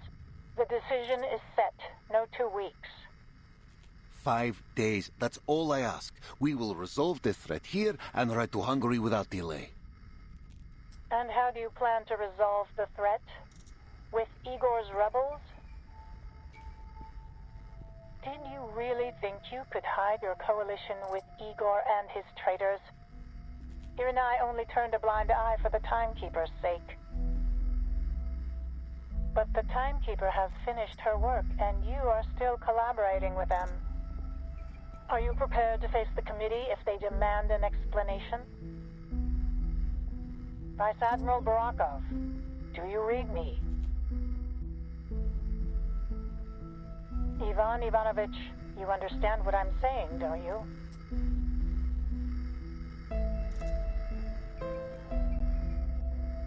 You'll obey orders or you'll face the consequences, Ivan. To protect our home and kin. That is why I stand with Igor's rebels. That will be my only answer to the tribunal.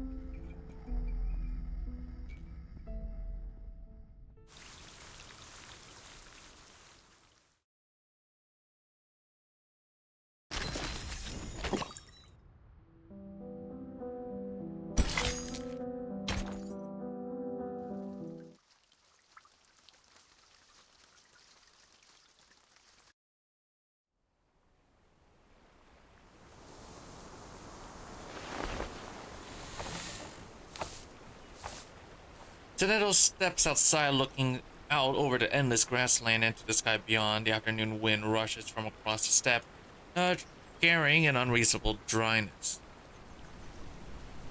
It gently rustles through her hair, the weariness from her relentless schedule, the weight of the coming war, and the tension she bears from her responsibilities that are, for a moment, faintly erased.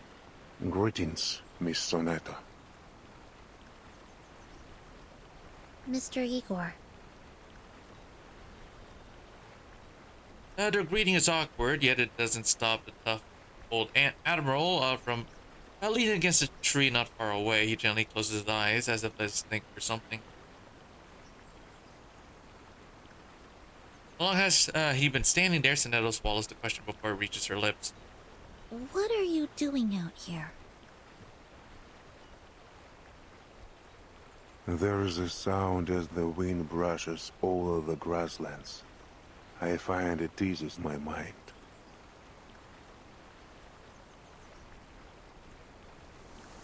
Jennifer focuses in on the same sound. After a moment, she resumes her questions.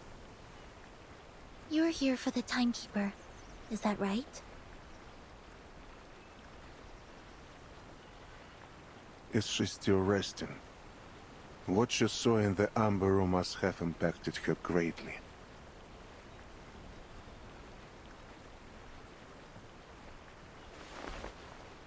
Aware of the old man's special status, Nettle tightens her grip on the wand hidden behind her back.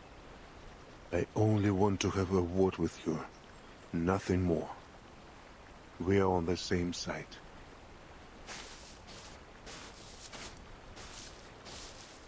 Footsteps crunch through the dirt behind them. For the time being, yes. Until Krutov is defeated. I owe you an apology, leaving you in the Amber Room for so long. My troops needed their leader when Krutov attacked. Think nothing of it. I was prepared for the risks. Besides, Zanetto and Marsh were there to help me.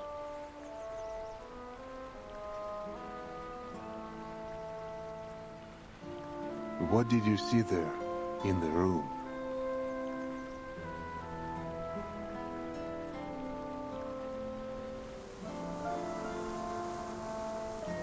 An overt question. Fear older than memory floods her vision. After a few deep breaths, reason slowly returns. Heard an experimental white room.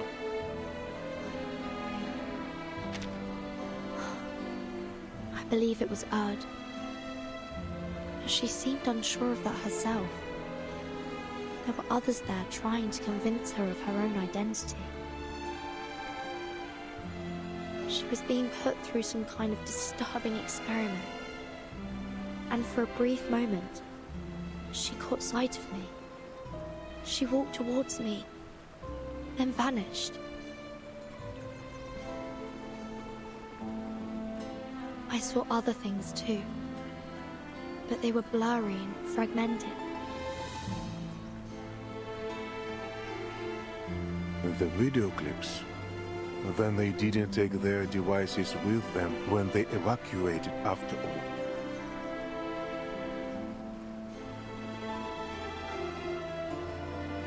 No. Whatever I saw wasn't footage.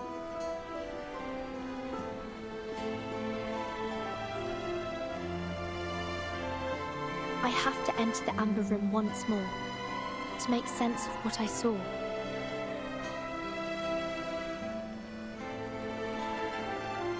Igor falls silent for a moment and then shakes his head. I advise against it. There are still skirmishes being fought in the city. No one can guarantee the church will stay safe for long.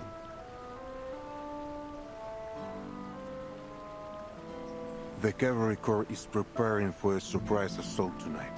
Lieutenant Lilia is in the field trying to locate and destroy the Manus' rights. Your assistant will be your only protection. You are too important, Timekeeper. If your presence in Belgrade were exposed, the Manus will throw everything they have into capturing you. I cannot afford to let anything jeopardize our battle plan. You must stay hidden from the enemy until it is safe.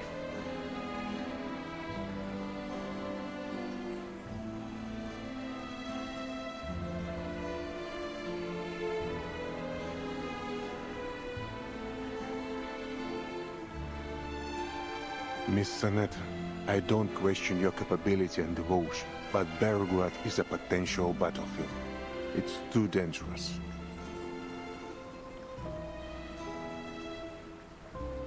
Good point. I'll be sure to return to the Amber Room, only after you've defeated Krutov.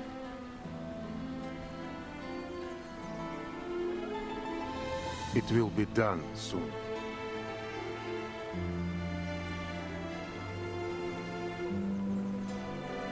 A soldier came to me earlier today.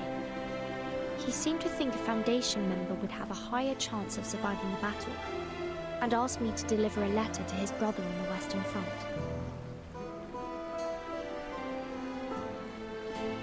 What about you, Mr. Eagle? Did you write anything?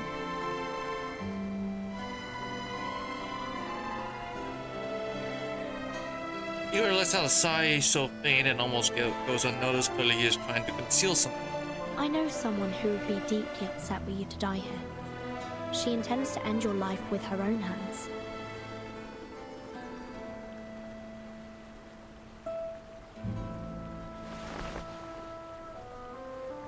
Igor rubs his temples and gives a helpless smile.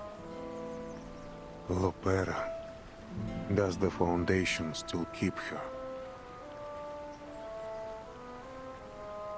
You could say that. She isn't allowed to return to her position as a soldier yet. Not until Zeno's review is finished.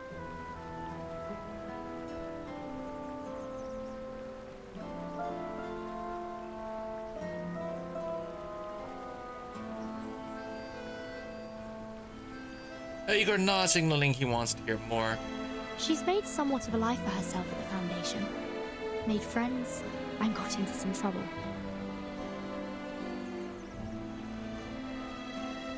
They've assigned her an instructor to work on her dice game obsession. Vera. So typical of her. There's something I'd like to know, too. Ask away.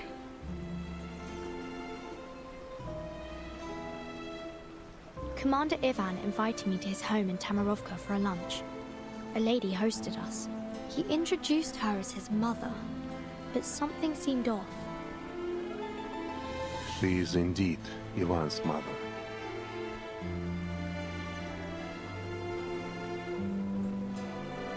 Then, did Commander Ivan request shelter for her from the storm? Yes, a request made not long after their reunion. Igor folds his arms across his chest, frowning. Not even the most capable diviners could have predicted the advent of the storm. As you suspected, Ivan's mother, like most at the time, was reversed during the first storm.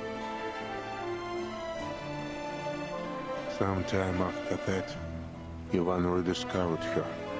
He told me that he knew it was her from the wrinkles on her face and her tender smile. He was certain that, by some miracle, his mother had survived the storm and reached an improbable scenario. Don't you think, Timekeeper? Familiar coincidence. One day, I'll uncover the truth about the storm. For everyone's sake. For my mother. Igor doesn't answer. Instead, he fixes his gaze on the rolling waves of grass.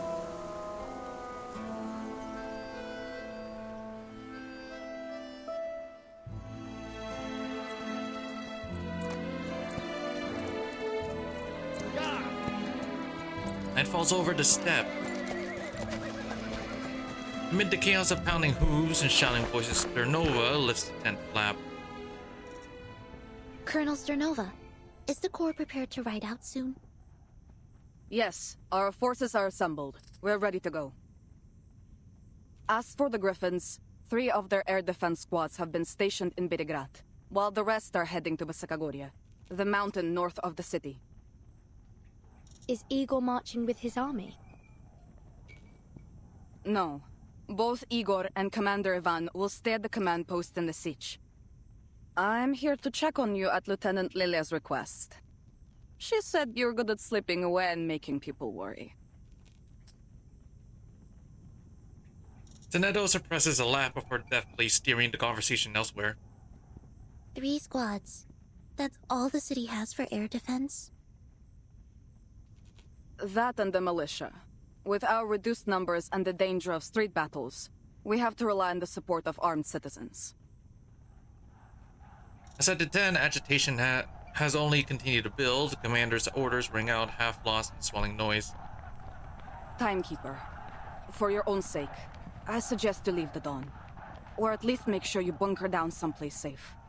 I'll take my leave of you now. Commander Ivan is about to rally the troops.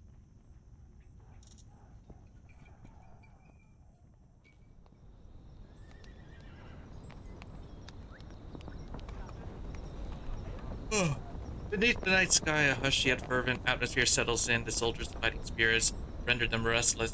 Think, I get to fight a real war. Boże, my hands won't stop shaking. Keep your head on straight, you Durak, or you'll get yourself killed. There's nothing romantic about war. I've fought alongside many soldiers like you, dreaming of glory, victory, and the praise of our people when we returned home.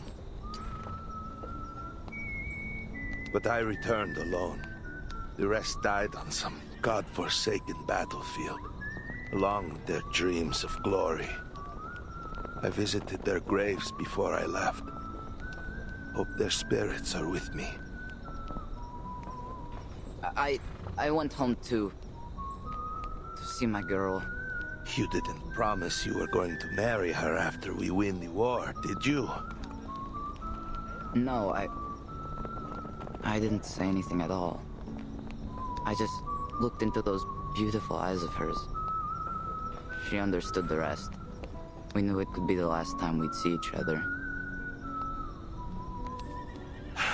All right, that's enough, lover boy. Commander Ivan's about to give his speech.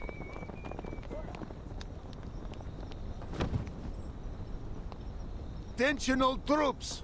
Call the roll!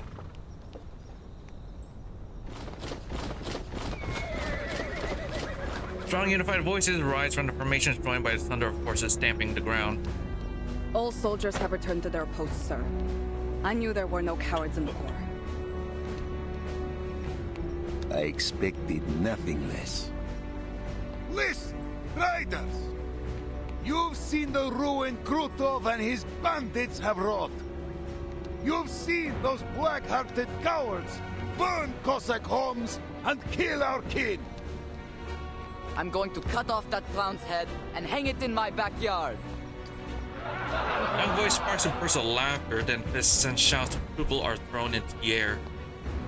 Вы видели, как они грабили и топтали нашу землю, наш народ и наши достоинства? Вы слышали их смех, когда они резали наш народ, а наши дети плакали?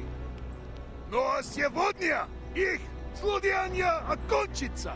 Не так ли, мои братья и сестры? Потому что мы, Корикорпус, всадники степи, и эти Донна, остановим их на месте. Мы сотрем их в пыль и вернемся домой победителями. За степь, за Дон, за еще не рожденных детей казаков. Today, we destroy the enemy and reclaim our home. Get on! Hurrah!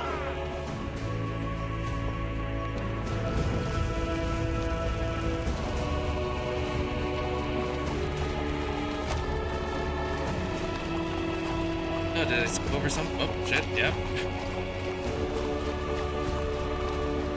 The land, the Great Mother, the Cossacks tremble beneath the vigor of her sons and daughters. At the commander's orders, the cavalry formations make their march. The scouts at front lifting their torches high. Flames of glory burn bright, setting the current of history ablaze.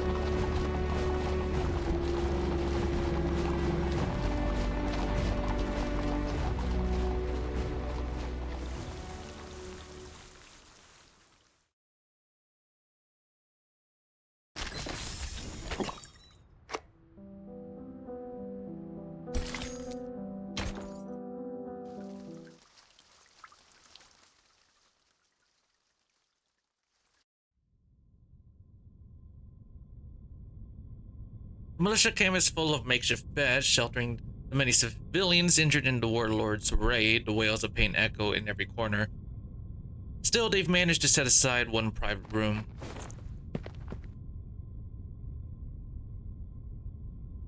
Meryl rises from her chair for the 33rd time, pacing around the only bed in the room to check on the patient again. The patient no longer oozes death, yet she still can't bring herself to fully look at him. Her gaze drifts aimlessly towards the single basement window, the grain of the wooden chair. A smudge of chocolate at the edge of the cloth catches her eye. This awakened has an unnaturally low body temperature, so low that even in Berograd's long autumn, a piece of chocolate wouldn't melt. Could someone have used fire? Can fire even hurt Charon? Had her friend been turned over flames like a roast pig? Meryl feels guilty for the association, but in her franticness, her thoughts keep jumping around. A shiver runs through her as if her own hand had struck a match to the kindling. Meryl. Oh, Charon, you're awake!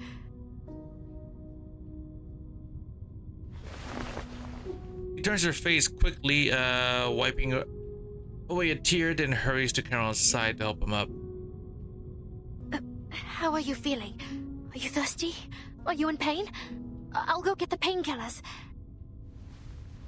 Charon shakes his head slowly. He has no need for water, and the medicine in the ampoule makes no difference to him. Besides, the body beneath his bandages has almost healed. Oh, right. Marsha cut your cloak when she was patching you up. Here, I found a new one for you.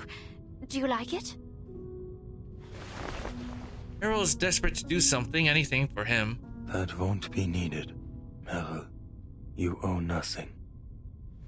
The cloth covering the death beneath shifts as if a breeze had just disturbed the air in the sealed room, muffling Charon's next words. No, I owe you a lot. What I did was wrong.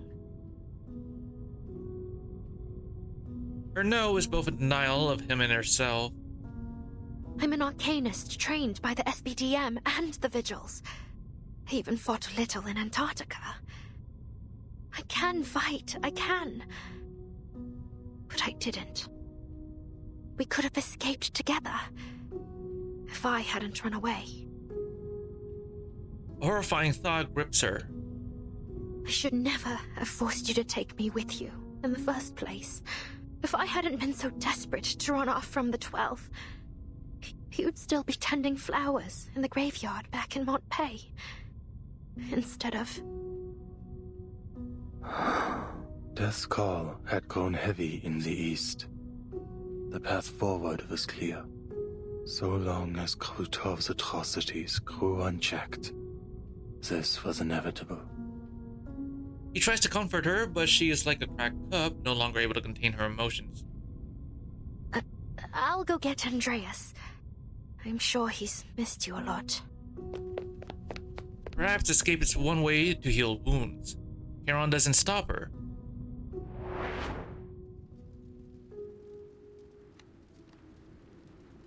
Streets of Berograd are barricaded with quilts, leftover firewood, and by the people who have refused to leave the city. Women speak in low, anxious voices about what will come of this unusually warm autumn, and about family who are now far away. I'm pretty sure the stable's around here. Dodgka. Dodgka. The tender sound of an old voice draws Meryl's attention. She turns to find an elderly lady sitting in the shade beside the road. Are you talking to me? Yes, Dodgka. You were in Tamarovka, yes? Sergei said you were the fish he and his friends got from the river. If it weren't for them, I probably would have wound up in the stomach of some big fish. Speaking of which, the soldiers have left already, right? Ah, so you don't know either. The lady's face falls. I saw you with those Foundation people. I thought you'd have some news from the inside. Ivan sent his men to bring me to Berograd. He told me it would be safer there, under the protection of the militia and the Foundation. He promised to take me to Xeno headquarters once he's back. Ivan? Wait, you don't mean Ivan Ivanovich, do you? You're his mother. I am, Rodnaya. Though a child doesn't tell his mother everything, I'm sure he has his reasons. I've grown quite used to it. But every time he suggests taking me to headquarters, I feel sad for the friends I made in the village and the red carnations in my little garden. That soon, they'll all vanish. The old lady's sorrowful words make some things that Meryl give away. Dotchka, tell me, are we heading into another era? She knows, right? Yeah, she knows, huh? Meryl nervously clutches the belt at her waist. She tilts her head, avoiding Miss Galena's watery eyes. I'm sorry, I don't know what you're talking about. No. I should apologize, Dotchka. Not you. I shouldn't be saying such things. The old lady gently takes Meryl's shaking hands in her own. Oh, I am just an old woman. Sometimes I don't even know what I'm saying myself. Come now. Lift your chin and smile, Dotchka.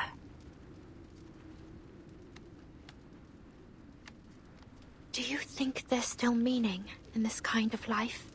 It's like I'm trying to catch something, but no matter how hard I try to hold on to it, everything I do, every friendship I make will just be blown away, like dust.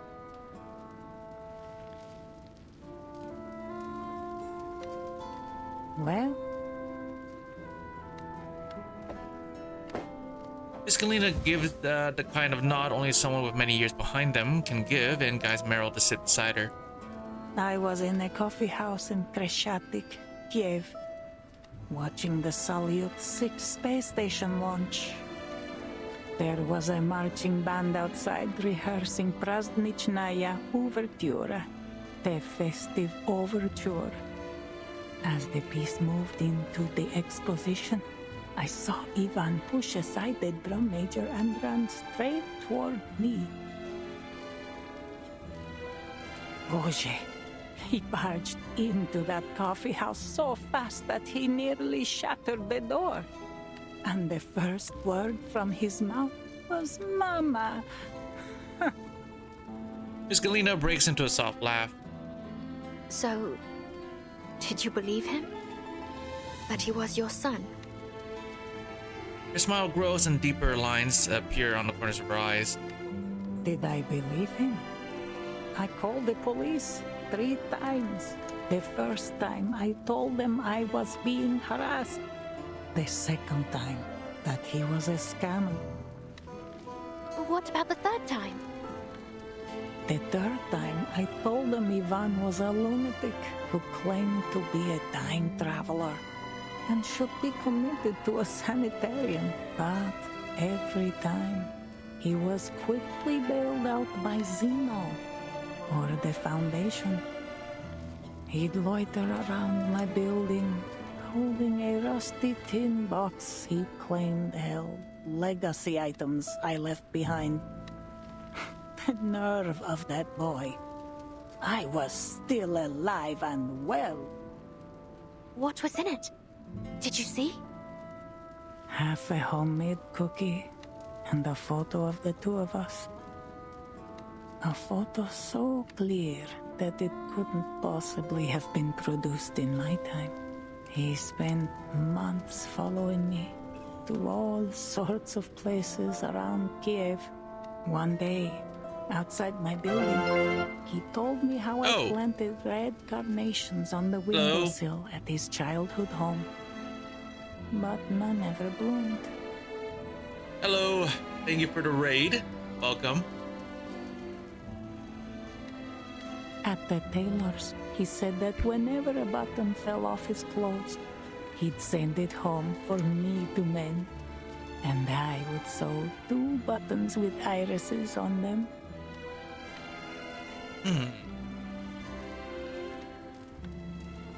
She speaks slowly, the story she tells gradually becoming her own. Her eyes are filled with wordless emotion. I I didn't share those memories, but over time, I grew attached to them all the same. Now, when I think of them, there's a bittersweet pricking in my bones. She leans down, gathers a handful of dust from the ground, and lets it fall into Meryl's open palm. You see, Dochka, the wind does blow away the dust. He helps Meryl spread her fingers. But focus. Do you feel anything? I feel it slipping away, leaving me behind as if it's destined to happen. Exactly. You felt it. The excitement as the rocket soared into the sky. The surge of inspiration from the trumpet's cry in the festive overture. These fleeting moments, I felt them and imprinted them deep. So then, the meaning of all this isn't in what we leave behind, but in what we feel as we go through it.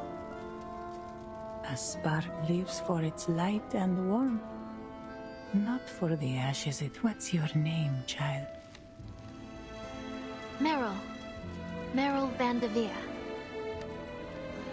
My dear Meryl, every one of us is destined to return to dust.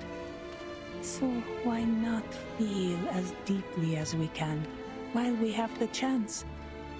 Feel every one of our memories, bitter and sweet. Savor and cherish each sparkling moment, even if the storm washes you away one day.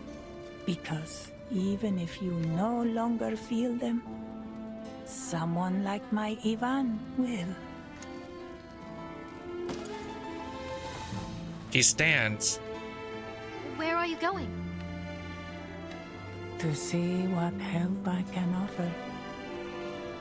And to create more memories of this time before it's gone. Meryl watches her disappear behind a barricade. She moves with the strength of someone half her age. And she looks down at the dust still trapped beneath her between her fingers.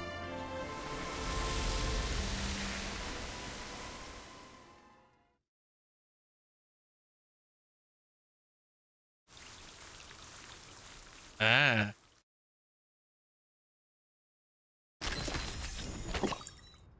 Alright, Mercy. We're getting closer to the end.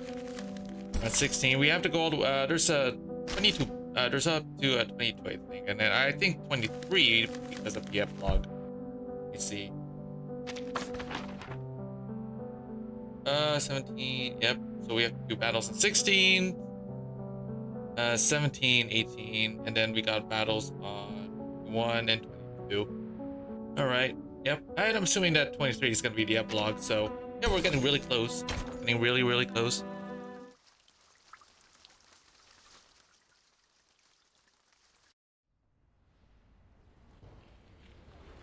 You seem to know a thing or two about trading horses. Impressive. Kids these days don't appreciate riding like they used to. Complaining that the stables stink. Ungrateful brats. Forgotten the foundation of Cossack life, if you ask me. Meryl brushes her companion absent-mindedly. Oh, it's got nothing to do with me. He's been a good boy since I met him in... Andreas lowers his head, breathing warm, wet air against her neck. Hey, watch it, Andreas. Meryl scrambles to wipe the damp spot with the back of her hand. Young militiaman laughs. Look at him. He's your horse, all right. Shame. Thought I'd get to see him shine on the battlefield. Pats Andreas on the neck and hands the reins to Meryl. Well, take him away then, before I change my mind. Meryl nods, leading Andreas away with a solemn air. Thanks for taking care of him. I'll come clean up the stable for you once the battle's over. Sure. For the both alive by then. The militiaman waves her off. All right, see you. A black uniform crashes into her field of vision. You leaving or what? You know I'm serious about taking Andreas too. Militiaman had only meant it as a joke, but the reins are thrust into his hands regardless. I'll be back in a minute. Uh-oh.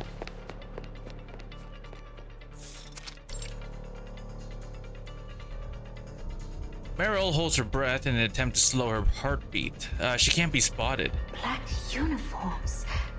But how did they manage to sneak past the militia? Oh, is it the Manus? One instinct screams at her to run, another quieter urge pulls her towards the sound. Each step feels like wading through a swamp. This is fine. You're fine. Just a few Manus soldiers.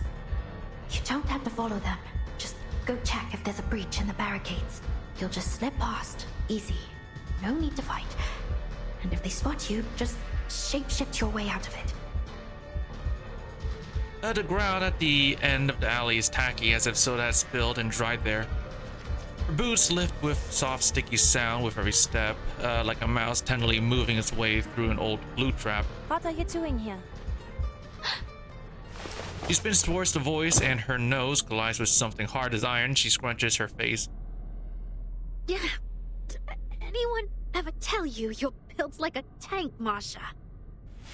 Knight pulls a faded, starched handkerchief from her pocket and presses it to Meryl's bleeding nose. Hold still. The bleeding will stop soon. The militiaman at the stable said you went this way in a hurry. What's wrong? Shouldn't you be with Charon? I was going to tell you Charon was awake again, but something's happened. Manus soldiers. They're here. They were gone in a flash, but I saw them go into the alley with my own eyes. That's why I came here, to check if there's something wrong with the fortifications. You sure it was the Manus, not bandits? Absolutely. There's no way I'd mistake those uniforms. This is bad. Good thing you didn't do anything reckless. But what you were doing is more than dangerous enough, don't you think? Meryl just rubs her nose, Marsha pats her head, and scans the narrow alley. Meryl pointed out. That alley? But the exit has been sealed off. The militia even made sure the windows on the sides were locked tight. It's a dead end. Crushed moss and lichen lie underfoot, a rarity in the city, but in forgotten corners like this, life will find a way. A scrap of gauze lies in a damp corner. This blue-black liquid. I think I've seen it seeping from their mask before. And there's blood. Slightly oxidized, but the loss looks heavy. Some of them must be seriously injured. Smells like carbolic acid. Unusual for the Manus to use it on wounds. They prefer natural salves. You can usually only find disinfectants like this in large medical facilities. Wait. They must have been to one recently. What? But how? They must have used some trick to get in unnoticed. But there's little point in dwelling on it now. There are 2 big medical facilities in this district. The nearest one, Pokrov Children's Hospital, and the sanatorium 2 streets down from here. Meryl, I need you to tell the militia and the Gryphons to send men to both locations. The Manus soldiers you saw could be hiding there. Understood. What about you? I'll go check on the kids at the Children's Hospital. I have to make sure they're safe.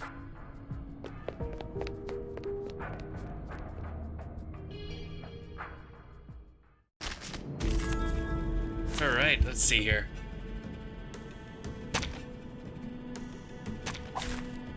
Many streams are converging in this place. The kids at the Children's Hospital. I've got to get to them before the Manus bring them any harm. Let me handle it. I can hear it. Just another shift. Comme l'a scellé le destin. A sacred charge. Oh, these villains! Laundry time. A ripple stirred.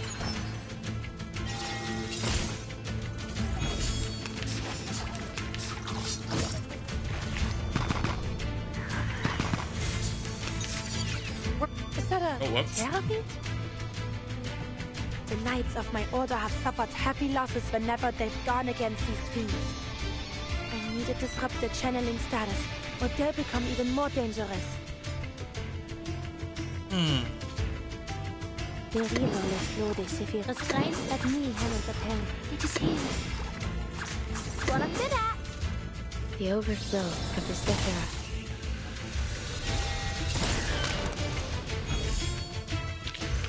Voilà donc ce que c'est. Atteindre la fin.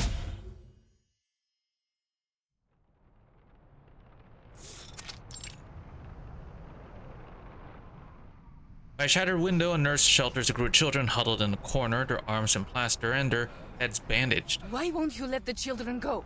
You've already taken all the medicine. What more do you want from them? Didn't I already explain this to you, human? I'm bringing the newest generation of Arcanists back to their rightful home. If it's a hostage you want, take me instead. She spreads her slender arms wide behind her like an umbrella over the children. Her nose is bruised and her lip is split, but her eyes are steady. You're not worthy of even that, human filth. The officer lifts his gun and smashes it down on her head in an attempt to force her to her knees. The nurse staggers but stays on her feet. I won't yield to you, and neither will my children. Soon the riders will come and crush all you invaders. The officer signals, a masked soldier moves to grab a child. Don't you dare touch him! The nurse throws herself forward, knocking the soldier down. She lands blow after blow, even when her fists are raw and split. Even when his mask slips off, she keeps fighting. She doesn't see the pistol aimed at the back of her head. The shot and children's cries echo as one as she falls to the ground in front of them.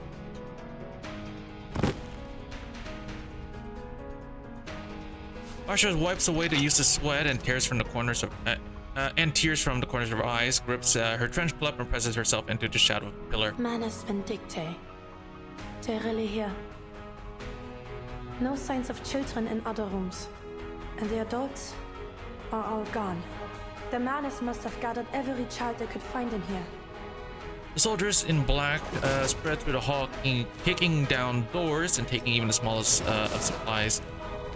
Only one officer stays, his gun still trained on a group of children as he moves towards Marsha's hiding place. They have been abducting Arcanists from the villages.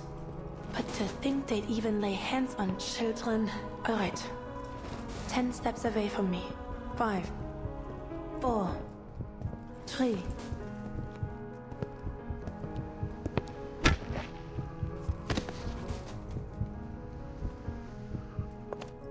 He lands a heavy, blunt strike clean on the Manus officer's skull. Don't worry, little ones. I'm a doctor from another hospital. I'll take you to safety. Just stay close to me and follow my instructions, and we will get through this together, alright? Maybe it's the smell of disinfectant she carries, or that they're accustomed to following a doctor's instructions. The children trust her quickly. Right. Hey, it's gotten a little quiet, don't you think? We should go check on the boss. Soldiers halt their search, turning with weapons raised towards their fallen officer. Come, get inside. Marsha crouches down and guides the frightened children into a small storeroom behind the stairs. She slips in last, swiftly closing the doors as footsteps approach. Will Nastya be okay? Marsha has no answer to this question. She takes off her cloak and drapes it over the children's heads.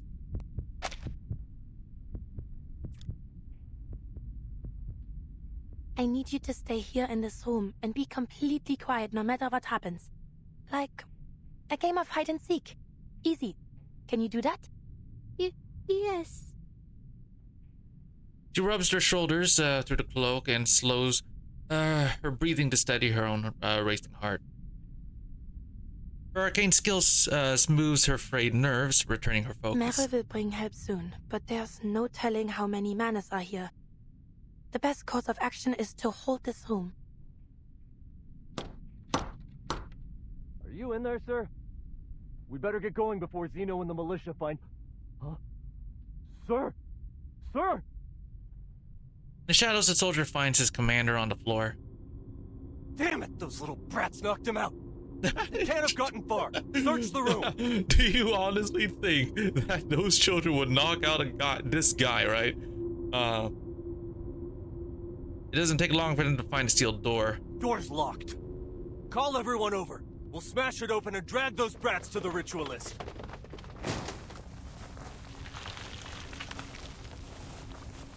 The door shudders under a heavy blow, the sound of cracking white ash, wood splinters among frantic shouts. Miss Doctor!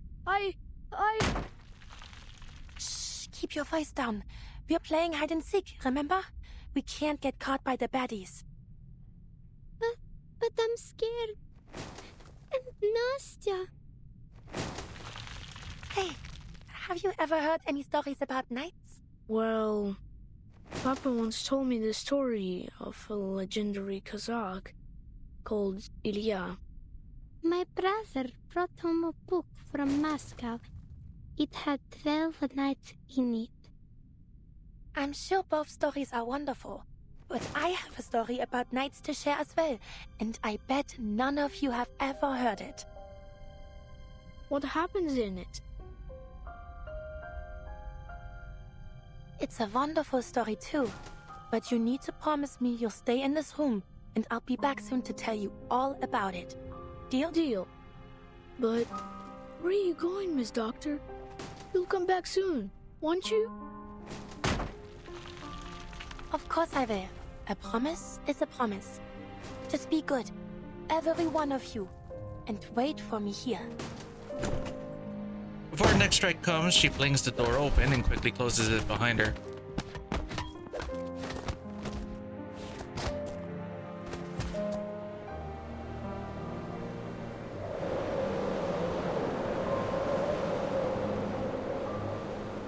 In a secluded monastery perched atop a high, snowy mountain lived a group of mysterious knights. Their swords glittered like gleaming silver when they fought across the frozen fields, their helmets and pauldrons coated in dazzling white frost. One winter, the snow fell heavier than ever before, burying every path in the valley beneath a thick, white blanket. Amidst the snow, a little girl had lost her way. She wandered all night seeking help and shelter, but all she found was the endless white around her.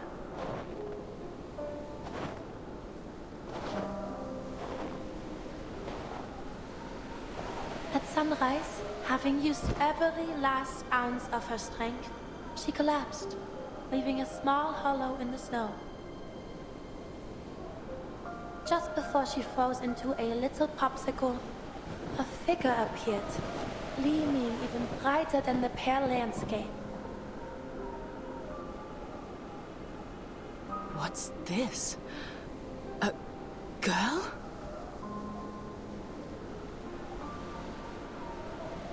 Oh, merciful Lord. I thought it only a stray fox. It seems my trip to the valley must be delayed. Come, child. Lean on my back and hold my hands. I shall take you back to the monastery and get something warm in your belly. Worry not. I shan't have you die on me.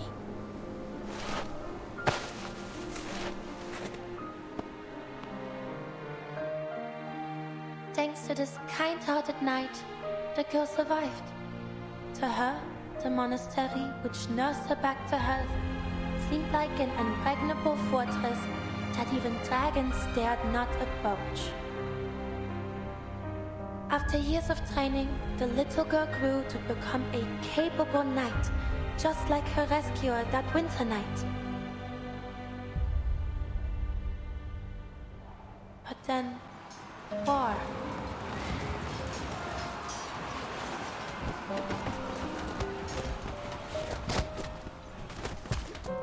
War found its way to their once secluded fortress, and she along with her fellow knights, was called to the battlefield.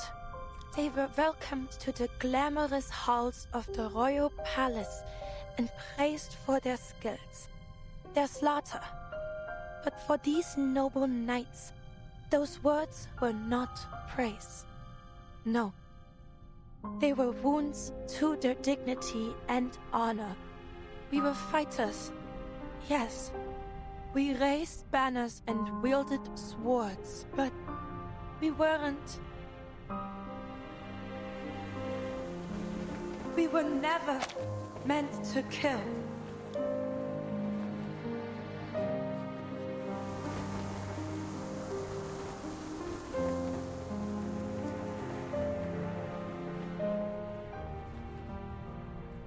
I hear someone. In that room. Masha, is that you?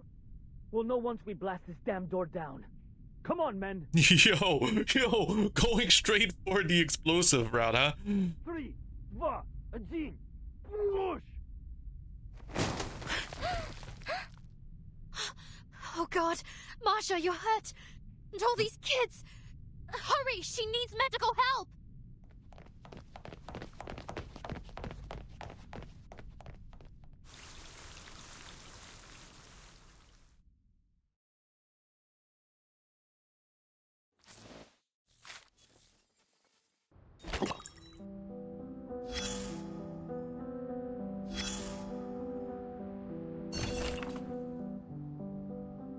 Oh wait, I can do that one later.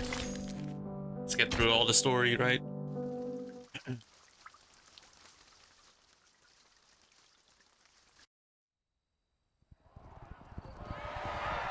The enemy's turned tail. Let's ride them down, Sergei. From horseback, the rider has a clear view. Upstream to the northeast, a few black figures are fleeing. They're running? Are you sure?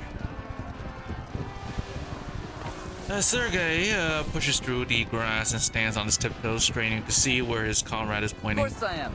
The moment those cowards saw us coming, they scattered like scared little rabbits. Left their heavy guns and supplies right where they stood. Wait, where the hell's your horse gone?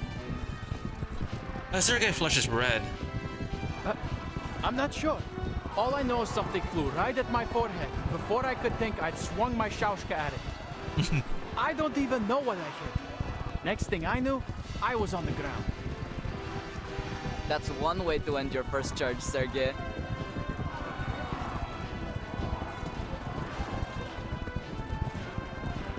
And to think you are whining about not getting to charge in first. Well, looks like you'll be waiting a while longer.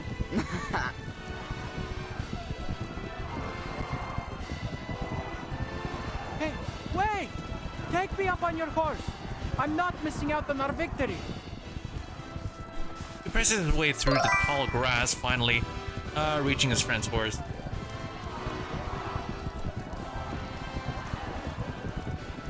Whining about the hydrate price. What do you mean? The hydrate price is fine. You lower hydrate. I'll think about it. I'll think for the hydrate. Well, to be honest, I don't have a drink, so I'll go grab a drink. I ran out of things to drink here, so give me a minute. I'll go find something to drink.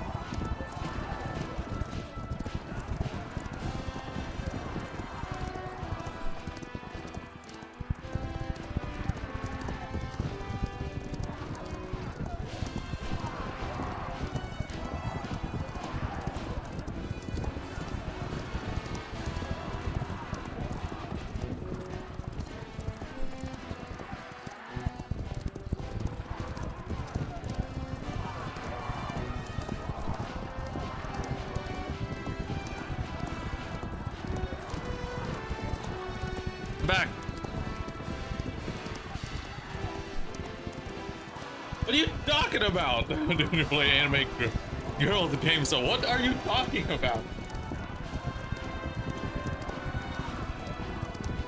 I'll play anime games. So what are you talking about? I played what's that game called? Madoka Magica. Played that one. Haven't played it in a while.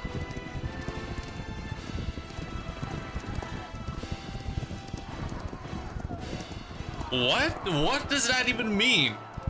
What the fuck does void mean?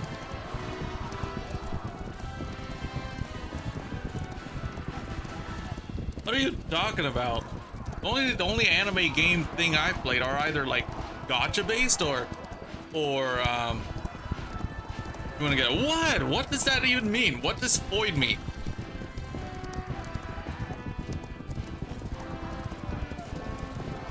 You will tell me right now, Zimmer.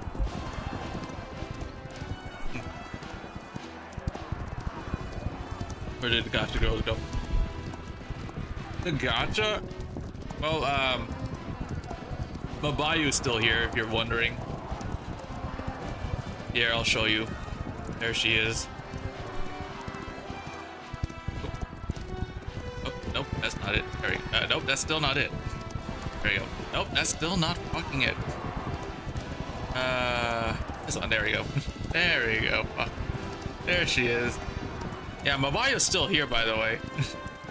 Ooh. Ooh. Okay, Mabayo, go. You may rest. They'll beat you. What do you mean?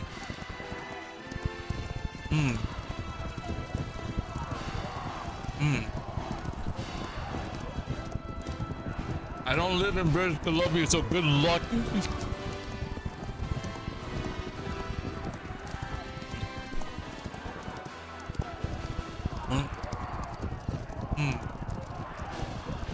Good luck trying to find me. I don't live in British Columbia.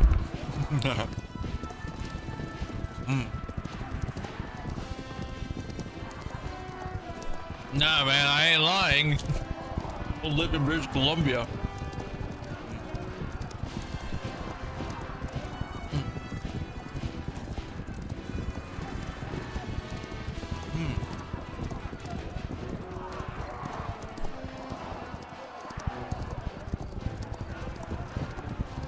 Where's my, there it is. You'll never find me, Zimmer.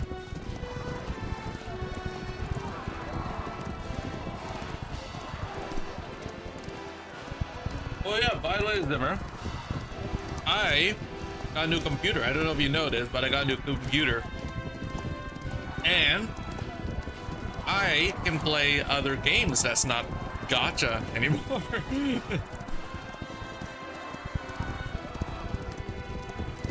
Am I 6? No, you don't. So yeah, Zimmer, I can like play other games now. There's like several games that I kind of want to go back to. Maybe I'll like revisit. Maybe I'll revisit Madness Project one day. I know Sir James Bond just. No, you don't. My set. There we go. Man, let's go. I could play that again, man. I got like a new computer. I can like totally. I can totally have fun with that again.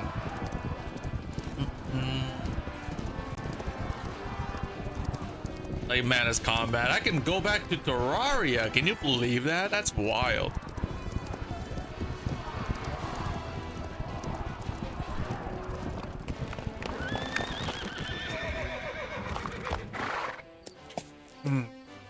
Rider on a tall horse cuts off the chase. The old Cossack sits straight, his goatee trembling as he speaks. Sasha, Sergei, all of you, stop your pursuit. But they're on foot. We can still catch them if we go now. Oh, the enemy is leading them into an ambush. This order comes from the commander himself. So do as I say, or I will haul your disobedient asses straight to his feet. Fine, fine. But why? You fought all kinds of battles, Yuri. What do you think?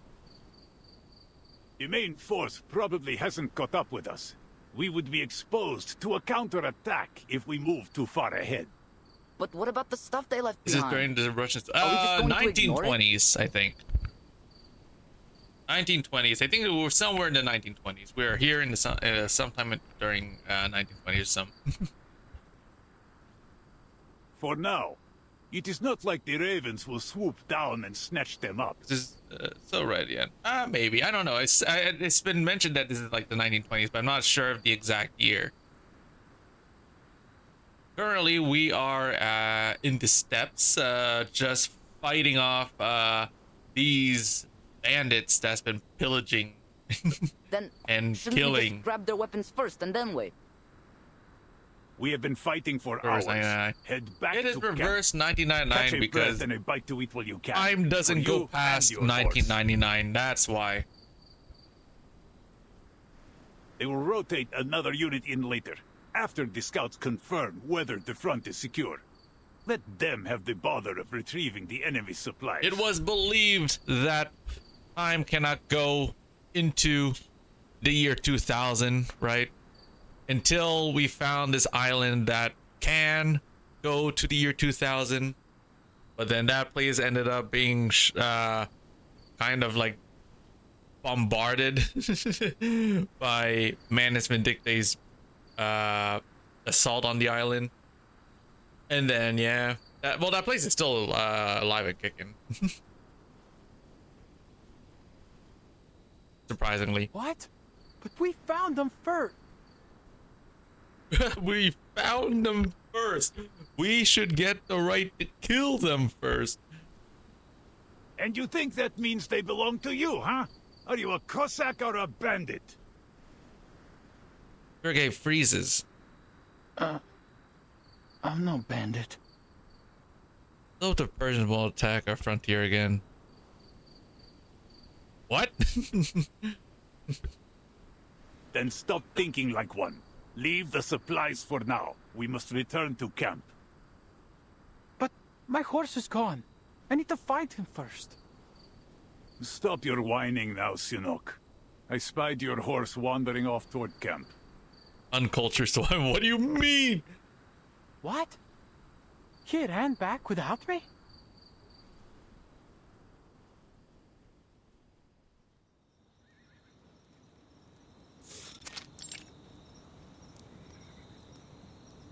The men and horses rest. They sit and lean against one another, looking weary. Here, drink this. Or use it to clean your wounds.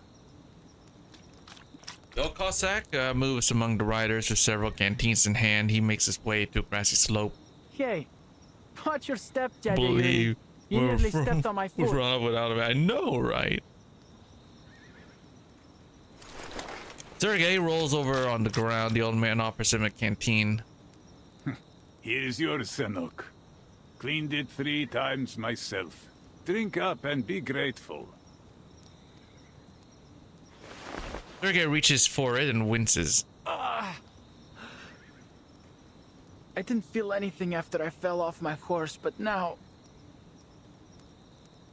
The old cavalryman's goatee twitches. He takes a seat on the grass beside Sergei. Your first taste of battle.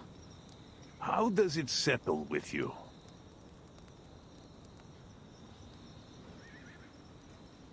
His voice is gentle now, not as sharp or scolding as it was on the battlefield. Well, it's not what I imagined. Having seen war for the first time, Sergei's naive excitement has faded.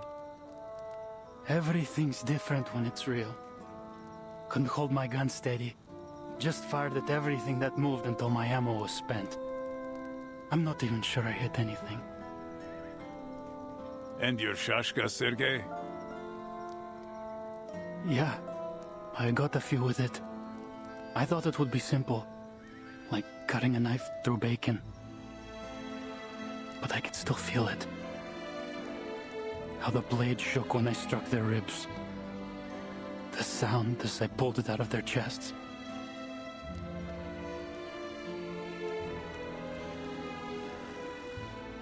Amid the snores of his countrymen, Sergei keeps his voice low. I think I'm going to hell after I die. Tete Yuri. The old Cossack tosses the nearly empty canteen into Sergei's lap. Boy! What did you do that for? I'm drenched. To rinse your thoughts. You are in Khulduun, remember? You were not allowed into their so-called heaven in the first place. What would heaven look like to you, anyway?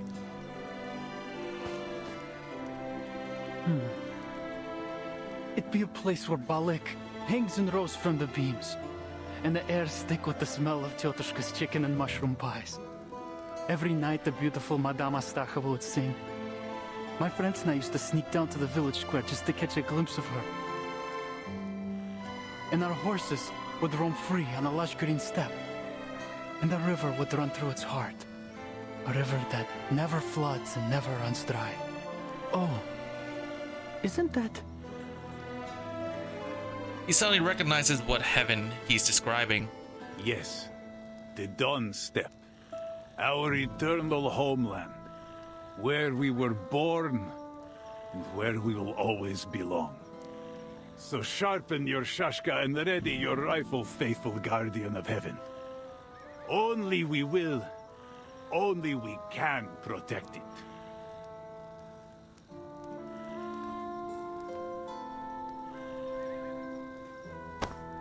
A firm clap on the shoulder brings him back from his thoughts. Go for a walk. Practice your aim. And be isn't it sure called a to yatagan? refill I don't know what that everyone's means. canteens on your way back. A yatagan. I don't know what that means.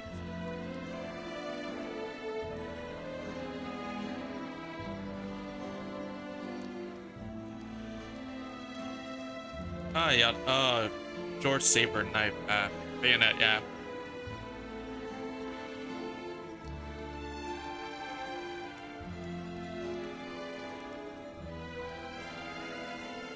Oh, okay.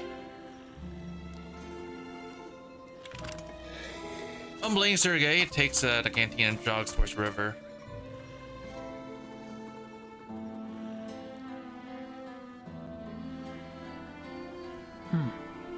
How can I become a sharpshooter like Daddy Yuri? Sergei lifts his rifle and tilts his head to aim. A moment later, he lowers it, frustrated. Something's wrong with my stance. If I hold a gun like this, the horse will throw me off again. How does the Colonel do it? She won the Xeno horseback shooting contest 3 times in a row.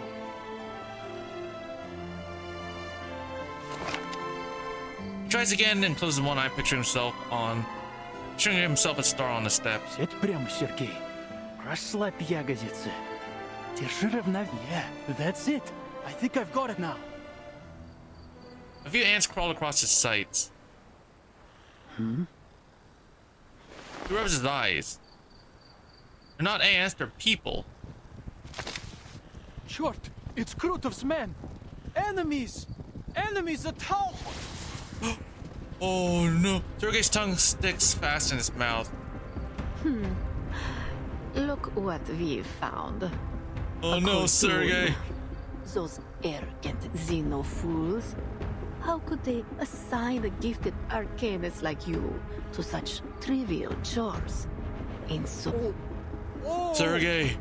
Oh no. Sergei answers the ritualist's taunts with action. Without aiming, he swings his rifle toward the night sky. He's a Slavic. Oh. The resting cavalrymen jump to their feet, their whistles cutting through the darkness as they press their thumbs and forefingers to their lips. Curse you! Children of the Great Mother of Resurrection, show your devotion to her grand vision. Oh no. And the imminent, brilliant, blank era.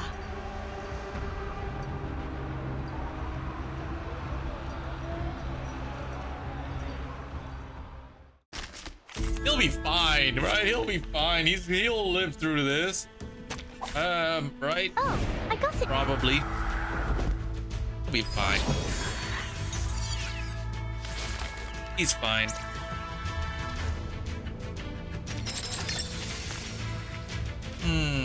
Let me handle that. What I'm good at. I can hear it. Restraint is part of the training. Peace and quiet. Slavs are strong, don't you know? Yeah, he'll be fine. He's fine, alright? He'll live through this. A sacred charge. A necessary counterattack. He'll be fine. Where do Russian men go? Who are these women? Don't worry about it. Ich schwör, restraint is part of the training.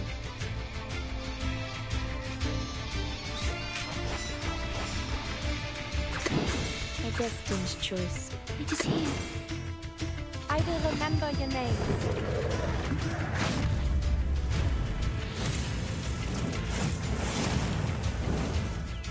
What if you make a not talking about his historical figures? Don't worry. I'll avoid delivering any lethal injuries. That would be honestly pretty cool. Are there any injuries? A dodge again with historical figures. Would be pretty cool. Gunsmoke filters the light as dawn breaks. At every 5 bursts, the maximum relay distance for cavalry field radios, the steppe is torn by gunfire and the cries of men and horses. But you'd have to include Hitler. Is that really an option? Do you have to?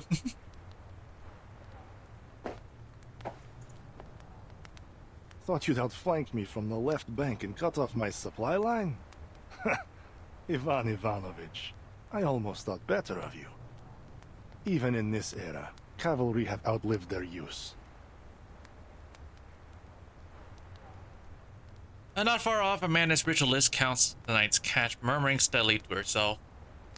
11, 12, 13 Arcanus in total. But the unit we sent into the city has gone silent. But do you really need to add Hitler into the game? The ritualist seems pleased. She nods and curls a finger. He's fine. Invisible chain seems to clamp around his neck. Sergei and 12 other captive Arcanists are wrenched forward. A deep cold starts to creep up Sergei's legs. Huh? He looks down. The earth has frozen hard from a chill conjured from thin air. It has glued his boots in place. What's the meaning of this, Krutov? Are you referencing about that one manga that did it? that did that? Krutov straightens his cuffs, looking annoyed. You sent Manis soldiers into Beregrad without my consent. This is far from the cooperation I was expecting. No. Wait a minute, think To be absolutely clear, General, Manus Vindicte's soldiers are not under your command.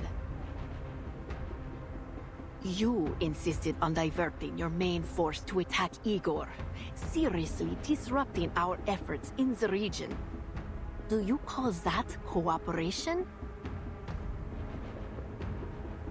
Those atrocious flying witches are flitting around, destroying our rights as we speak.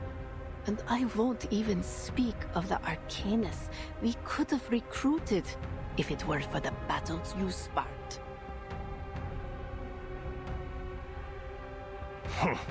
Soon, my army will reach the cavalry corps' siege. Igor will be forced out of his hole, his pathetic life will end, and his so-called legion will crumble. Screaming for hell, what did you do? I did nothing, don't worry about it. He just wants to leave, right? But I can't let him, right? As for the rest of them, they're beneath he can't leave. concern. Nope, The not Dawn will ever. soon be under my control. After that, you can do whatever you want here. Of course, our victory could be brought about even sooner with that gateway. Just open it and teleport my men directly into this siege. It cannot be done until you pass the mask trial and earn the right to enter it. He's going to die. He's going to these 100% die. masks. A convenient excuse to undermine me. If you refuse to scratch my back, don't expect me to scratch yours. My army will achieve victory. With or without your cheap tricks. Shoot. Ah, man, he needs her, right? Because she knows powerful magic shit. And he needs her. Pray, do as you please, General. Now, would you allow me to return these arcanes to her embrace? Krutov sniffs and waves a hand. The frozen ground holding prisoners begin to thaw. Deal with the injured humans while you're at it. They're no use to me. My pleasure. Ritualist pulls a bottle of smelling salts from her sleeve. Blow till thou rust thy wind. Bitter powder scatters on the wind, swirling and twisting among the captives. Go! No! Blood boils in her veins, her eyes parts and minds tuning into a strange rhythm. Sergei's thoughts have never been so clear. Wild excitement grabs him by the neck, willing him to turn toward his captured commander. Ritualist's arcane skill strangles the scream in Sergei's throat. His face contorts, his eyes bulging red as if possessed by some beast. In the red haze, his friends, his family, even his heaven all fall away. Oh no, Sergei. No! He and everyone else has been turned. Oh no. No, don't tell me that they got turned into like zombies, into some sort of zombies, right? Mustafa, get over it. Oh, Sergei's going to die, bro. He's going to die. I can already see it.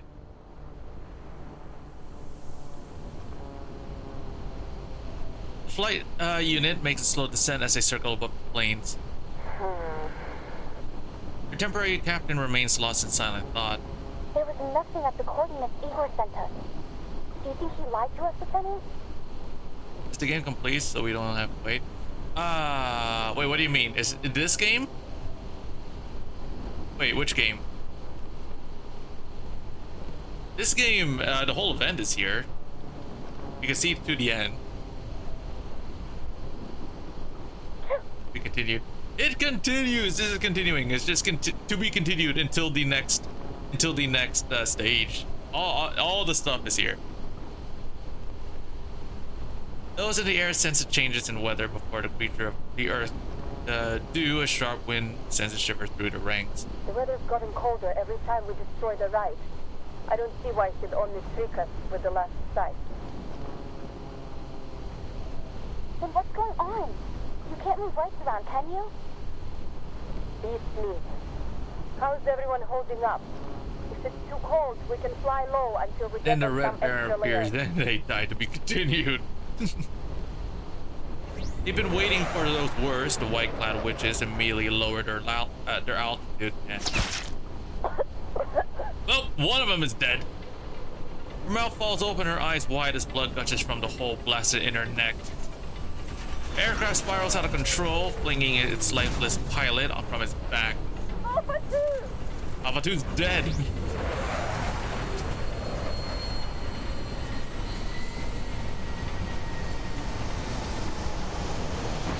Lilia plunges into a near vertical dive, catching the falling witch before she hits the ground.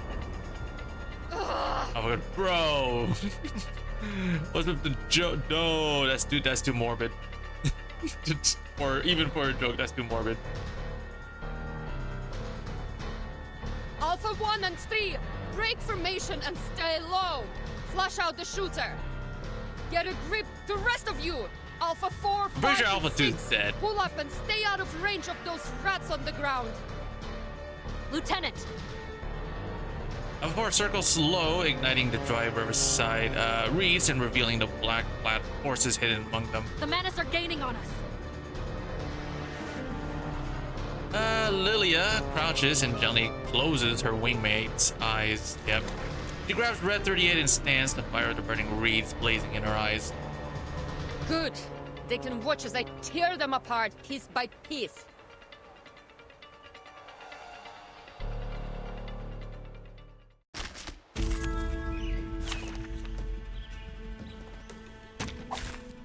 Ich werde meine Pflicht erfüllen. He's going to the hell no. She is a protagonist. She won't die. She is one of many protagonists. He will never die. Let me handle the pain. What I'm good at. Restraint is hard to see. Peace and quiet. Get out of here! A necessary counterattack. Oh, these villains! There's strength in restraint. You said that to Sergey too. Sergey's going to die, man. Ich schwör, zu beschützen, der River mit Flo durch I can hear it.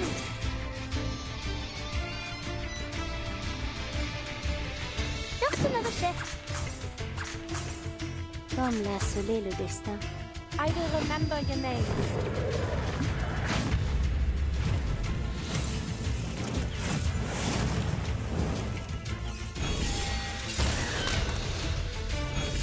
Zap will just brush it off.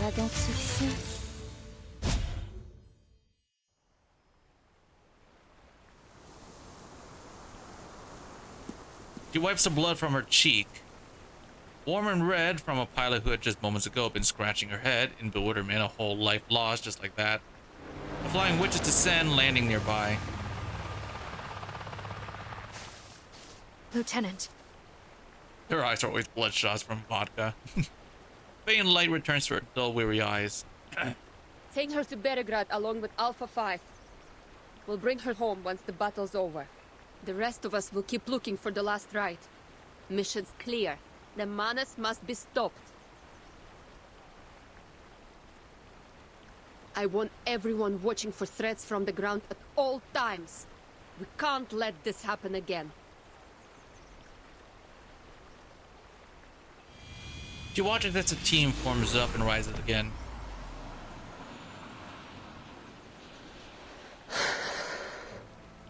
Сука, ебать.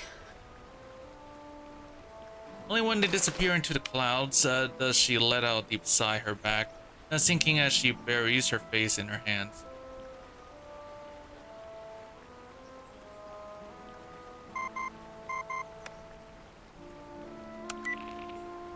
Hey, Capitan. Are you alright, Lilia? Zanetta and I have been trying to contact you for the past hour. Sorry. Manus rats kept me busy. Snake's name. About 42 miles southeast of Beregrad, my squadron was ambushed by the Manus. Alpha 2 didn't make it.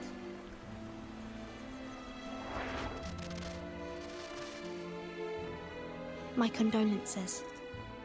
Heavy grief and anxiety hangs between them, the silence only deepened by the moaning wind outside. We've got some bad news of our own. Around midnight, the command post lost contact with the frontline cavalry. We haven't heard anything from Beregrad either. Scouts reported flares upriver. There may yet be survivors.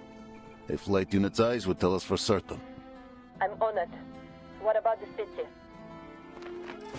Igor stands up from the sand table. My soldiers are responsible for the city's defense. I will go there myself to assess the situation. You promised to stay in the Sich, Igor. A promise I intended to keep. But as you can see, we are struggling on multiple fronts, and our enemy remains hidden. We all know this coalition's collapse is imminent. We must act. After a beat, the commander speaks. I'll lend you a horse. Appreciate it, but I will need more than that. Then a guy from earlier appears with his soldiers since he won the Portal Mass Challenge and up shoots. Nah, that ain't gonna happen. What is it? That guy is gonna die, bro. What's his name? Kurtov? He reveals the Arcanum, suppressing runes on his arm.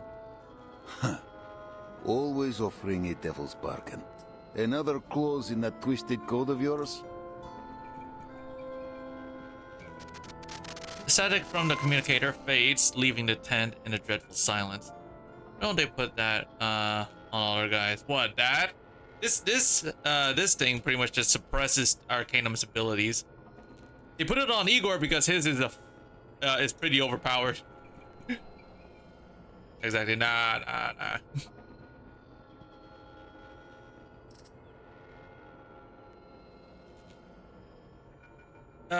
They need to like have put this on. They have to like have the enemies like be held captive. So does it suppress the guy who uses magic or magic? The person that this has it on, it suppresses their magic. like not completely suppresses it just to a certain degree, so that he doesn't like use it irresponsibly. It basically dialed down his magic by a lot. So not thinking of playing with your fireflies again, are you? Beregrad is unlike that battlefield. Tens of thousands have stayed in the city. Raining fire from above will do us no good. No. He looks down at the jar in his hand. The fireflies inside flicker and flutter. I will take action only at the right time and place. Our goals remain the same, to win this battle for everyone.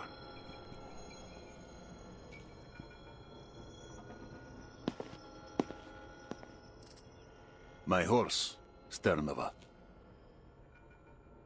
Commander. He silences himself, furrows her brow, and leaves. Commander turns to Igor with a wry smile and taps the table with his knuckle. Igor places his arm on the spot.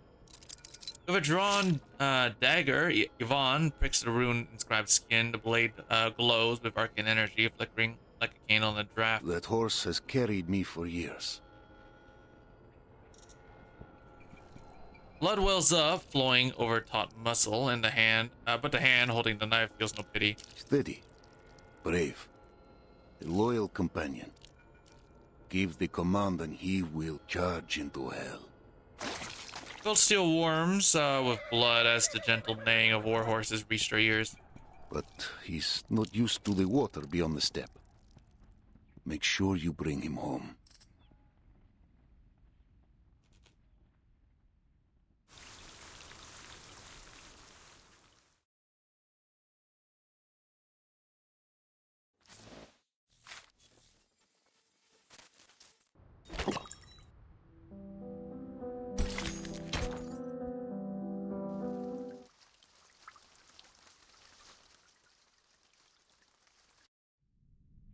I think this guy wants to leave. Nah, he can't leave. Absolutely not. You all know this H-Phase. He is the one who brought the gunfire and the one who now guards them. Militia allows Igor to pass, even guiding him to where the Griffins are now quartered. I'm glad to see you still remember Xena's teachings, Ptolemy. When facing a bombardment, remove all vulnerable units under... Silence and roll bodies under white sheets. On each pair of eyes rest two sugar cubes, pressing their lids shut. Ptolemy sits behind them, shrouded in a dark shadow. Father. How did they die? His son stares at the ground, unwilling to show his face. Only his trembling hands betray his emotion. Here's a written report for your review, Admiral. And then Sergei gets up. What? Igor does not take the bloody papers. Oh. I will hear it from him. Raise your head, Ptolemy. Tell me your course of action as the commander of the city operation. He speaks calmly, but it sends a chill through the room. Yes. Around 1600 hours yesterday, we coordinated with the militia and cavalry corps to eliminate several Manus infantry squads that had infiltrated the city. You already reported that during our last communication. And after the signal was jammed? I I dispatched an ad hoc squad to investigate the source of the signal interference. 5 Arcanist infantry troopers and 2 technicians. Yaroslav Levchuk was the squad leader. What else did you order them to do? His father has torn away the veil while shame burns Bartholomew's face. Fear freezes his words. I ordered them to sneak into the forest, to find traces of Krutov at any cost. and then that killed his men. Ooh. And then 6 corpses were delivered to the entrance of our base. You allowed yourself to be blinded with hatred, Ptolemy. How can I entrust you with the Griffon Legion if you can't maintain a steady hand? I know, Father. I made a grave mistake. I will accept whatever punishment you see fit. He pauses, the ache in his left eye socket betraying a resentment rarely shown in front of his father. But Krutov... I saw him! He was right there, hiding in the woods. I was so close I could see that arrogant sneer of his. Hear the incessant classical music playing from his tent. Well, they do, but the problem is they don't know where he is. They do not know his current location. That's why they are freaking looking for him.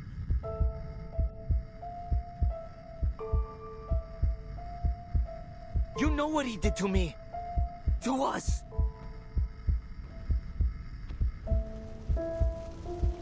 They don't know where his tent is. They don't know where he is located. Every time I hear that wretched name, my eye aches with unbearable pain.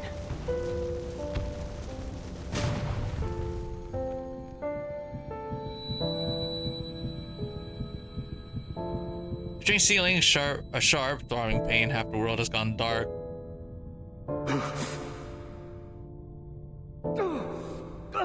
Medic!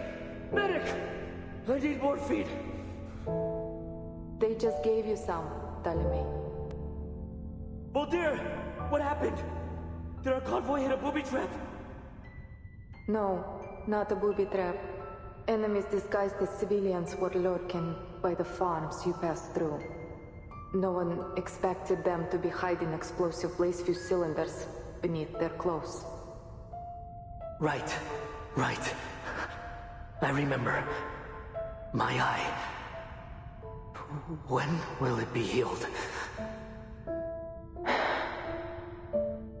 The retina in your left eye took a severe burn in the explosion. I'll see to it that you recover as much as possible. For now, just rest. He understands what this means. He'll have to learn to fire from his other shoulder. Is Captain Krutov all right? We were in the same car. He only suffered a mild concussion, thanks to you. I doubt he would have survived if you hadn't pushed him off in time. You should sleep, brother. I'll ask the medic to increase your dosage. Ptolemy grips her arm tightly. Did we win? Of course. Father's strategy was effective as always. We destroyed the enemy command post. We took Sector 4 decisively. Good. You need to rest too, Molly. And don't send for the medic. I don't need morphine anymore.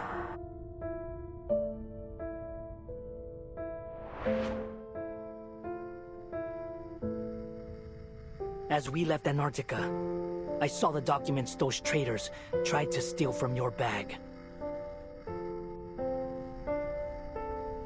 He was adopted. Yep.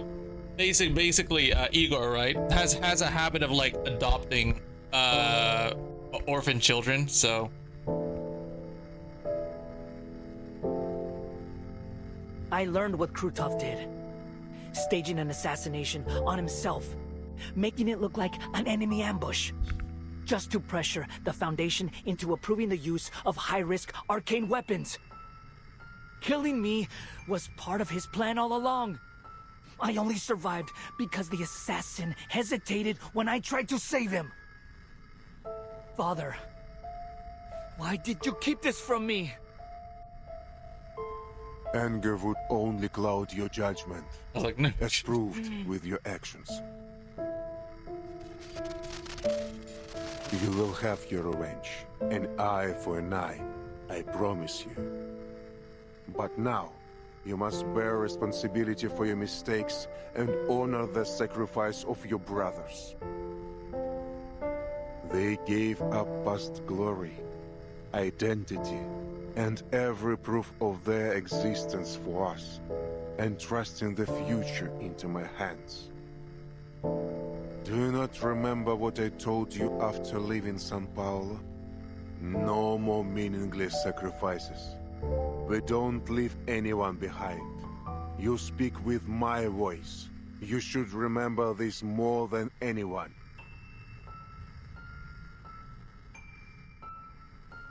I will, Father. Ptolemy touches the bandage over his burning eye socket and nods, willing himself to remain steady. What's that noise?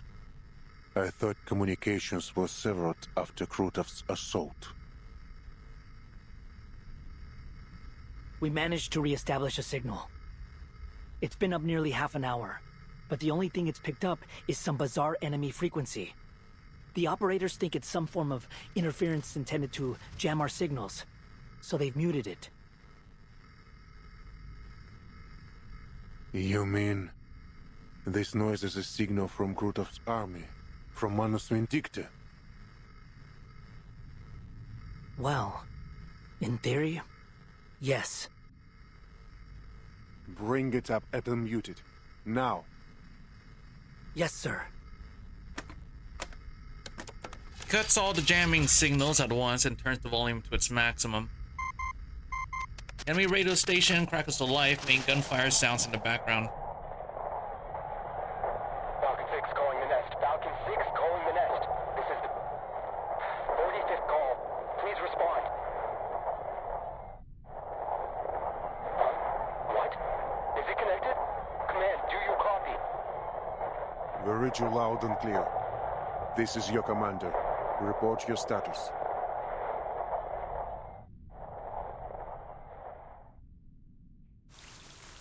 To be continued. Imagine just like the whole event just like cuts off right there. See you next week. But nah, we get to continue.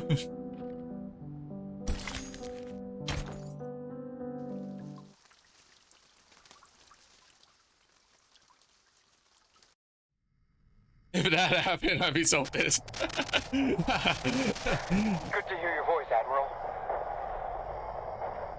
Is that... Levchuk? You're still alive? This is urgent. Enemy forces are marching toward the southern bank. Their armored convoy has already reached Damarovka. There are at least 2 armored divisions and 1 infantry division, plus 3 artillery regiments. Roger. Good work.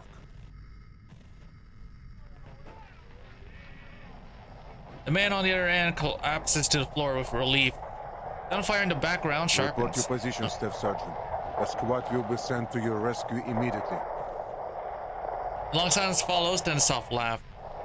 The gunfire grows closer, unmistakably so. Bullets seem to be tearing right past the receiver. Have you secured your retreat?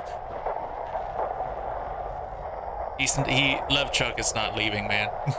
He's going to die. Commander, I, Staff Sergeant Yaroslav Levchuk, have successfully completed my task.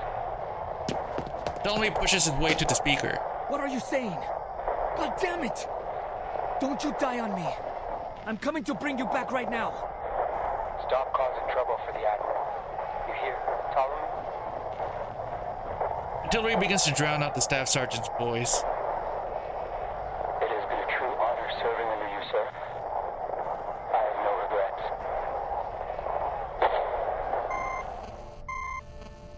As the gunfire swells, the signal is cut off. Along with the heavy breathing of their comrade, Reorganize the troops, Ptolemy. All units save the anti-air squads are to evacuate from Belgrade. Evacuate Belgrade? To where? The safe house? No, to the cavalry corps siege. We will make Krutov return everything he stole from us.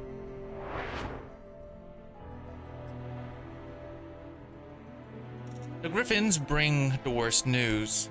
The commander swallows his grief and feeds the casualty list to the coals. In the solemn silence of the siege, he has already made his decision. The Morovka is the keystone of Krutov's plan. If it falls, Belgrade will face a formidable Arcanist force with armored vehicles. If only we had cut off their supply lines. The Legion can launch a raid from inside the Morovka. They won't see it coming. Even if your Griffins could strike the enemy undetected. Chief of Staff paces the length of the sand table for the third time. They won't hold long if Krutov keeps getting supplies and reinforcements. We have to cut them off. But how? I saw plenty of soldiers standing out by their horses. Couldn't they? Они же всего лишь дети! Dronova slams her hands on the table, scattering the markers. All the grown men rode out in the first sortie. Most of them lied about their age. Just trying to get a good meal. Their hands haven't even been toughened by the rains yet. They're boys, not soldiers. Sabina. Commander pats her back and ushers her out of the tent. Bruh. Definitely. Nah.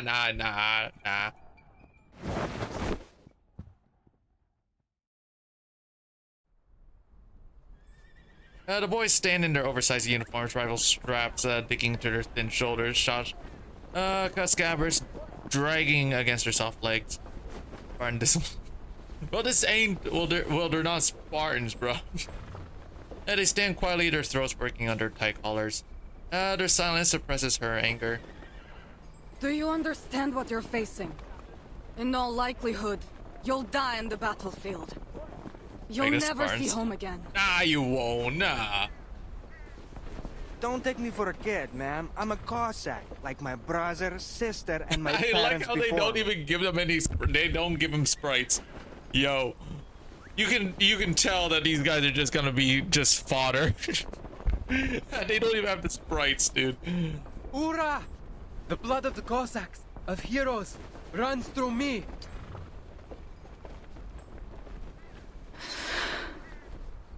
We may be young, but our blood is strong. No Cossack fears the battlefield. If it means losing a hand, a leg, or even our lives, we'll do anything, make any sacrifice to protect our homeland. Those familiar words strike her deep. See, Igor? These soldiers will drive those masked lunatics from the steppe. Their future rests with the young. We old-timers have no right to shape this era.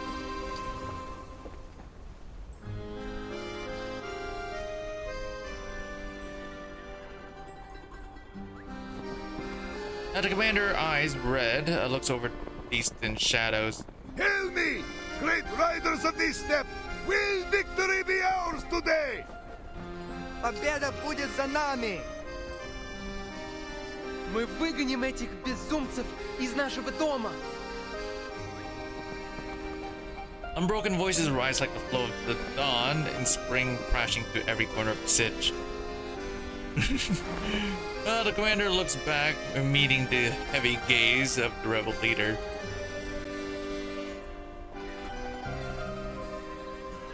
This isn't Russia, dude. I don't think, dude. I don't think that they say that. This is our last chance. His hands are noticeably quivering, but no one blames him for it.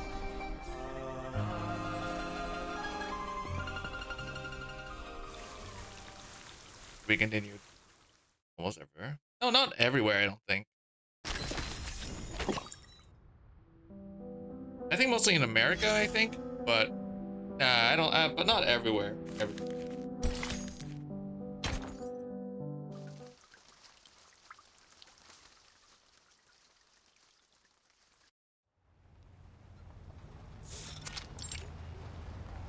I mean, I am European. Well, we're in the middle of the tundras of freaking Russia or somewhere, so Eastern European. Heavy armor rolls into Morovka through through the river's shallows. Treads grind the village's stone road to dust from the machine scorches the old willows by the bridge. The falling rush of wind killing the ash from them. I haven't seen the timekeeper in a while. Oh, there's Sergei. Sergei and the other captive Arcanists are being marched to the village by the Manus ritualists. Those who fought now feed the frozen earth, silence and obedience rain. Ah, man. What are you looking around for? He's going to make the ultimate sacrifice, right? As the guns rumble past, an older captive hisses at Sergei. Despite the ritualist brandishing of her whip close behind, Sergei strains to look as they pass near his uncle's house. I'm from this village. Oh, I'm sorry. Hey, don't say things like that. I'm sure most of the villagers fled to the city before all this happened. He lashes at Sergei's back, tearing flesh. Blood runs down the grooves of the whip, quoting the inscription in a shimmering scarlet glaze. Keep quiet. Dude, she's going to die. I bet she will die. The pain renders him silent. The blood-stained runes sever his link to Numa, sending his arcane mind crashing to the ground and intensifying pain. The older Arcanists support him. They bend low together, another silent pocket in the procession.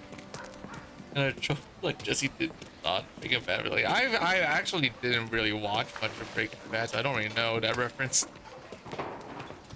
Krutov steps out from the armored car, a heavy frown on his face. I need hands to clear this sludge from the riverbank, or it'll slow our advance. Put some of these captured Arcanists to work. Understand? It would be my pleasure, General, but I'm afraid they'll be of little use. Per your previous command, I have yet to put them through her benevolence's trial. She glides her thumb over the whip's ridges, the coagulating blood smearing over the grain. She touches the inscription slowly, reverberantly, as if to confirm the channeling of some sacred affliction. And to avoid complications, I've prayed for her blessing to ensure their Numa remains completely dormant. Then where on earth are you taking them? Oh, just a small trip to the wilderness to harvest some hawthorn twigs, red carnations, holly leaves, and, if possible, a few devil's finger mushrooms. If you need to hasten the march, I could provide you a shortcut by freezing part of the river. You know such a skill? It's no great feat, really, but it comes at a small price. The soil we stand on will be utterly infertile for 3 years. So, do you wish to drain the life from this place? As if I'd give a damn about some pitiful village. Krutov lifts his chin to signal the ritualist to act. We've already eliminated most of the Xeno cavalry, but their remnants will likely attempt to regroup and make another attack. We must take the battle to them before they get the chance. Dude, that ritualist is going to die. Same with Krutov, bro. Let He's the going river to die freeze, too. and we will carve it as Igor's tomb. He smiles a yes. As the whip is cracked, the air tears with a shriek. A flight of pointed hats split the clouds above, their trails streaming like banners. It's screwed up! I spotted the bastard! Lilia dips her broomstick and the formation tightens into a sharp arrow behind her. To me, Alpha Team! Target confirmed at 3 o'clock from the dead tree at the bridge. Weapons hot! Flying witches lower their goggles and dive like white shooting stars over the battlefield. Let's blow them to hell!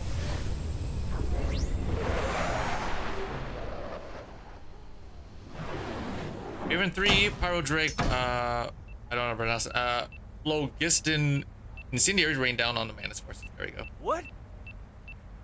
After a brief pause, flames pour from the fire dragons crawling onto no armored cars through their observation ports.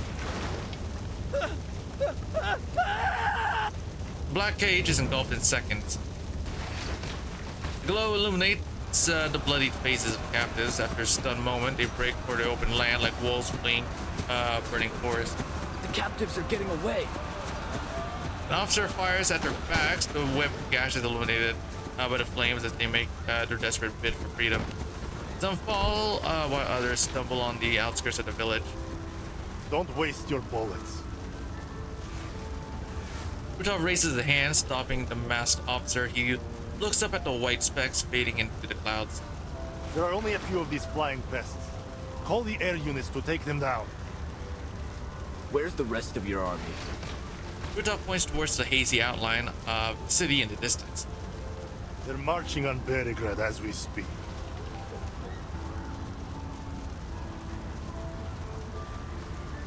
Oh yeah? Did the guy die too? Why not concentrate your forces? Did that guy die? Tabaritsky, right? Did he die? I was hoping he died.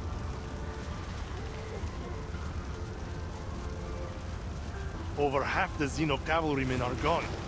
When my Similar, men storm the telling city, you, they will look my- crumble oh, at really? my Hold on a feet, sec. and Igor will be He fine. did. Yeah.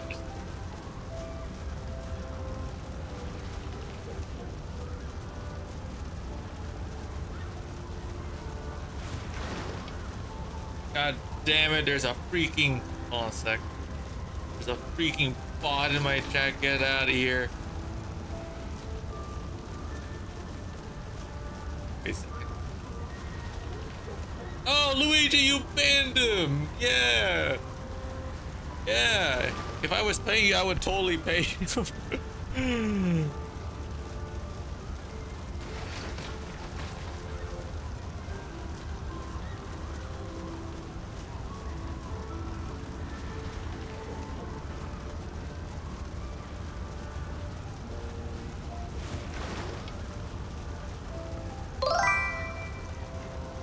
Give me a second while I look for him. This thing I...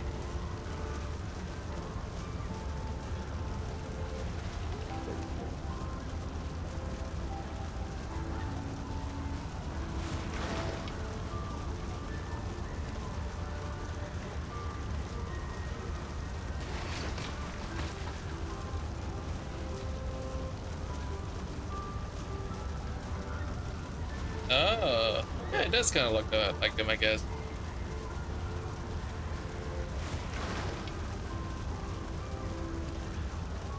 Monthly pass.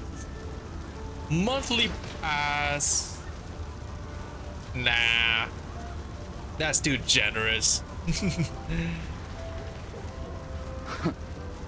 Let's hope everything goes as smoothly as you say. I'll be taking my leave now. The officer turns its foot, sinking into the soft false earth. What's Fireflies. this? Yeah. Oh. A Baba Yaga ritual. Step away from it. You. Too late. It's been a long time, Krutov. Charging Oh, head shit, first dude. alone into the wolf's den. Your tactical brilliance continues to astound. You haven't changed a bit, my friend. Arrogant and ignorant in equal measure. Igor is pretty badass. Alone? I'm afraid not. Oh, Meet my shit. new allies.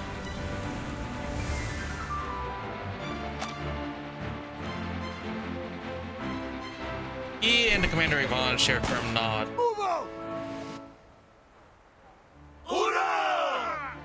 Yeah, there's the hurrah. There you go. You happy now, Zimmer? There you go. They said hoorah. They said it. They said the thing. Cavalry splits charging down the clear paths leading out of the village. The guns, blades, and hooves shattered the Mantis force. But they has improved tenfold. Hell yeah. They're heading to... As a former member of the Sentinel unit, it takes him only a moment to grasp Igor's tactic. They're going to cut us off! Third company, stop those riders at once! Griffins, pin down the Menace infantry. Oh, Lieutenant Talo. Krutov smiles a cool smile as if mocking a cub that has overestimated its strength. I hope you're not suffering too much from the pain where your eye should be. Fuck, traitor! Bloody Shashka cuts through the air. Hold back, Dolin. It's not time yet. Yes, Father. We can see the map of the battle. No, we have a tactical map. There we go. Like, look at that.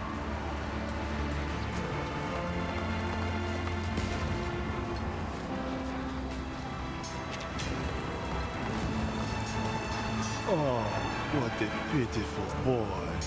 Can't even hold his gun steady without Daddy's help.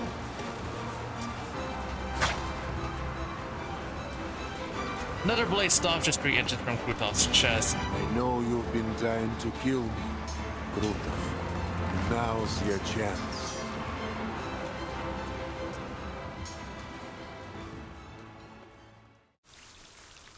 To be continued.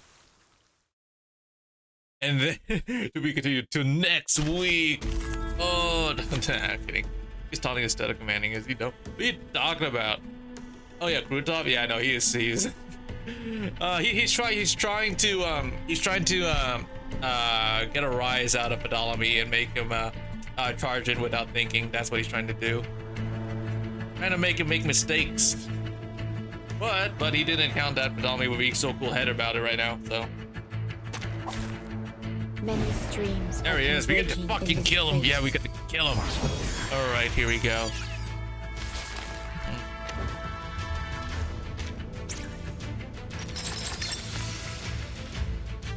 I think this guy wants to attack.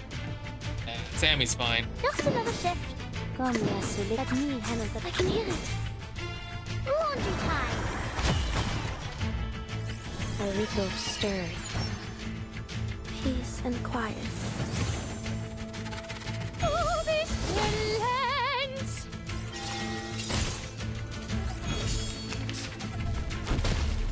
A sacred charge. I can't remember what happened if it happened. Oh, there we go. Restraint is part of the training. Let me handle the pain. It is here. Restraint is part of the river le flow de Sephiroth. There's strength in restraint. Please, stop this violence.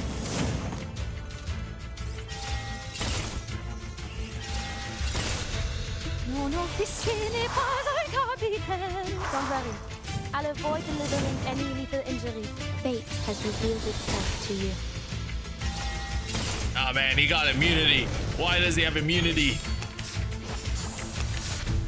I don't get it. Peace and quiet. Alright, we got this. Ich war a glimpse. Let me handle the pain. What I'm good at. I will remember your name.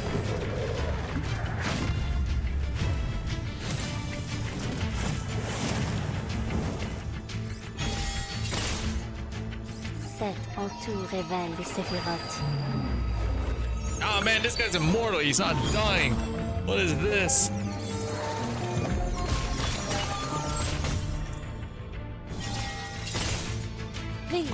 Stop this violence.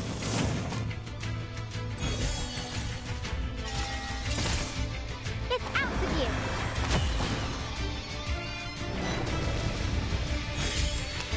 The ground's shifting. Everyone, stay back. You've grown weak, Igor. You don't deserve the reverence you once held. Look, even the land itself turns on you. I don't get it. Oh, he's dead. A sacred charge. That serves him right. The curtain.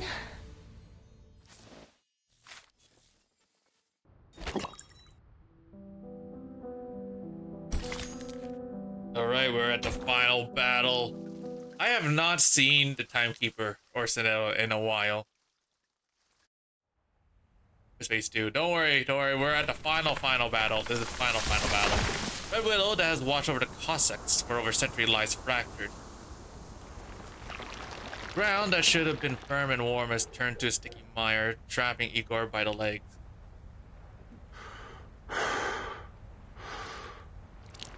Blood courses through his already throbbing veins as the power borrowed from Baba Yaga puts an almost unbearable burden on his mixed blood Arcanist body. You've grown stronger. In like a hunted beast, he can only watch as the enemy commander approaches. Admiral Igor. Krutov stops a few paces away. Still catching your breath from the teleport ritual? Igor only glares, his chest heaving. Krutov knows this proud old lion will not bleed, not even in his last moments. Don't worry. I'll soon put you out of your misery. But first, answer me one question. Oh, guys. He's making the same mistake that all villains do. And then Sergei appears. Dude, he's making the one mistake that all villains seems to make in fiction. Answer me this one question before I put a bullet in your head.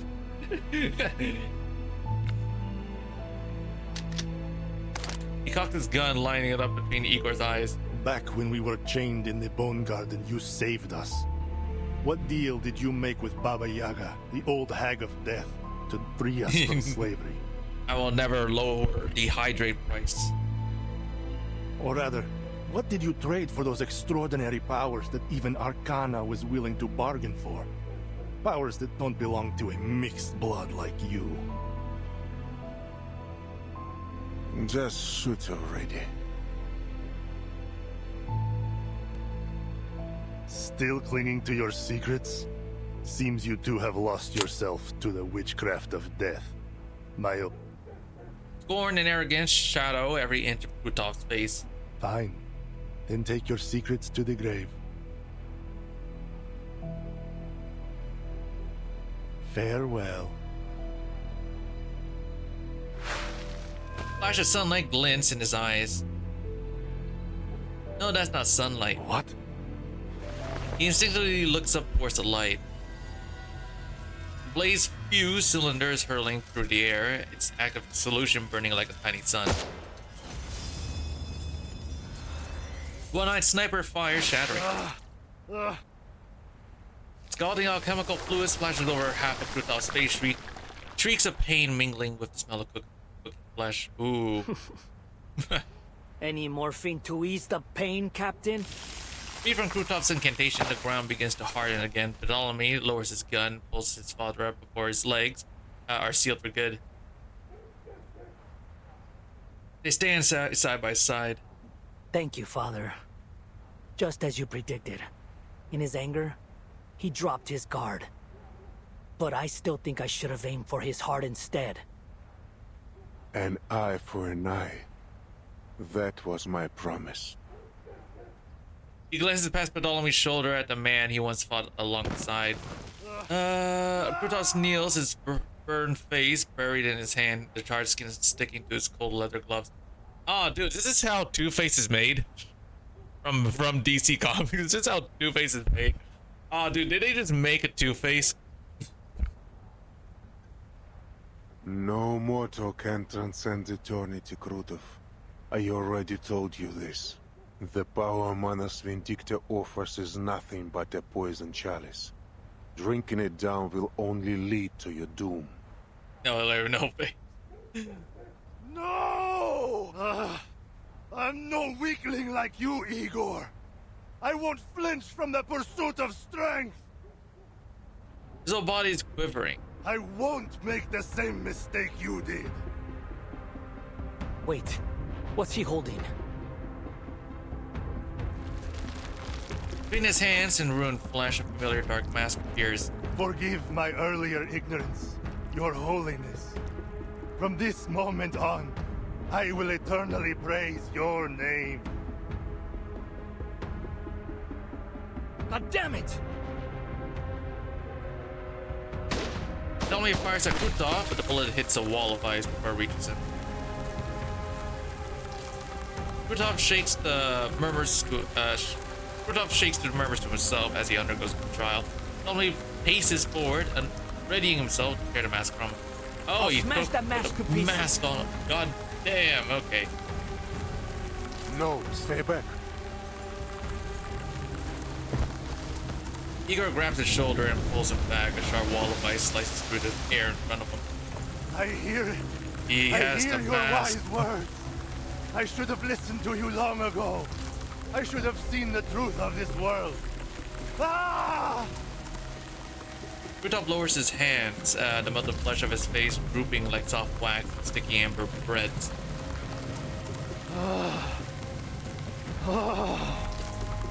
Mother of resurrection. With the hand-shaped mask failing his eyes, a whirlwind of chilling air begins to spread from Krutov. This coat, it's... I see. Krutov has passed the mask trial. That Manus ritualist must be hiding nearby. She's given him the power to contain the entire stolen winter on his own. What? So that's why the Flying Witches couldn't fully stop the ritual. Who'd have thought Krutov was? Igor draws his shashka. It trembles in the sun cold, but frost forming in diamonds along its blade. Inform Lieutenant Lilia at once. We found the final rite. It was Krutov himself as the final rite. Alright, now let's go kill him.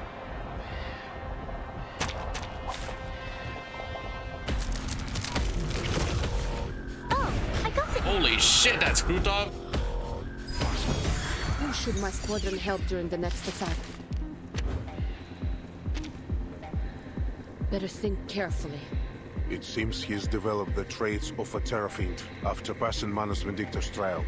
Watch out for his channeling effects. He's a monster now. Rotten to the core. Father, we need support from the Flying Witches. Was his face reacted? So does the Cavalry Corps.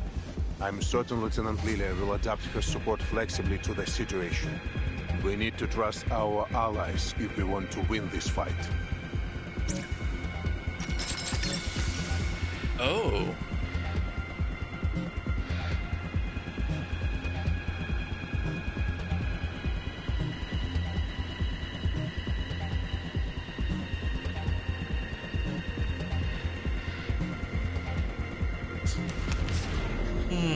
Let's see. The flame is part of the... Just another shift.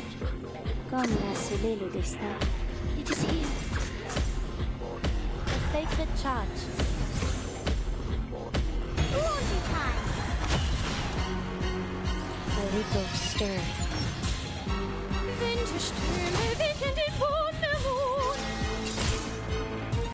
Help is on the way. Coordinate with them.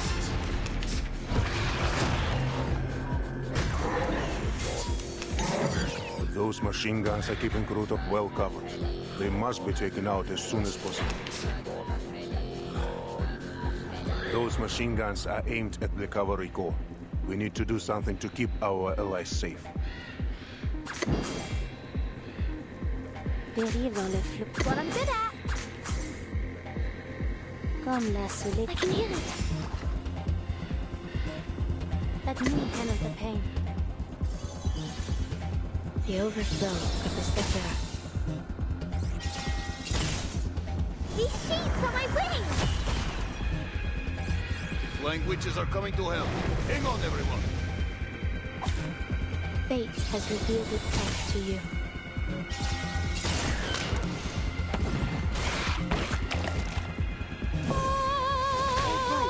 Break formation. Please, Air support stop has this arrived. violence.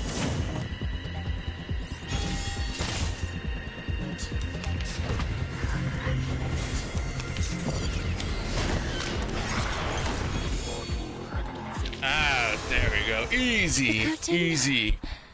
has fallen.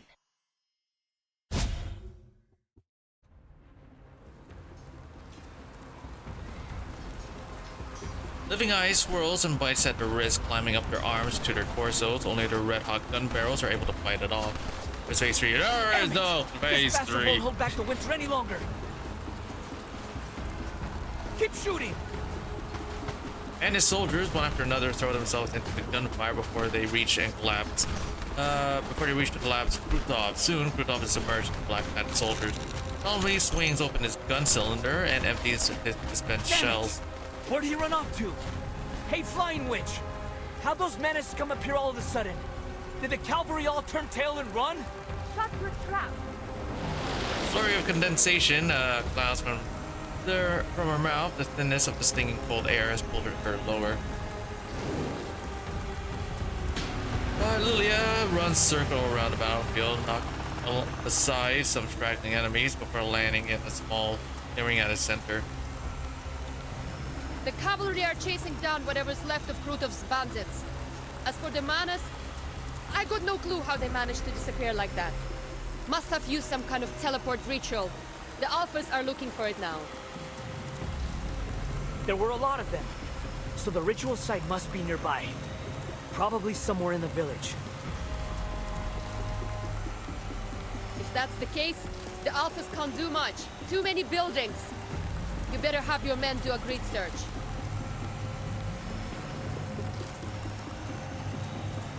How about we carpet bomb them out?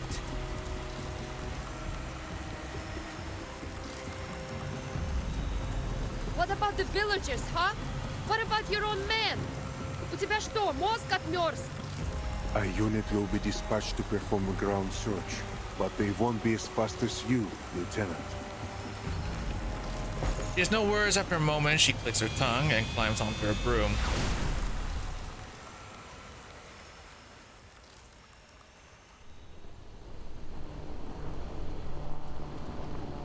Based on the direction of the reinforcements, the teleport ritual site must be in the south of the village. Freezing my butt off here. Ugh. Where is the damn thing? A whole army went through it. No way it just disappeared without a trace. Блять! Leia squints the glare from somewhere on the ground, almost blinds her. She bangs hard, just barely avoiding a roof. She tries to hide in the clouds, but the glare follows her every turn. Swear, if I catch the ground duster who dares dazzle me right now, I'll give him a missile to the face. Missile to the face. Oh, is that Sergei? That is Sergei, isn't it? And Sergei, if you shine the light of that telescope into my eyes one more time, the last thing you'll see is a missile to the face. Understood?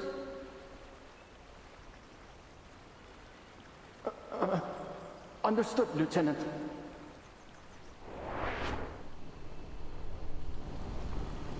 Sergei! Pulls down her goggles, drops lower, and searches for the light source. His pair of binoculars half shattered, looking like a sorry children's kaleidoscope. They're in the hands of a wounded young rider in Xeno uniform, looking just as tattered. He waves as he jumps lively as a grassland hare, one hand pointed. What's he pointing at? The stable? Why? There's something in the stable? Wait! It's got to be Krutov! He spots a limping Krutov being led into a stable by the ritualist. I see see them, Sergei! Stay back! Oh, dude, she gonna bombard the stable, bro? She did. Ah, yes. Ice and dust scattered the explosion. By the time Lilia lands near the ruined stable, Sergei is already digging through the wreckage like a mole. Didn't I tell you to stay away? Krutov and that ritualist could still be alive down there. No, it can't be. Sergei climbs out, brushes himself off, and runs to the lieutenant. The place is tiny, but I don't see them. Not even a trace. They got away again. Lilia kicks a small mushroom at her feet in frustration. Probably used multiple short-range teleport rituals. Blech. Hopefully the Alphas find something elsewhere. So, how did you end up here? We can save that for later, Lieutenant. All that matters now is that I'm alive. For a moment, I honestly thought that this would be it for me. He almost stumbles over his words to get his next question out. How are things in the city? What's happened to Commander Ivan and the rest of the Corps? It looks like the bandits and the menace are gone. What's going on? Come on, tell me! Did we win? Lilia crosses her arms, not knowing where to begin. She takes a long drink from a flask she hasn't opened in a long time.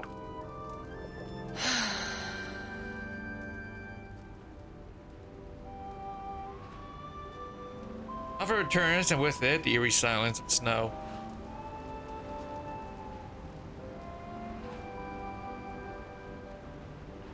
A distant sound answers for her.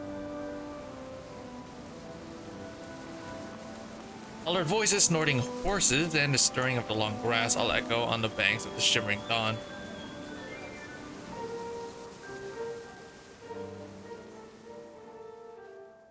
They did what they could.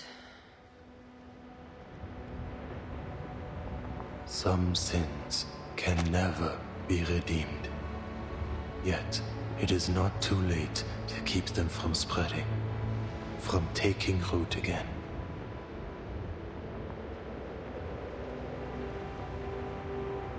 For one's own sake, and for the sake of home and family.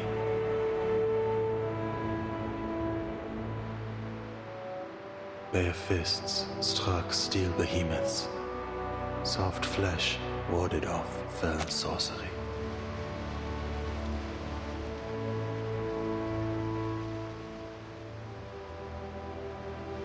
Their brittle lives were laid down so that others might be spared.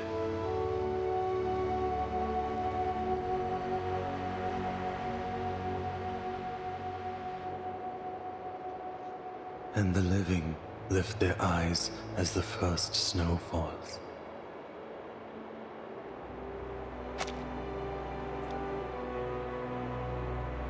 Time finds its rightful course once more. Oh, just for thumbnail stuff. I'm gonna like pick which one I should use for a thumbnail.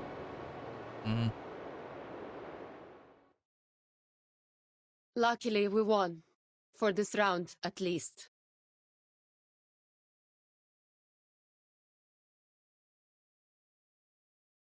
Random.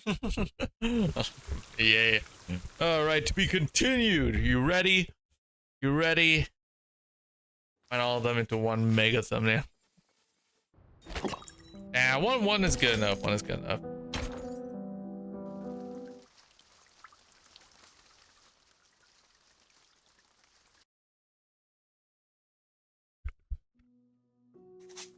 My mission on the Eastern Front is over, but the battle that took place here has left an indelible impression on me. It still strikes me like lightning. In the city of Beregrad, civilians, barely knowing how to handle a gun, gave their all to defend their homes from bandits. I wonder what's going to happen to Meryl, bandite. right? She's a deserter of the Foundation, so yeah, if she goes back to the Foundation, she's gonna face some serious trouble if she goes back. The unyielding defense of the city streets. Oh yeah, there's a character named Meryl in the last event that connects to this event, right? Basically, she deserted at the end of that last event. The enemy's main yeah, I wonder what's gonna happen to her if she decides to go back to the Foundation. Yeah, she's basically a deserter. She like left, right? Some lost their lives, but many more will live because of their sacrifice. I am certain those names will be remembered on this step forever. As an aside, I ran into Charon here. What are the odds of that? It's a shame I don't have time to share more stories with you in just one letter.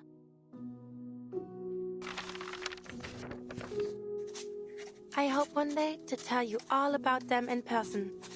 And don't worry about me, my dear Marianne. I'll soon return to the Foundation headquarters. I look forward to hearing from you.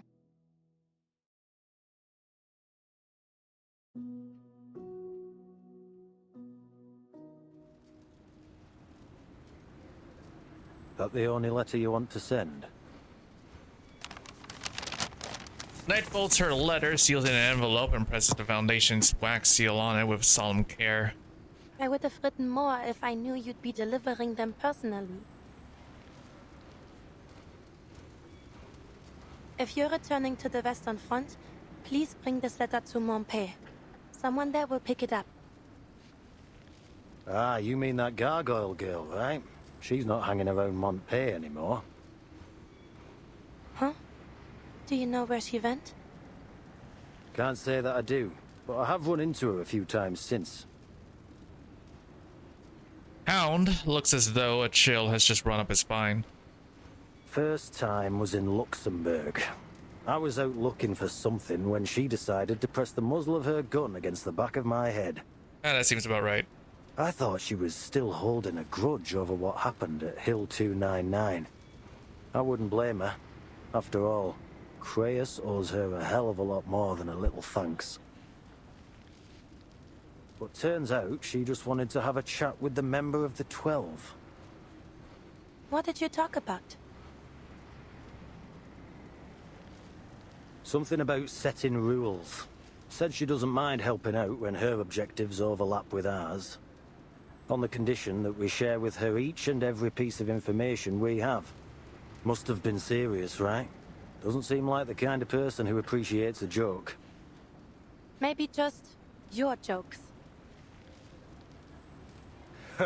Could be. Anyway, I don't know her exact whereabouts, but finding her again shouldn't be too hard. I'm sure she wouldn't want to miss your letter. Thanks. So, why were you sent here?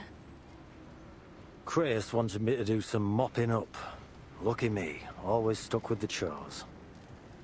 Watching to see if the Xenocor here show any unusual political tendencies after the battle. Making sure they've cut contact with Ego. Oh, and Blackbird. He pulls a document from his coat and hands it to Marcia. After a pause, she carefully opens it. Meryl, head to the Don River region immediately. Cover your tracks and investigate the Golden Famine there. Reyes, November 10th? That was before Meryl's desertion. Then, she didn't run away after all? Nah, the date's fake. Creius wrote up this secret order right in front of me after your report. This is to save her ass, bro. The seal on the signature hadn't even dried when I set out. A little paperwork filed after the fact should be harmless. I see. Are you sure you should have told me this? Your Malai's face darkens unexpectedly. We're on the same team. If we can't trust each other, we'll all end up in the ditch when shit hits the fan. Know what I mean? You make a good point. Meryl's still resting. Should I call for her now? I'm here.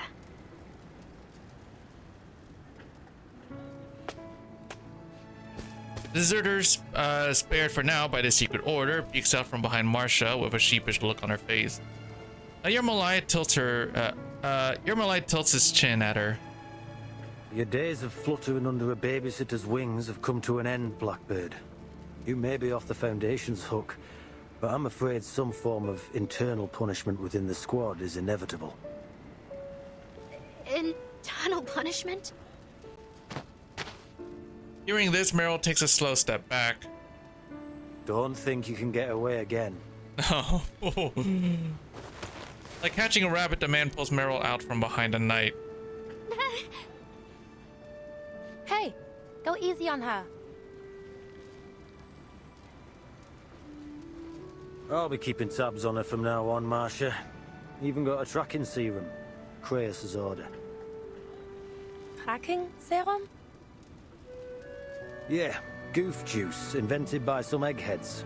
Still in development, actually. Our little runaway will make the perfect lab rat. I won't run again. Trust me, I swear. Keep that voice down. You trying to tell the entire world you're a deserter? Or you looking for a taste of Dumbitter portion? No.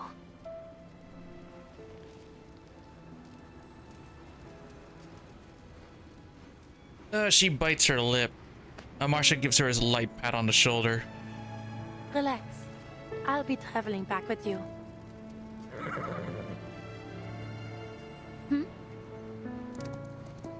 The Black Warhorse trots over from down the street, his old friend beside him. It is good that you've returned to your friends, Mera. May your journey ahead be a safe one. And thank you, Marcia. Tending to this broken body must have taken a great toll on not you. Okay. No, not occasionally. Why? For any pain it caused. Please, don't think of it that way, Charon. I can handle my arcane skills. Why do you? I'm just relieved that you're back on your feet. Do you, Zimmer? Do you do that? Gotta say, I was surprised to hear you'd made it out this way, Gravedigger. Yes. Radian told me it was you who covered Meryl's tracks.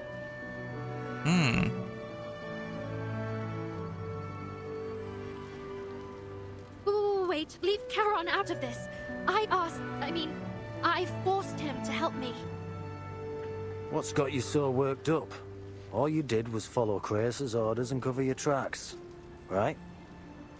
I'm not disappointed. What are you talking about? Yeah. No, wait. Did I? Yeah, you did. And keep that in mind if anyone asks. Oh, okay. Charon, struggling to follow the conversation among the 12th squad, gives up trying. Life must flee death. It is our most basic instinct. Death is impartial, unstoppable. No creature should be punished for running from its shadow. Sure. Don't worry. I'll make sure our friend here stays safe and sound. Wait, who's this guy? Wait, which guy? Aaron? Aaron, he's with us since, for a long time now, I think. A small hope in this grey world. He is that.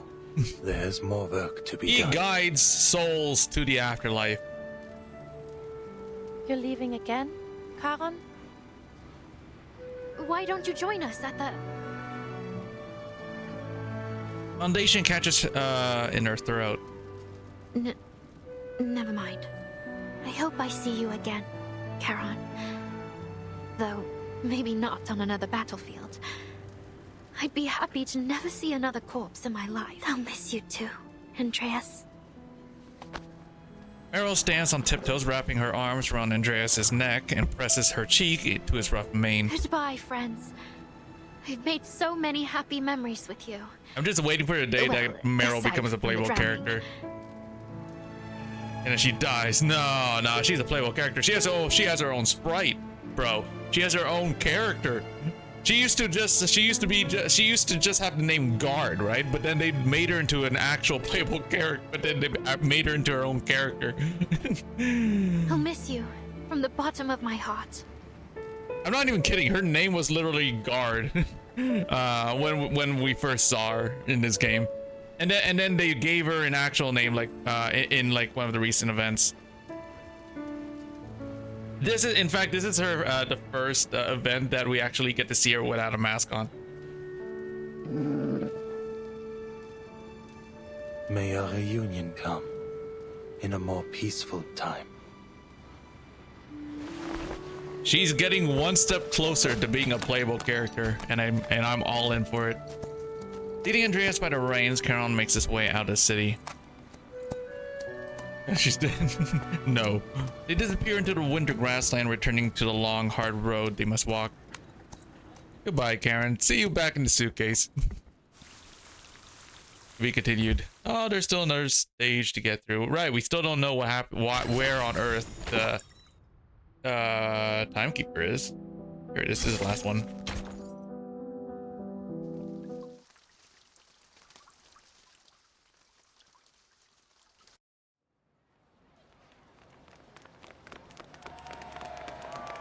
The streets of Beograd are packed. People hug and laugh, and the soldiers drink and sing to their hard-won victory. But deep below the church, in a room from another age, there's nothing but silence.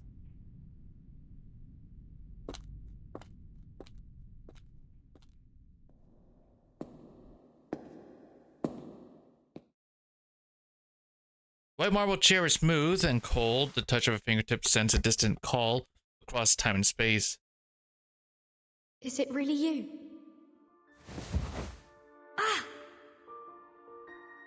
She sits in pain prickles through her skin, as a pain that's not her own.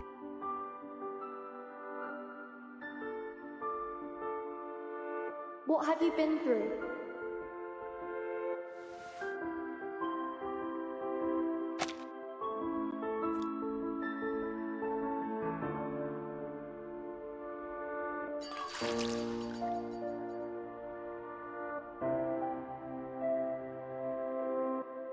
Where are you?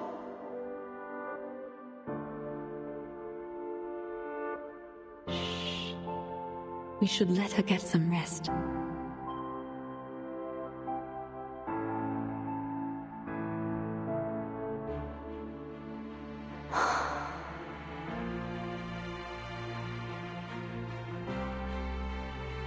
Burton.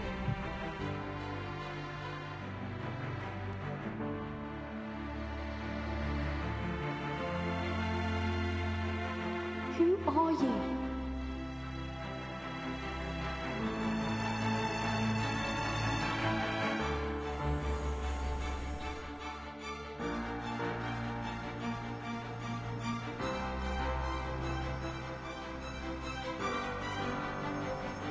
Bro, Walk our own why so paths, violent today, huh? seeking our own answers. But our paths will surely cross again.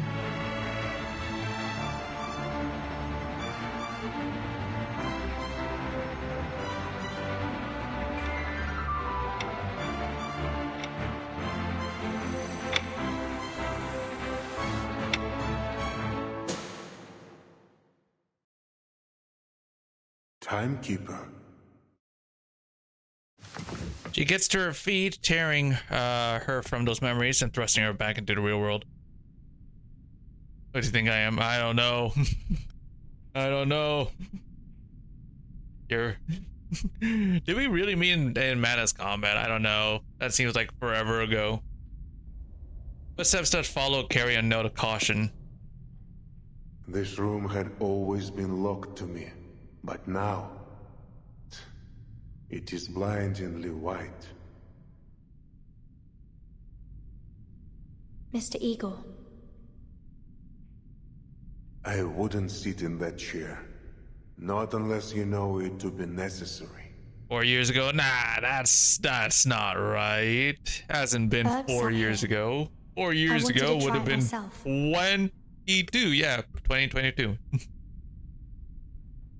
Find anything useful? Some documents on the experiment. The person who told me about this room might be interested. But if you mean to ask about Erd specifically, I haven't learned anything more than I did on my first visit. Well, since August 23rd, 2022. Wow. If you like put exclamation mark then follow age, you'll see like how many right? How many months, days, and I think years. Try it out. It goes like this. Hold on. No, like, where's my mouse? Oh, here it is. Goes like this. Yeah, follow age. There you go. 3 years, 6 months, 16 days, 22 hours, 33 minutes. This close enough. Shut up. 11 seconds. You were there. What do you know about the experiments in this room? What did they want from her? How about me?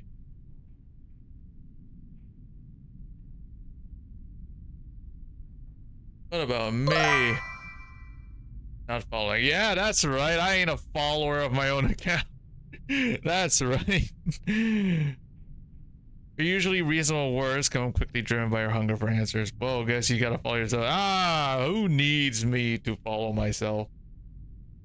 What did you You're do to new her? to this channel. Nah, man, I'm the original. I've been here since the beginning. The things that Pax House did to Earth, I'm sure you've pieced it together somehow. After the second storm, the Foundation led an effort to build an emergency response system. But after Manus Vindicta reared their head, and in the wake of the vanishing of 2 eras, we realized no system could stop the storm. We needed Earth. And you tracked her down, only to find she'd become someone else. What are you An talking investigative about? I never journalist, done a that. humanitarian doctor, anything but the identity. That sounds you were like something hoping for. you would do. You tried every method to force that version of her, a blind woman you had no need of, into becoming Erd again, the one from 1999. We, or the Pax House, believe that no matter the nature of the storm, whether Manus Vindicta forged new psyches from the realm of souls, or twisted the entire material world to warp memories There, on a I universal finished scale, that water bottle. Happy? the key to every question about the storm was tied up in Earth, the original Earth. The Loop Laboratory and the vessel ensoulment experiments conducted here were dedicated to finding that key. Was that your goal? To find her and end all this?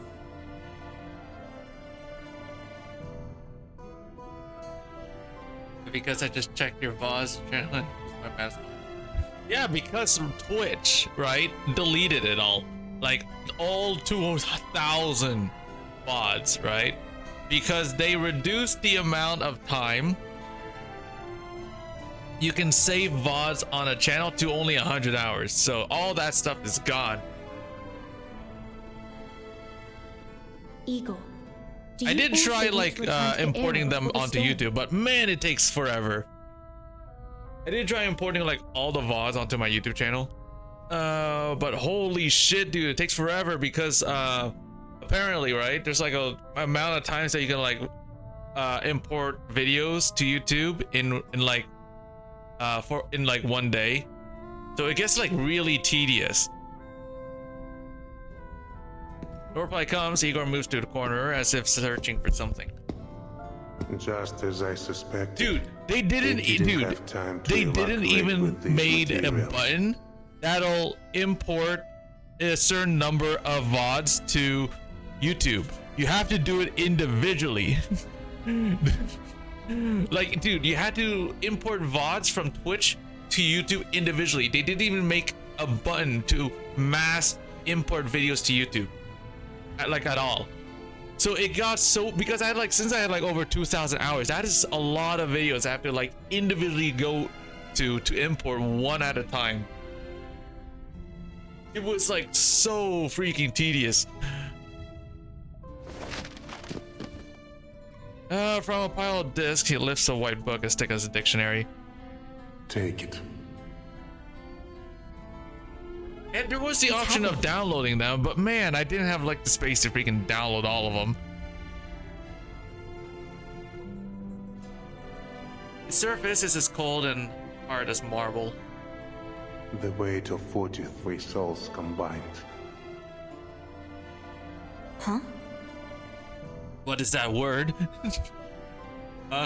The souls of those what do you whose mean? Give them to identities you. were displaced after the storm.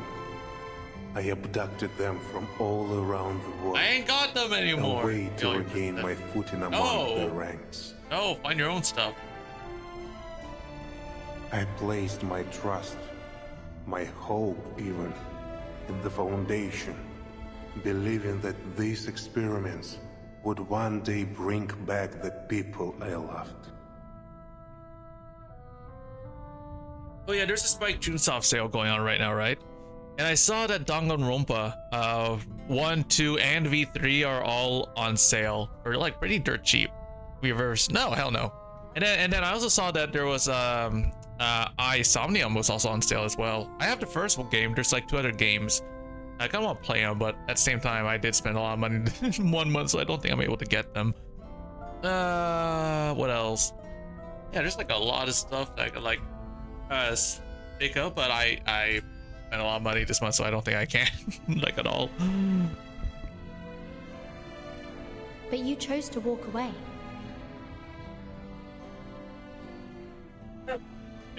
I don't know any of those games. I've already seen the gameplay of Danganronpa 1, 2, and 3. I really want to play Somnium. Somnium's funny. There's also the Nonary games. The Nonary games and the whatchamacallit, the Zero Time Dilemma game as well. There's technically 3 games of the 999 the 999 series. But the second game is kind of outdated. They never remastered it. I don't know why they never remastered it. I think it would have been great if it was remastered, but yeah, no, they didn't remaster it. 43. Each soul. I'm not pirating them. No way. They're good games. I want to buy them. All right. I've buried so many people since the storm.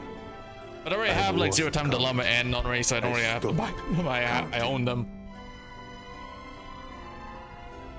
I don't have the Danganronpa games though. The Danganronpa games, I think that's it's between like $4 and to $10. Between all 3 of them, I can't remember the exact price, but they're pretty cheap. They're all under $10. Arcana's body was annihilated, but her presence and yours. Even with my modest lineage, I feel her presence everywhere, at all times.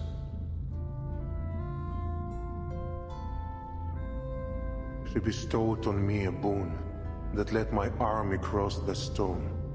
It worked as she promised. What do you mean? It's all under like $10. Well, I can't buy them right now because I spent a lot of money already this month. Putting these dots, it's like dots. What they stop now? Yeah, so yeah, I bought a computer for like 1,300.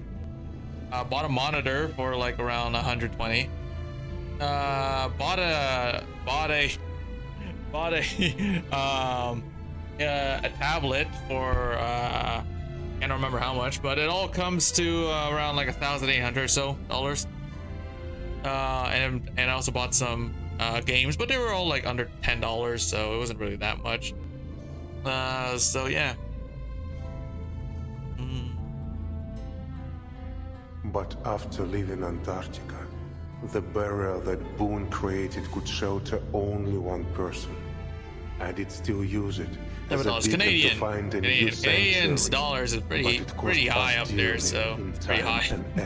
The cost of Canadian dollars is pretty high, so.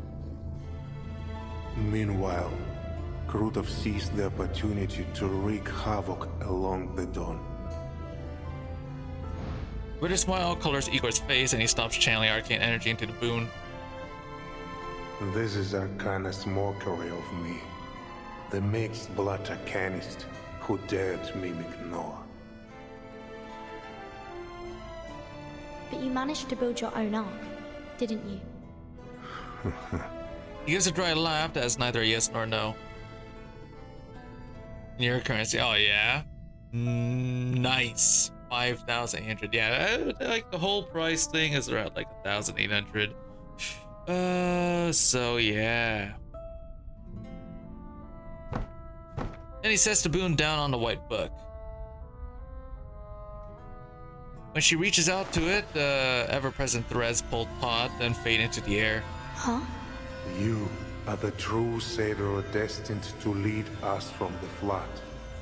Take it. Back to our deal, Timekeeper. I brought you to this laboratory as promised, and told you secrets the Foundation would rather keep hidden.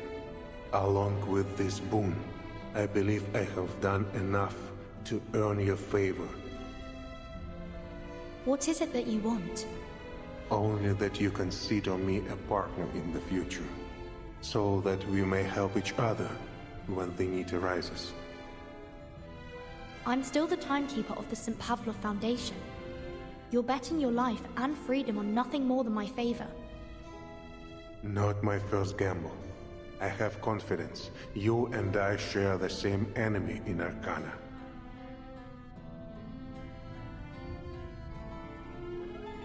There is another matter.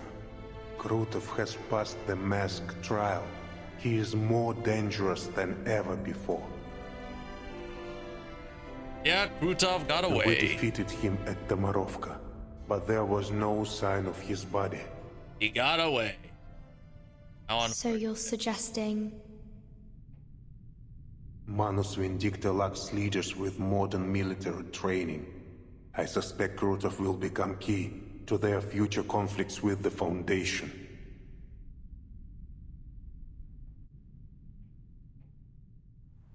Where Trukov looks like Dobroski, I'm telling you. If I left the Timekeeper to her devices, Igor slips past the street celebration and leaves Beregrad, yeah.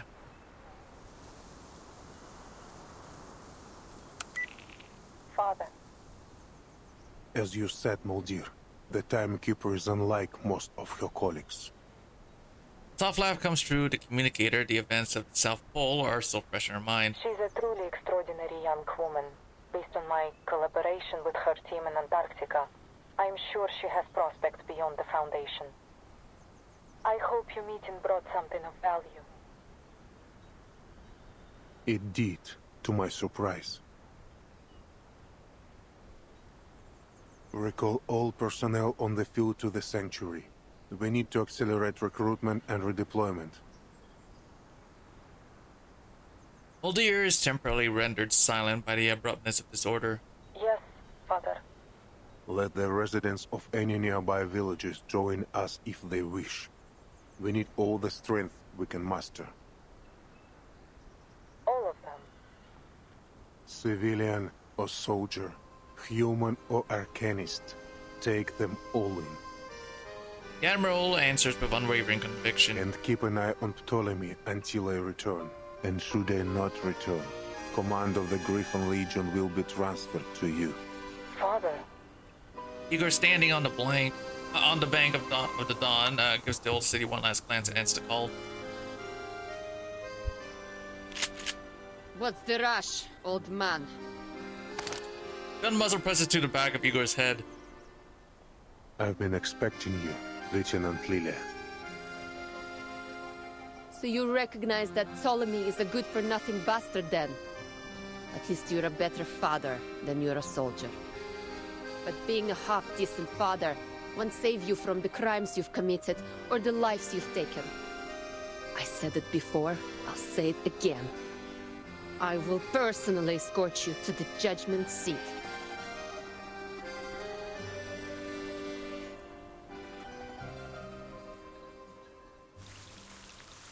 We continue. There's still more. All right. Well, this is a pretty long one, huh? Where's the ending? I swear to God, if you give me a freaking... You are giving me this. Give me Okay, a let's minute. go. I'll go deal with the intruder. Walking into my home with blood from I boots. know, right? Such I guess it's pretty normal for. I guess it's pretty normal for a people to reverse die would 1999 seem stream, special. honestly. All my other reverse 1999 streams have been like either 6 to 7 hours, so this is pretty on par, I guess. Help pay for this in blood. Just have him change shoes. Yeah. That's nowhere near enough. He'll have to scrub every blood Oh, you've been here off from the floor. start. Nice. I don't want to hear any excuses. This whole mess is his own fault. So he claims those big shots forced him to stain his hands, huh? How convenient. And this plan to restore everything to how it 100%. was?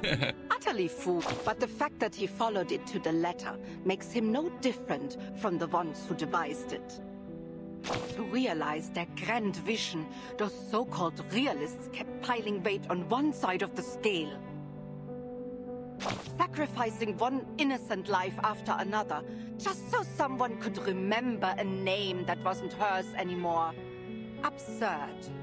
I have one thing to say to those arrogant megalomaniacs wanting to play gods. Anyone who has forgotten their own name is as good as dead, and forcing them to wear it again won't change a thing. What happened has happened. Those bloody footprints can never truly be erased.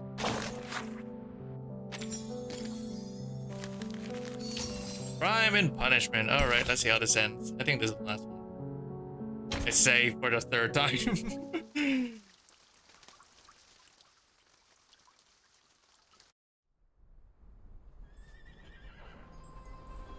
Raise your glass to the Xeno Cavalry Corps. За корпус, за летающих ведьм и за Береград. Oak mugs, meat, and toast, golden liquor overflowing at the rims. To everyone! This is nothing like the samogon we brew in the village. Too fiery for you? Not fiery enough. He drains his mug and lets out a hearty laugh. Hit me! Lilia sits with the celebrants, cheeks flush, and her eyes still sharp on the sitch outside, gates outside the tent. When she sees the Griffin soldiers leaving in 2s and 3s, she spits, picks up her broom and strides out. Where are you going, Commander? You're the star of this party. Come on, quit with the titles. Lilia's just fine. I'm just going to get some more drinks from the city. Oh, flying under the influence. You sure? Catch me if you can. As Lishganson dies. No. Ah, man, that will never happen to her. But engine flare is orange. Her new broom carrying Lillian, the name Red 38, shoots into the clouds and disappears. Commander examines the trail toward Beregrad with a puzzled look. Then he lifts the tent flap and steps inside. Her arteries get overloaded with Where's alcohol. Lieutenant Leo? Nah, man. The city. Said she'll bring back more drinks. Weighing the bottle in his hand, he lapses into silence.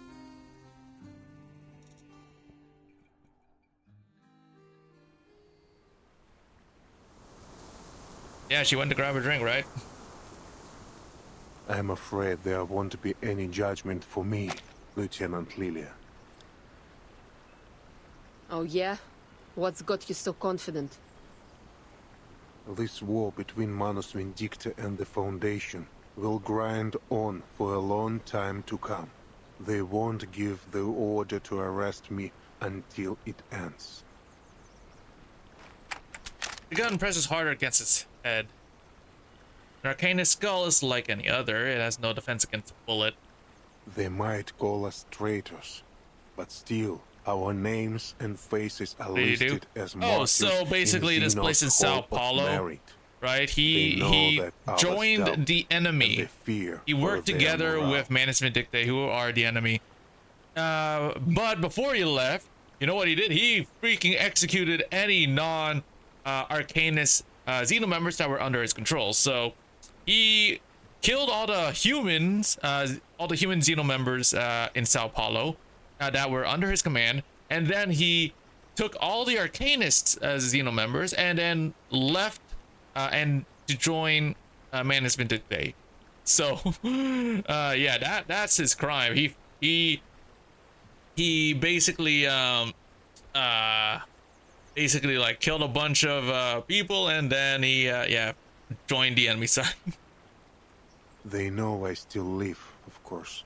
Even so, the Foundation gains nothing from making an enemy of me, so long as I remain a potential ally. The threat brings him no fear. He only answers her anger with measured calm. And as a result of my actions in São Paulo, the rift between the Foundation and the various factions of Xeno has been laid bare. Rift? Xeno should have been at the front lines of this war with Manus Vindicte, yet the Joint Command sent them to the Eastern Front. Lillian knows he speaks the truth. Yep. Yeah, Xeno and the Foundation's relationship, right, has been pretty rocky. Even more so after what happened in Sao Paulo. So if the Foundation put you on trial, it'd be like they're spitting in Xeno's face. He looks up at the sky despite herself. The flying witches she put on patrol pass overhead. The gray and white Foundation uniforms make them look like fluttering doves. But the Bucks house will intervene. Even if their direct intervention would sever all trust between the Foundation and Xeno. Sever all trust? How? The last thing Xeno wants is to relieve the shame of São Paulo. Likewise, the Foundation has no desire to reveal how deep their network goes.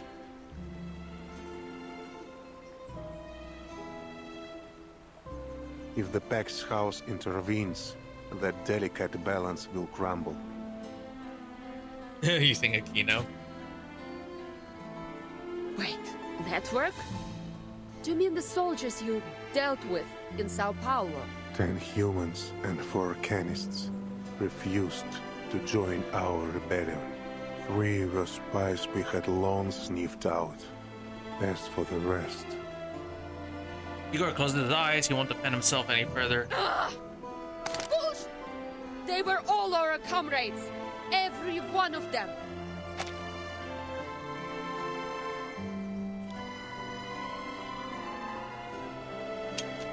Trembling finger tightens on the trigger.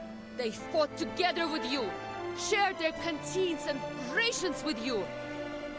You could have sent them off somewhere, could have arrested them, knocked them out, put them to sleep. You had a million ways to pull off your rebellion without killing them. You chose to murder them. Why? The old man's breath doesn't hasten, but his chest heaves. The Apostles' Brotherhood was watching. To reach a future free from meaningless sacrifices, some cost must be paid. So, you used them! Ended them so you could go on with the Manus! Yes. You'll pay for what you did! I've committed many crimes. I will not run from them. I will be ready to surrender my life when the day comes. But it has not come.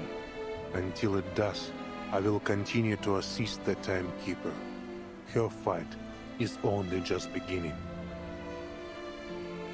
The wind drops and the grassland falls still. Only the young pilot's breath grows heavier. Сука, блядь!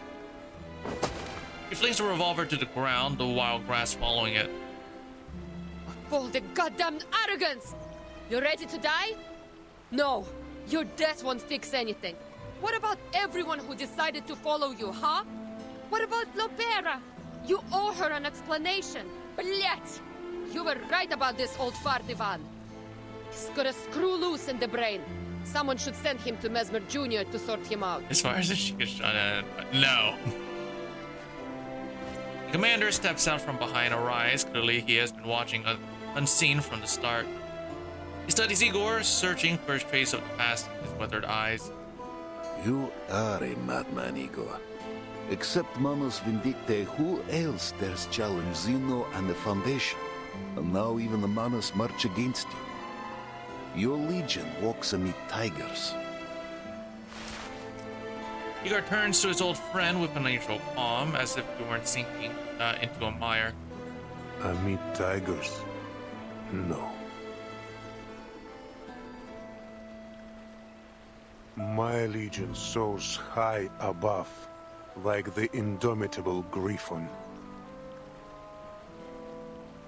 My children will rend their foes with claws, and guard their friends with wings, and they will bear their ark safely through the currents of time. Don't flatter yourself. Lilia spits. Nothing you do will ever be enough to atone for what you've done. Agreed. Still, none can deny his deeds in Antarctica and Belgrade. Antarctica. I heard from the Capitan that Ulrich bypassed the Manus troops thanks to Lieutenant Moldir. That your order? No. This was Moldir's choice. I did not intervene, true, but I cannot take any credit for it. Stubborn old fart.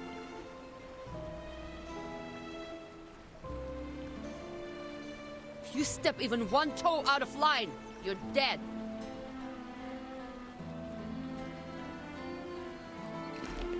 She mounts her broom before starting the engine. She looks back at Igor. Points up at the flying witches in the clouds. We'll be watching you. I will be watching you. Igor responds with a slow nod. A shapeless anger sits in Lilia's chest. She snores and stares into the sky. We were just like her once. Young, unable to ignore anything we saw as unjust. Compelled to personally right every wrong. But we never put our lives on the line like her, did we? Wait. Scar on his brow moves with a smile. Memory does live in those old days. You did. So did you. I never thought an old cat like you would change his spots. Not a change I favor, mind. A river turns foul when it holds. We must 22%, holy shit! To the ocean.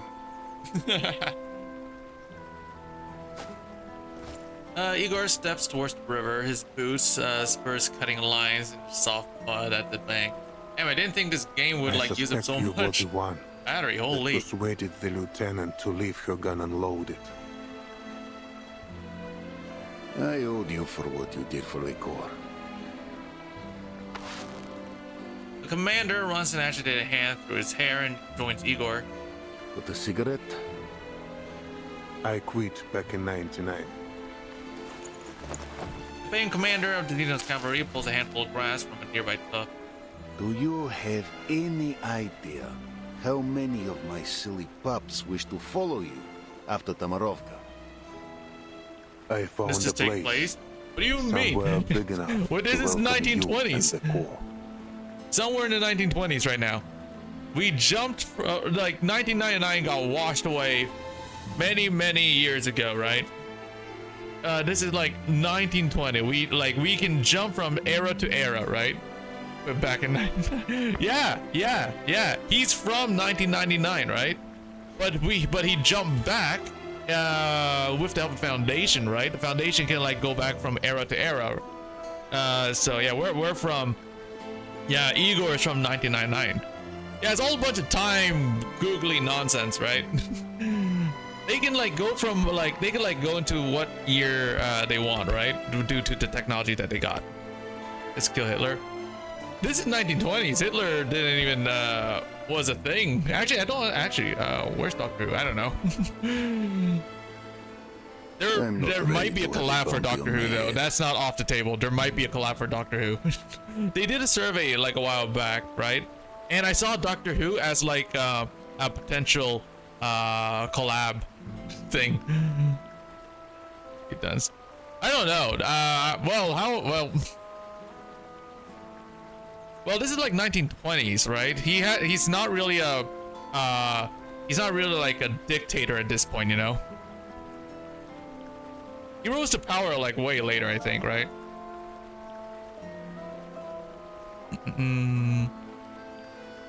But you spoke in this bounty target's defense.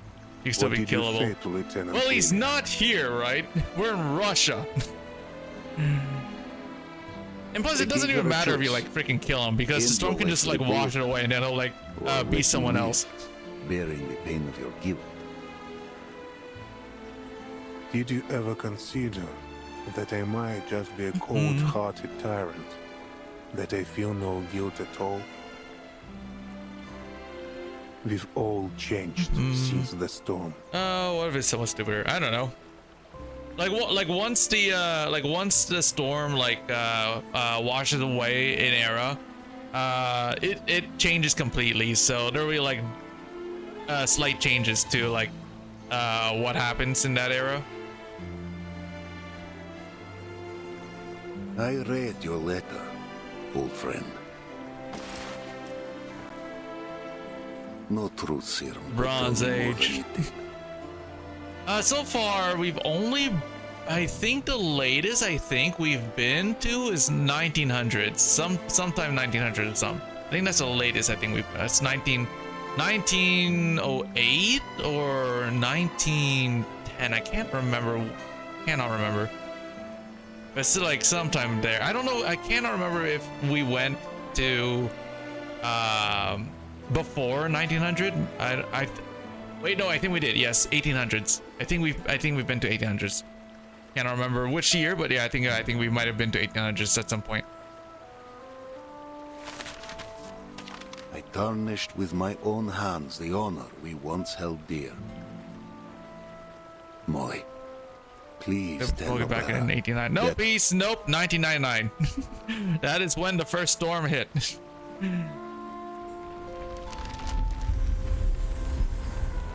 Urka King Glow appears in the letter. A shadowy mouth emerges from it, chews it down, and drags into the void.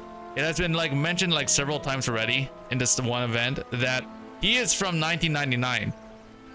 He was there in 1999 when the first storm hit.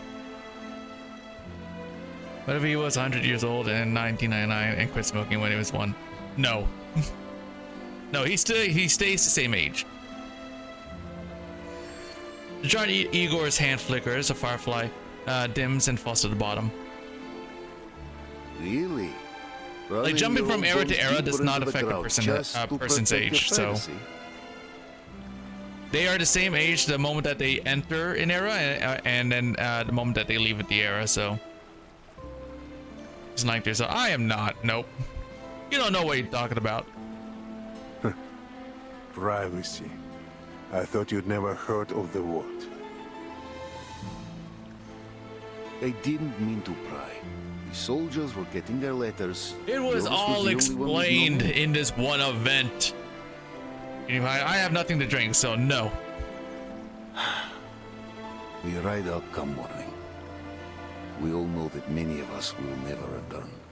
You still have a chance to come to the siege before we leave. Refund, no. To take those young soldiers. No refunds. This was never meant to be their war. Lydia's aircraft has left a lingering line across the sky. We deserve to see the new spring. I'm swing. No, you can't. Absolutely not.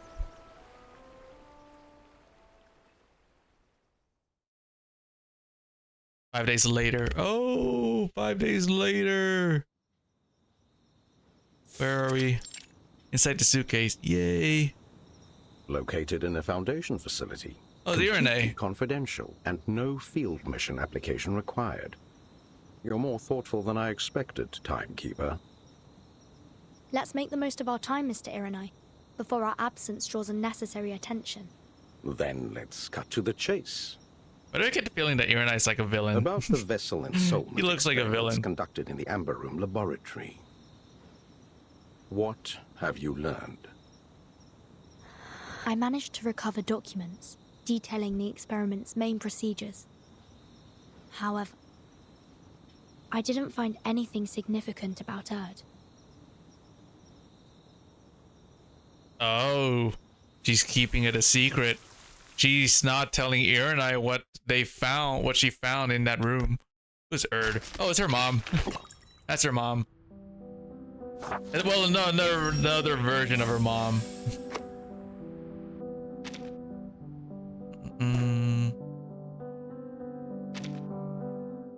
There we go. Hooray, we're done. You're okay. So many picture books. Hooray. Yeah, I think we'll call it quits. Hold on a minute. Let me just blame all this stuff. Here. All right. Hope you enjoyed the stream. Tomorrow, no, some more hours. No, I cannot have a stream more than 11 hours because YouTube has a thing where it'll split that VOD into 2 parts. It doesn't even make it into half. It'll take any take any time past 11 hours, about like 11:45ish, past 11:45, and then they will split that part. For some reason they don't make it half. They make it, they cut out the part that's over a certain time. So no, I will not have a stream over 11 hours or so. Blah blah blah blah. Yeah. Tell you what, despite you, I am not streaming tomorrow. How do you feel about that, Zimmer? I will not stream tomorrow, and it's your fault. What do you think about that? Okay, huh? Hey, don't you try to pick me up too. You can't.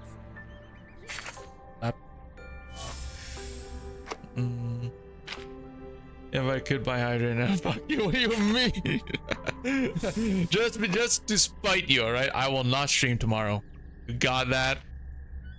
You hear that? That's right. I am not streaming tomorrow just to spite you.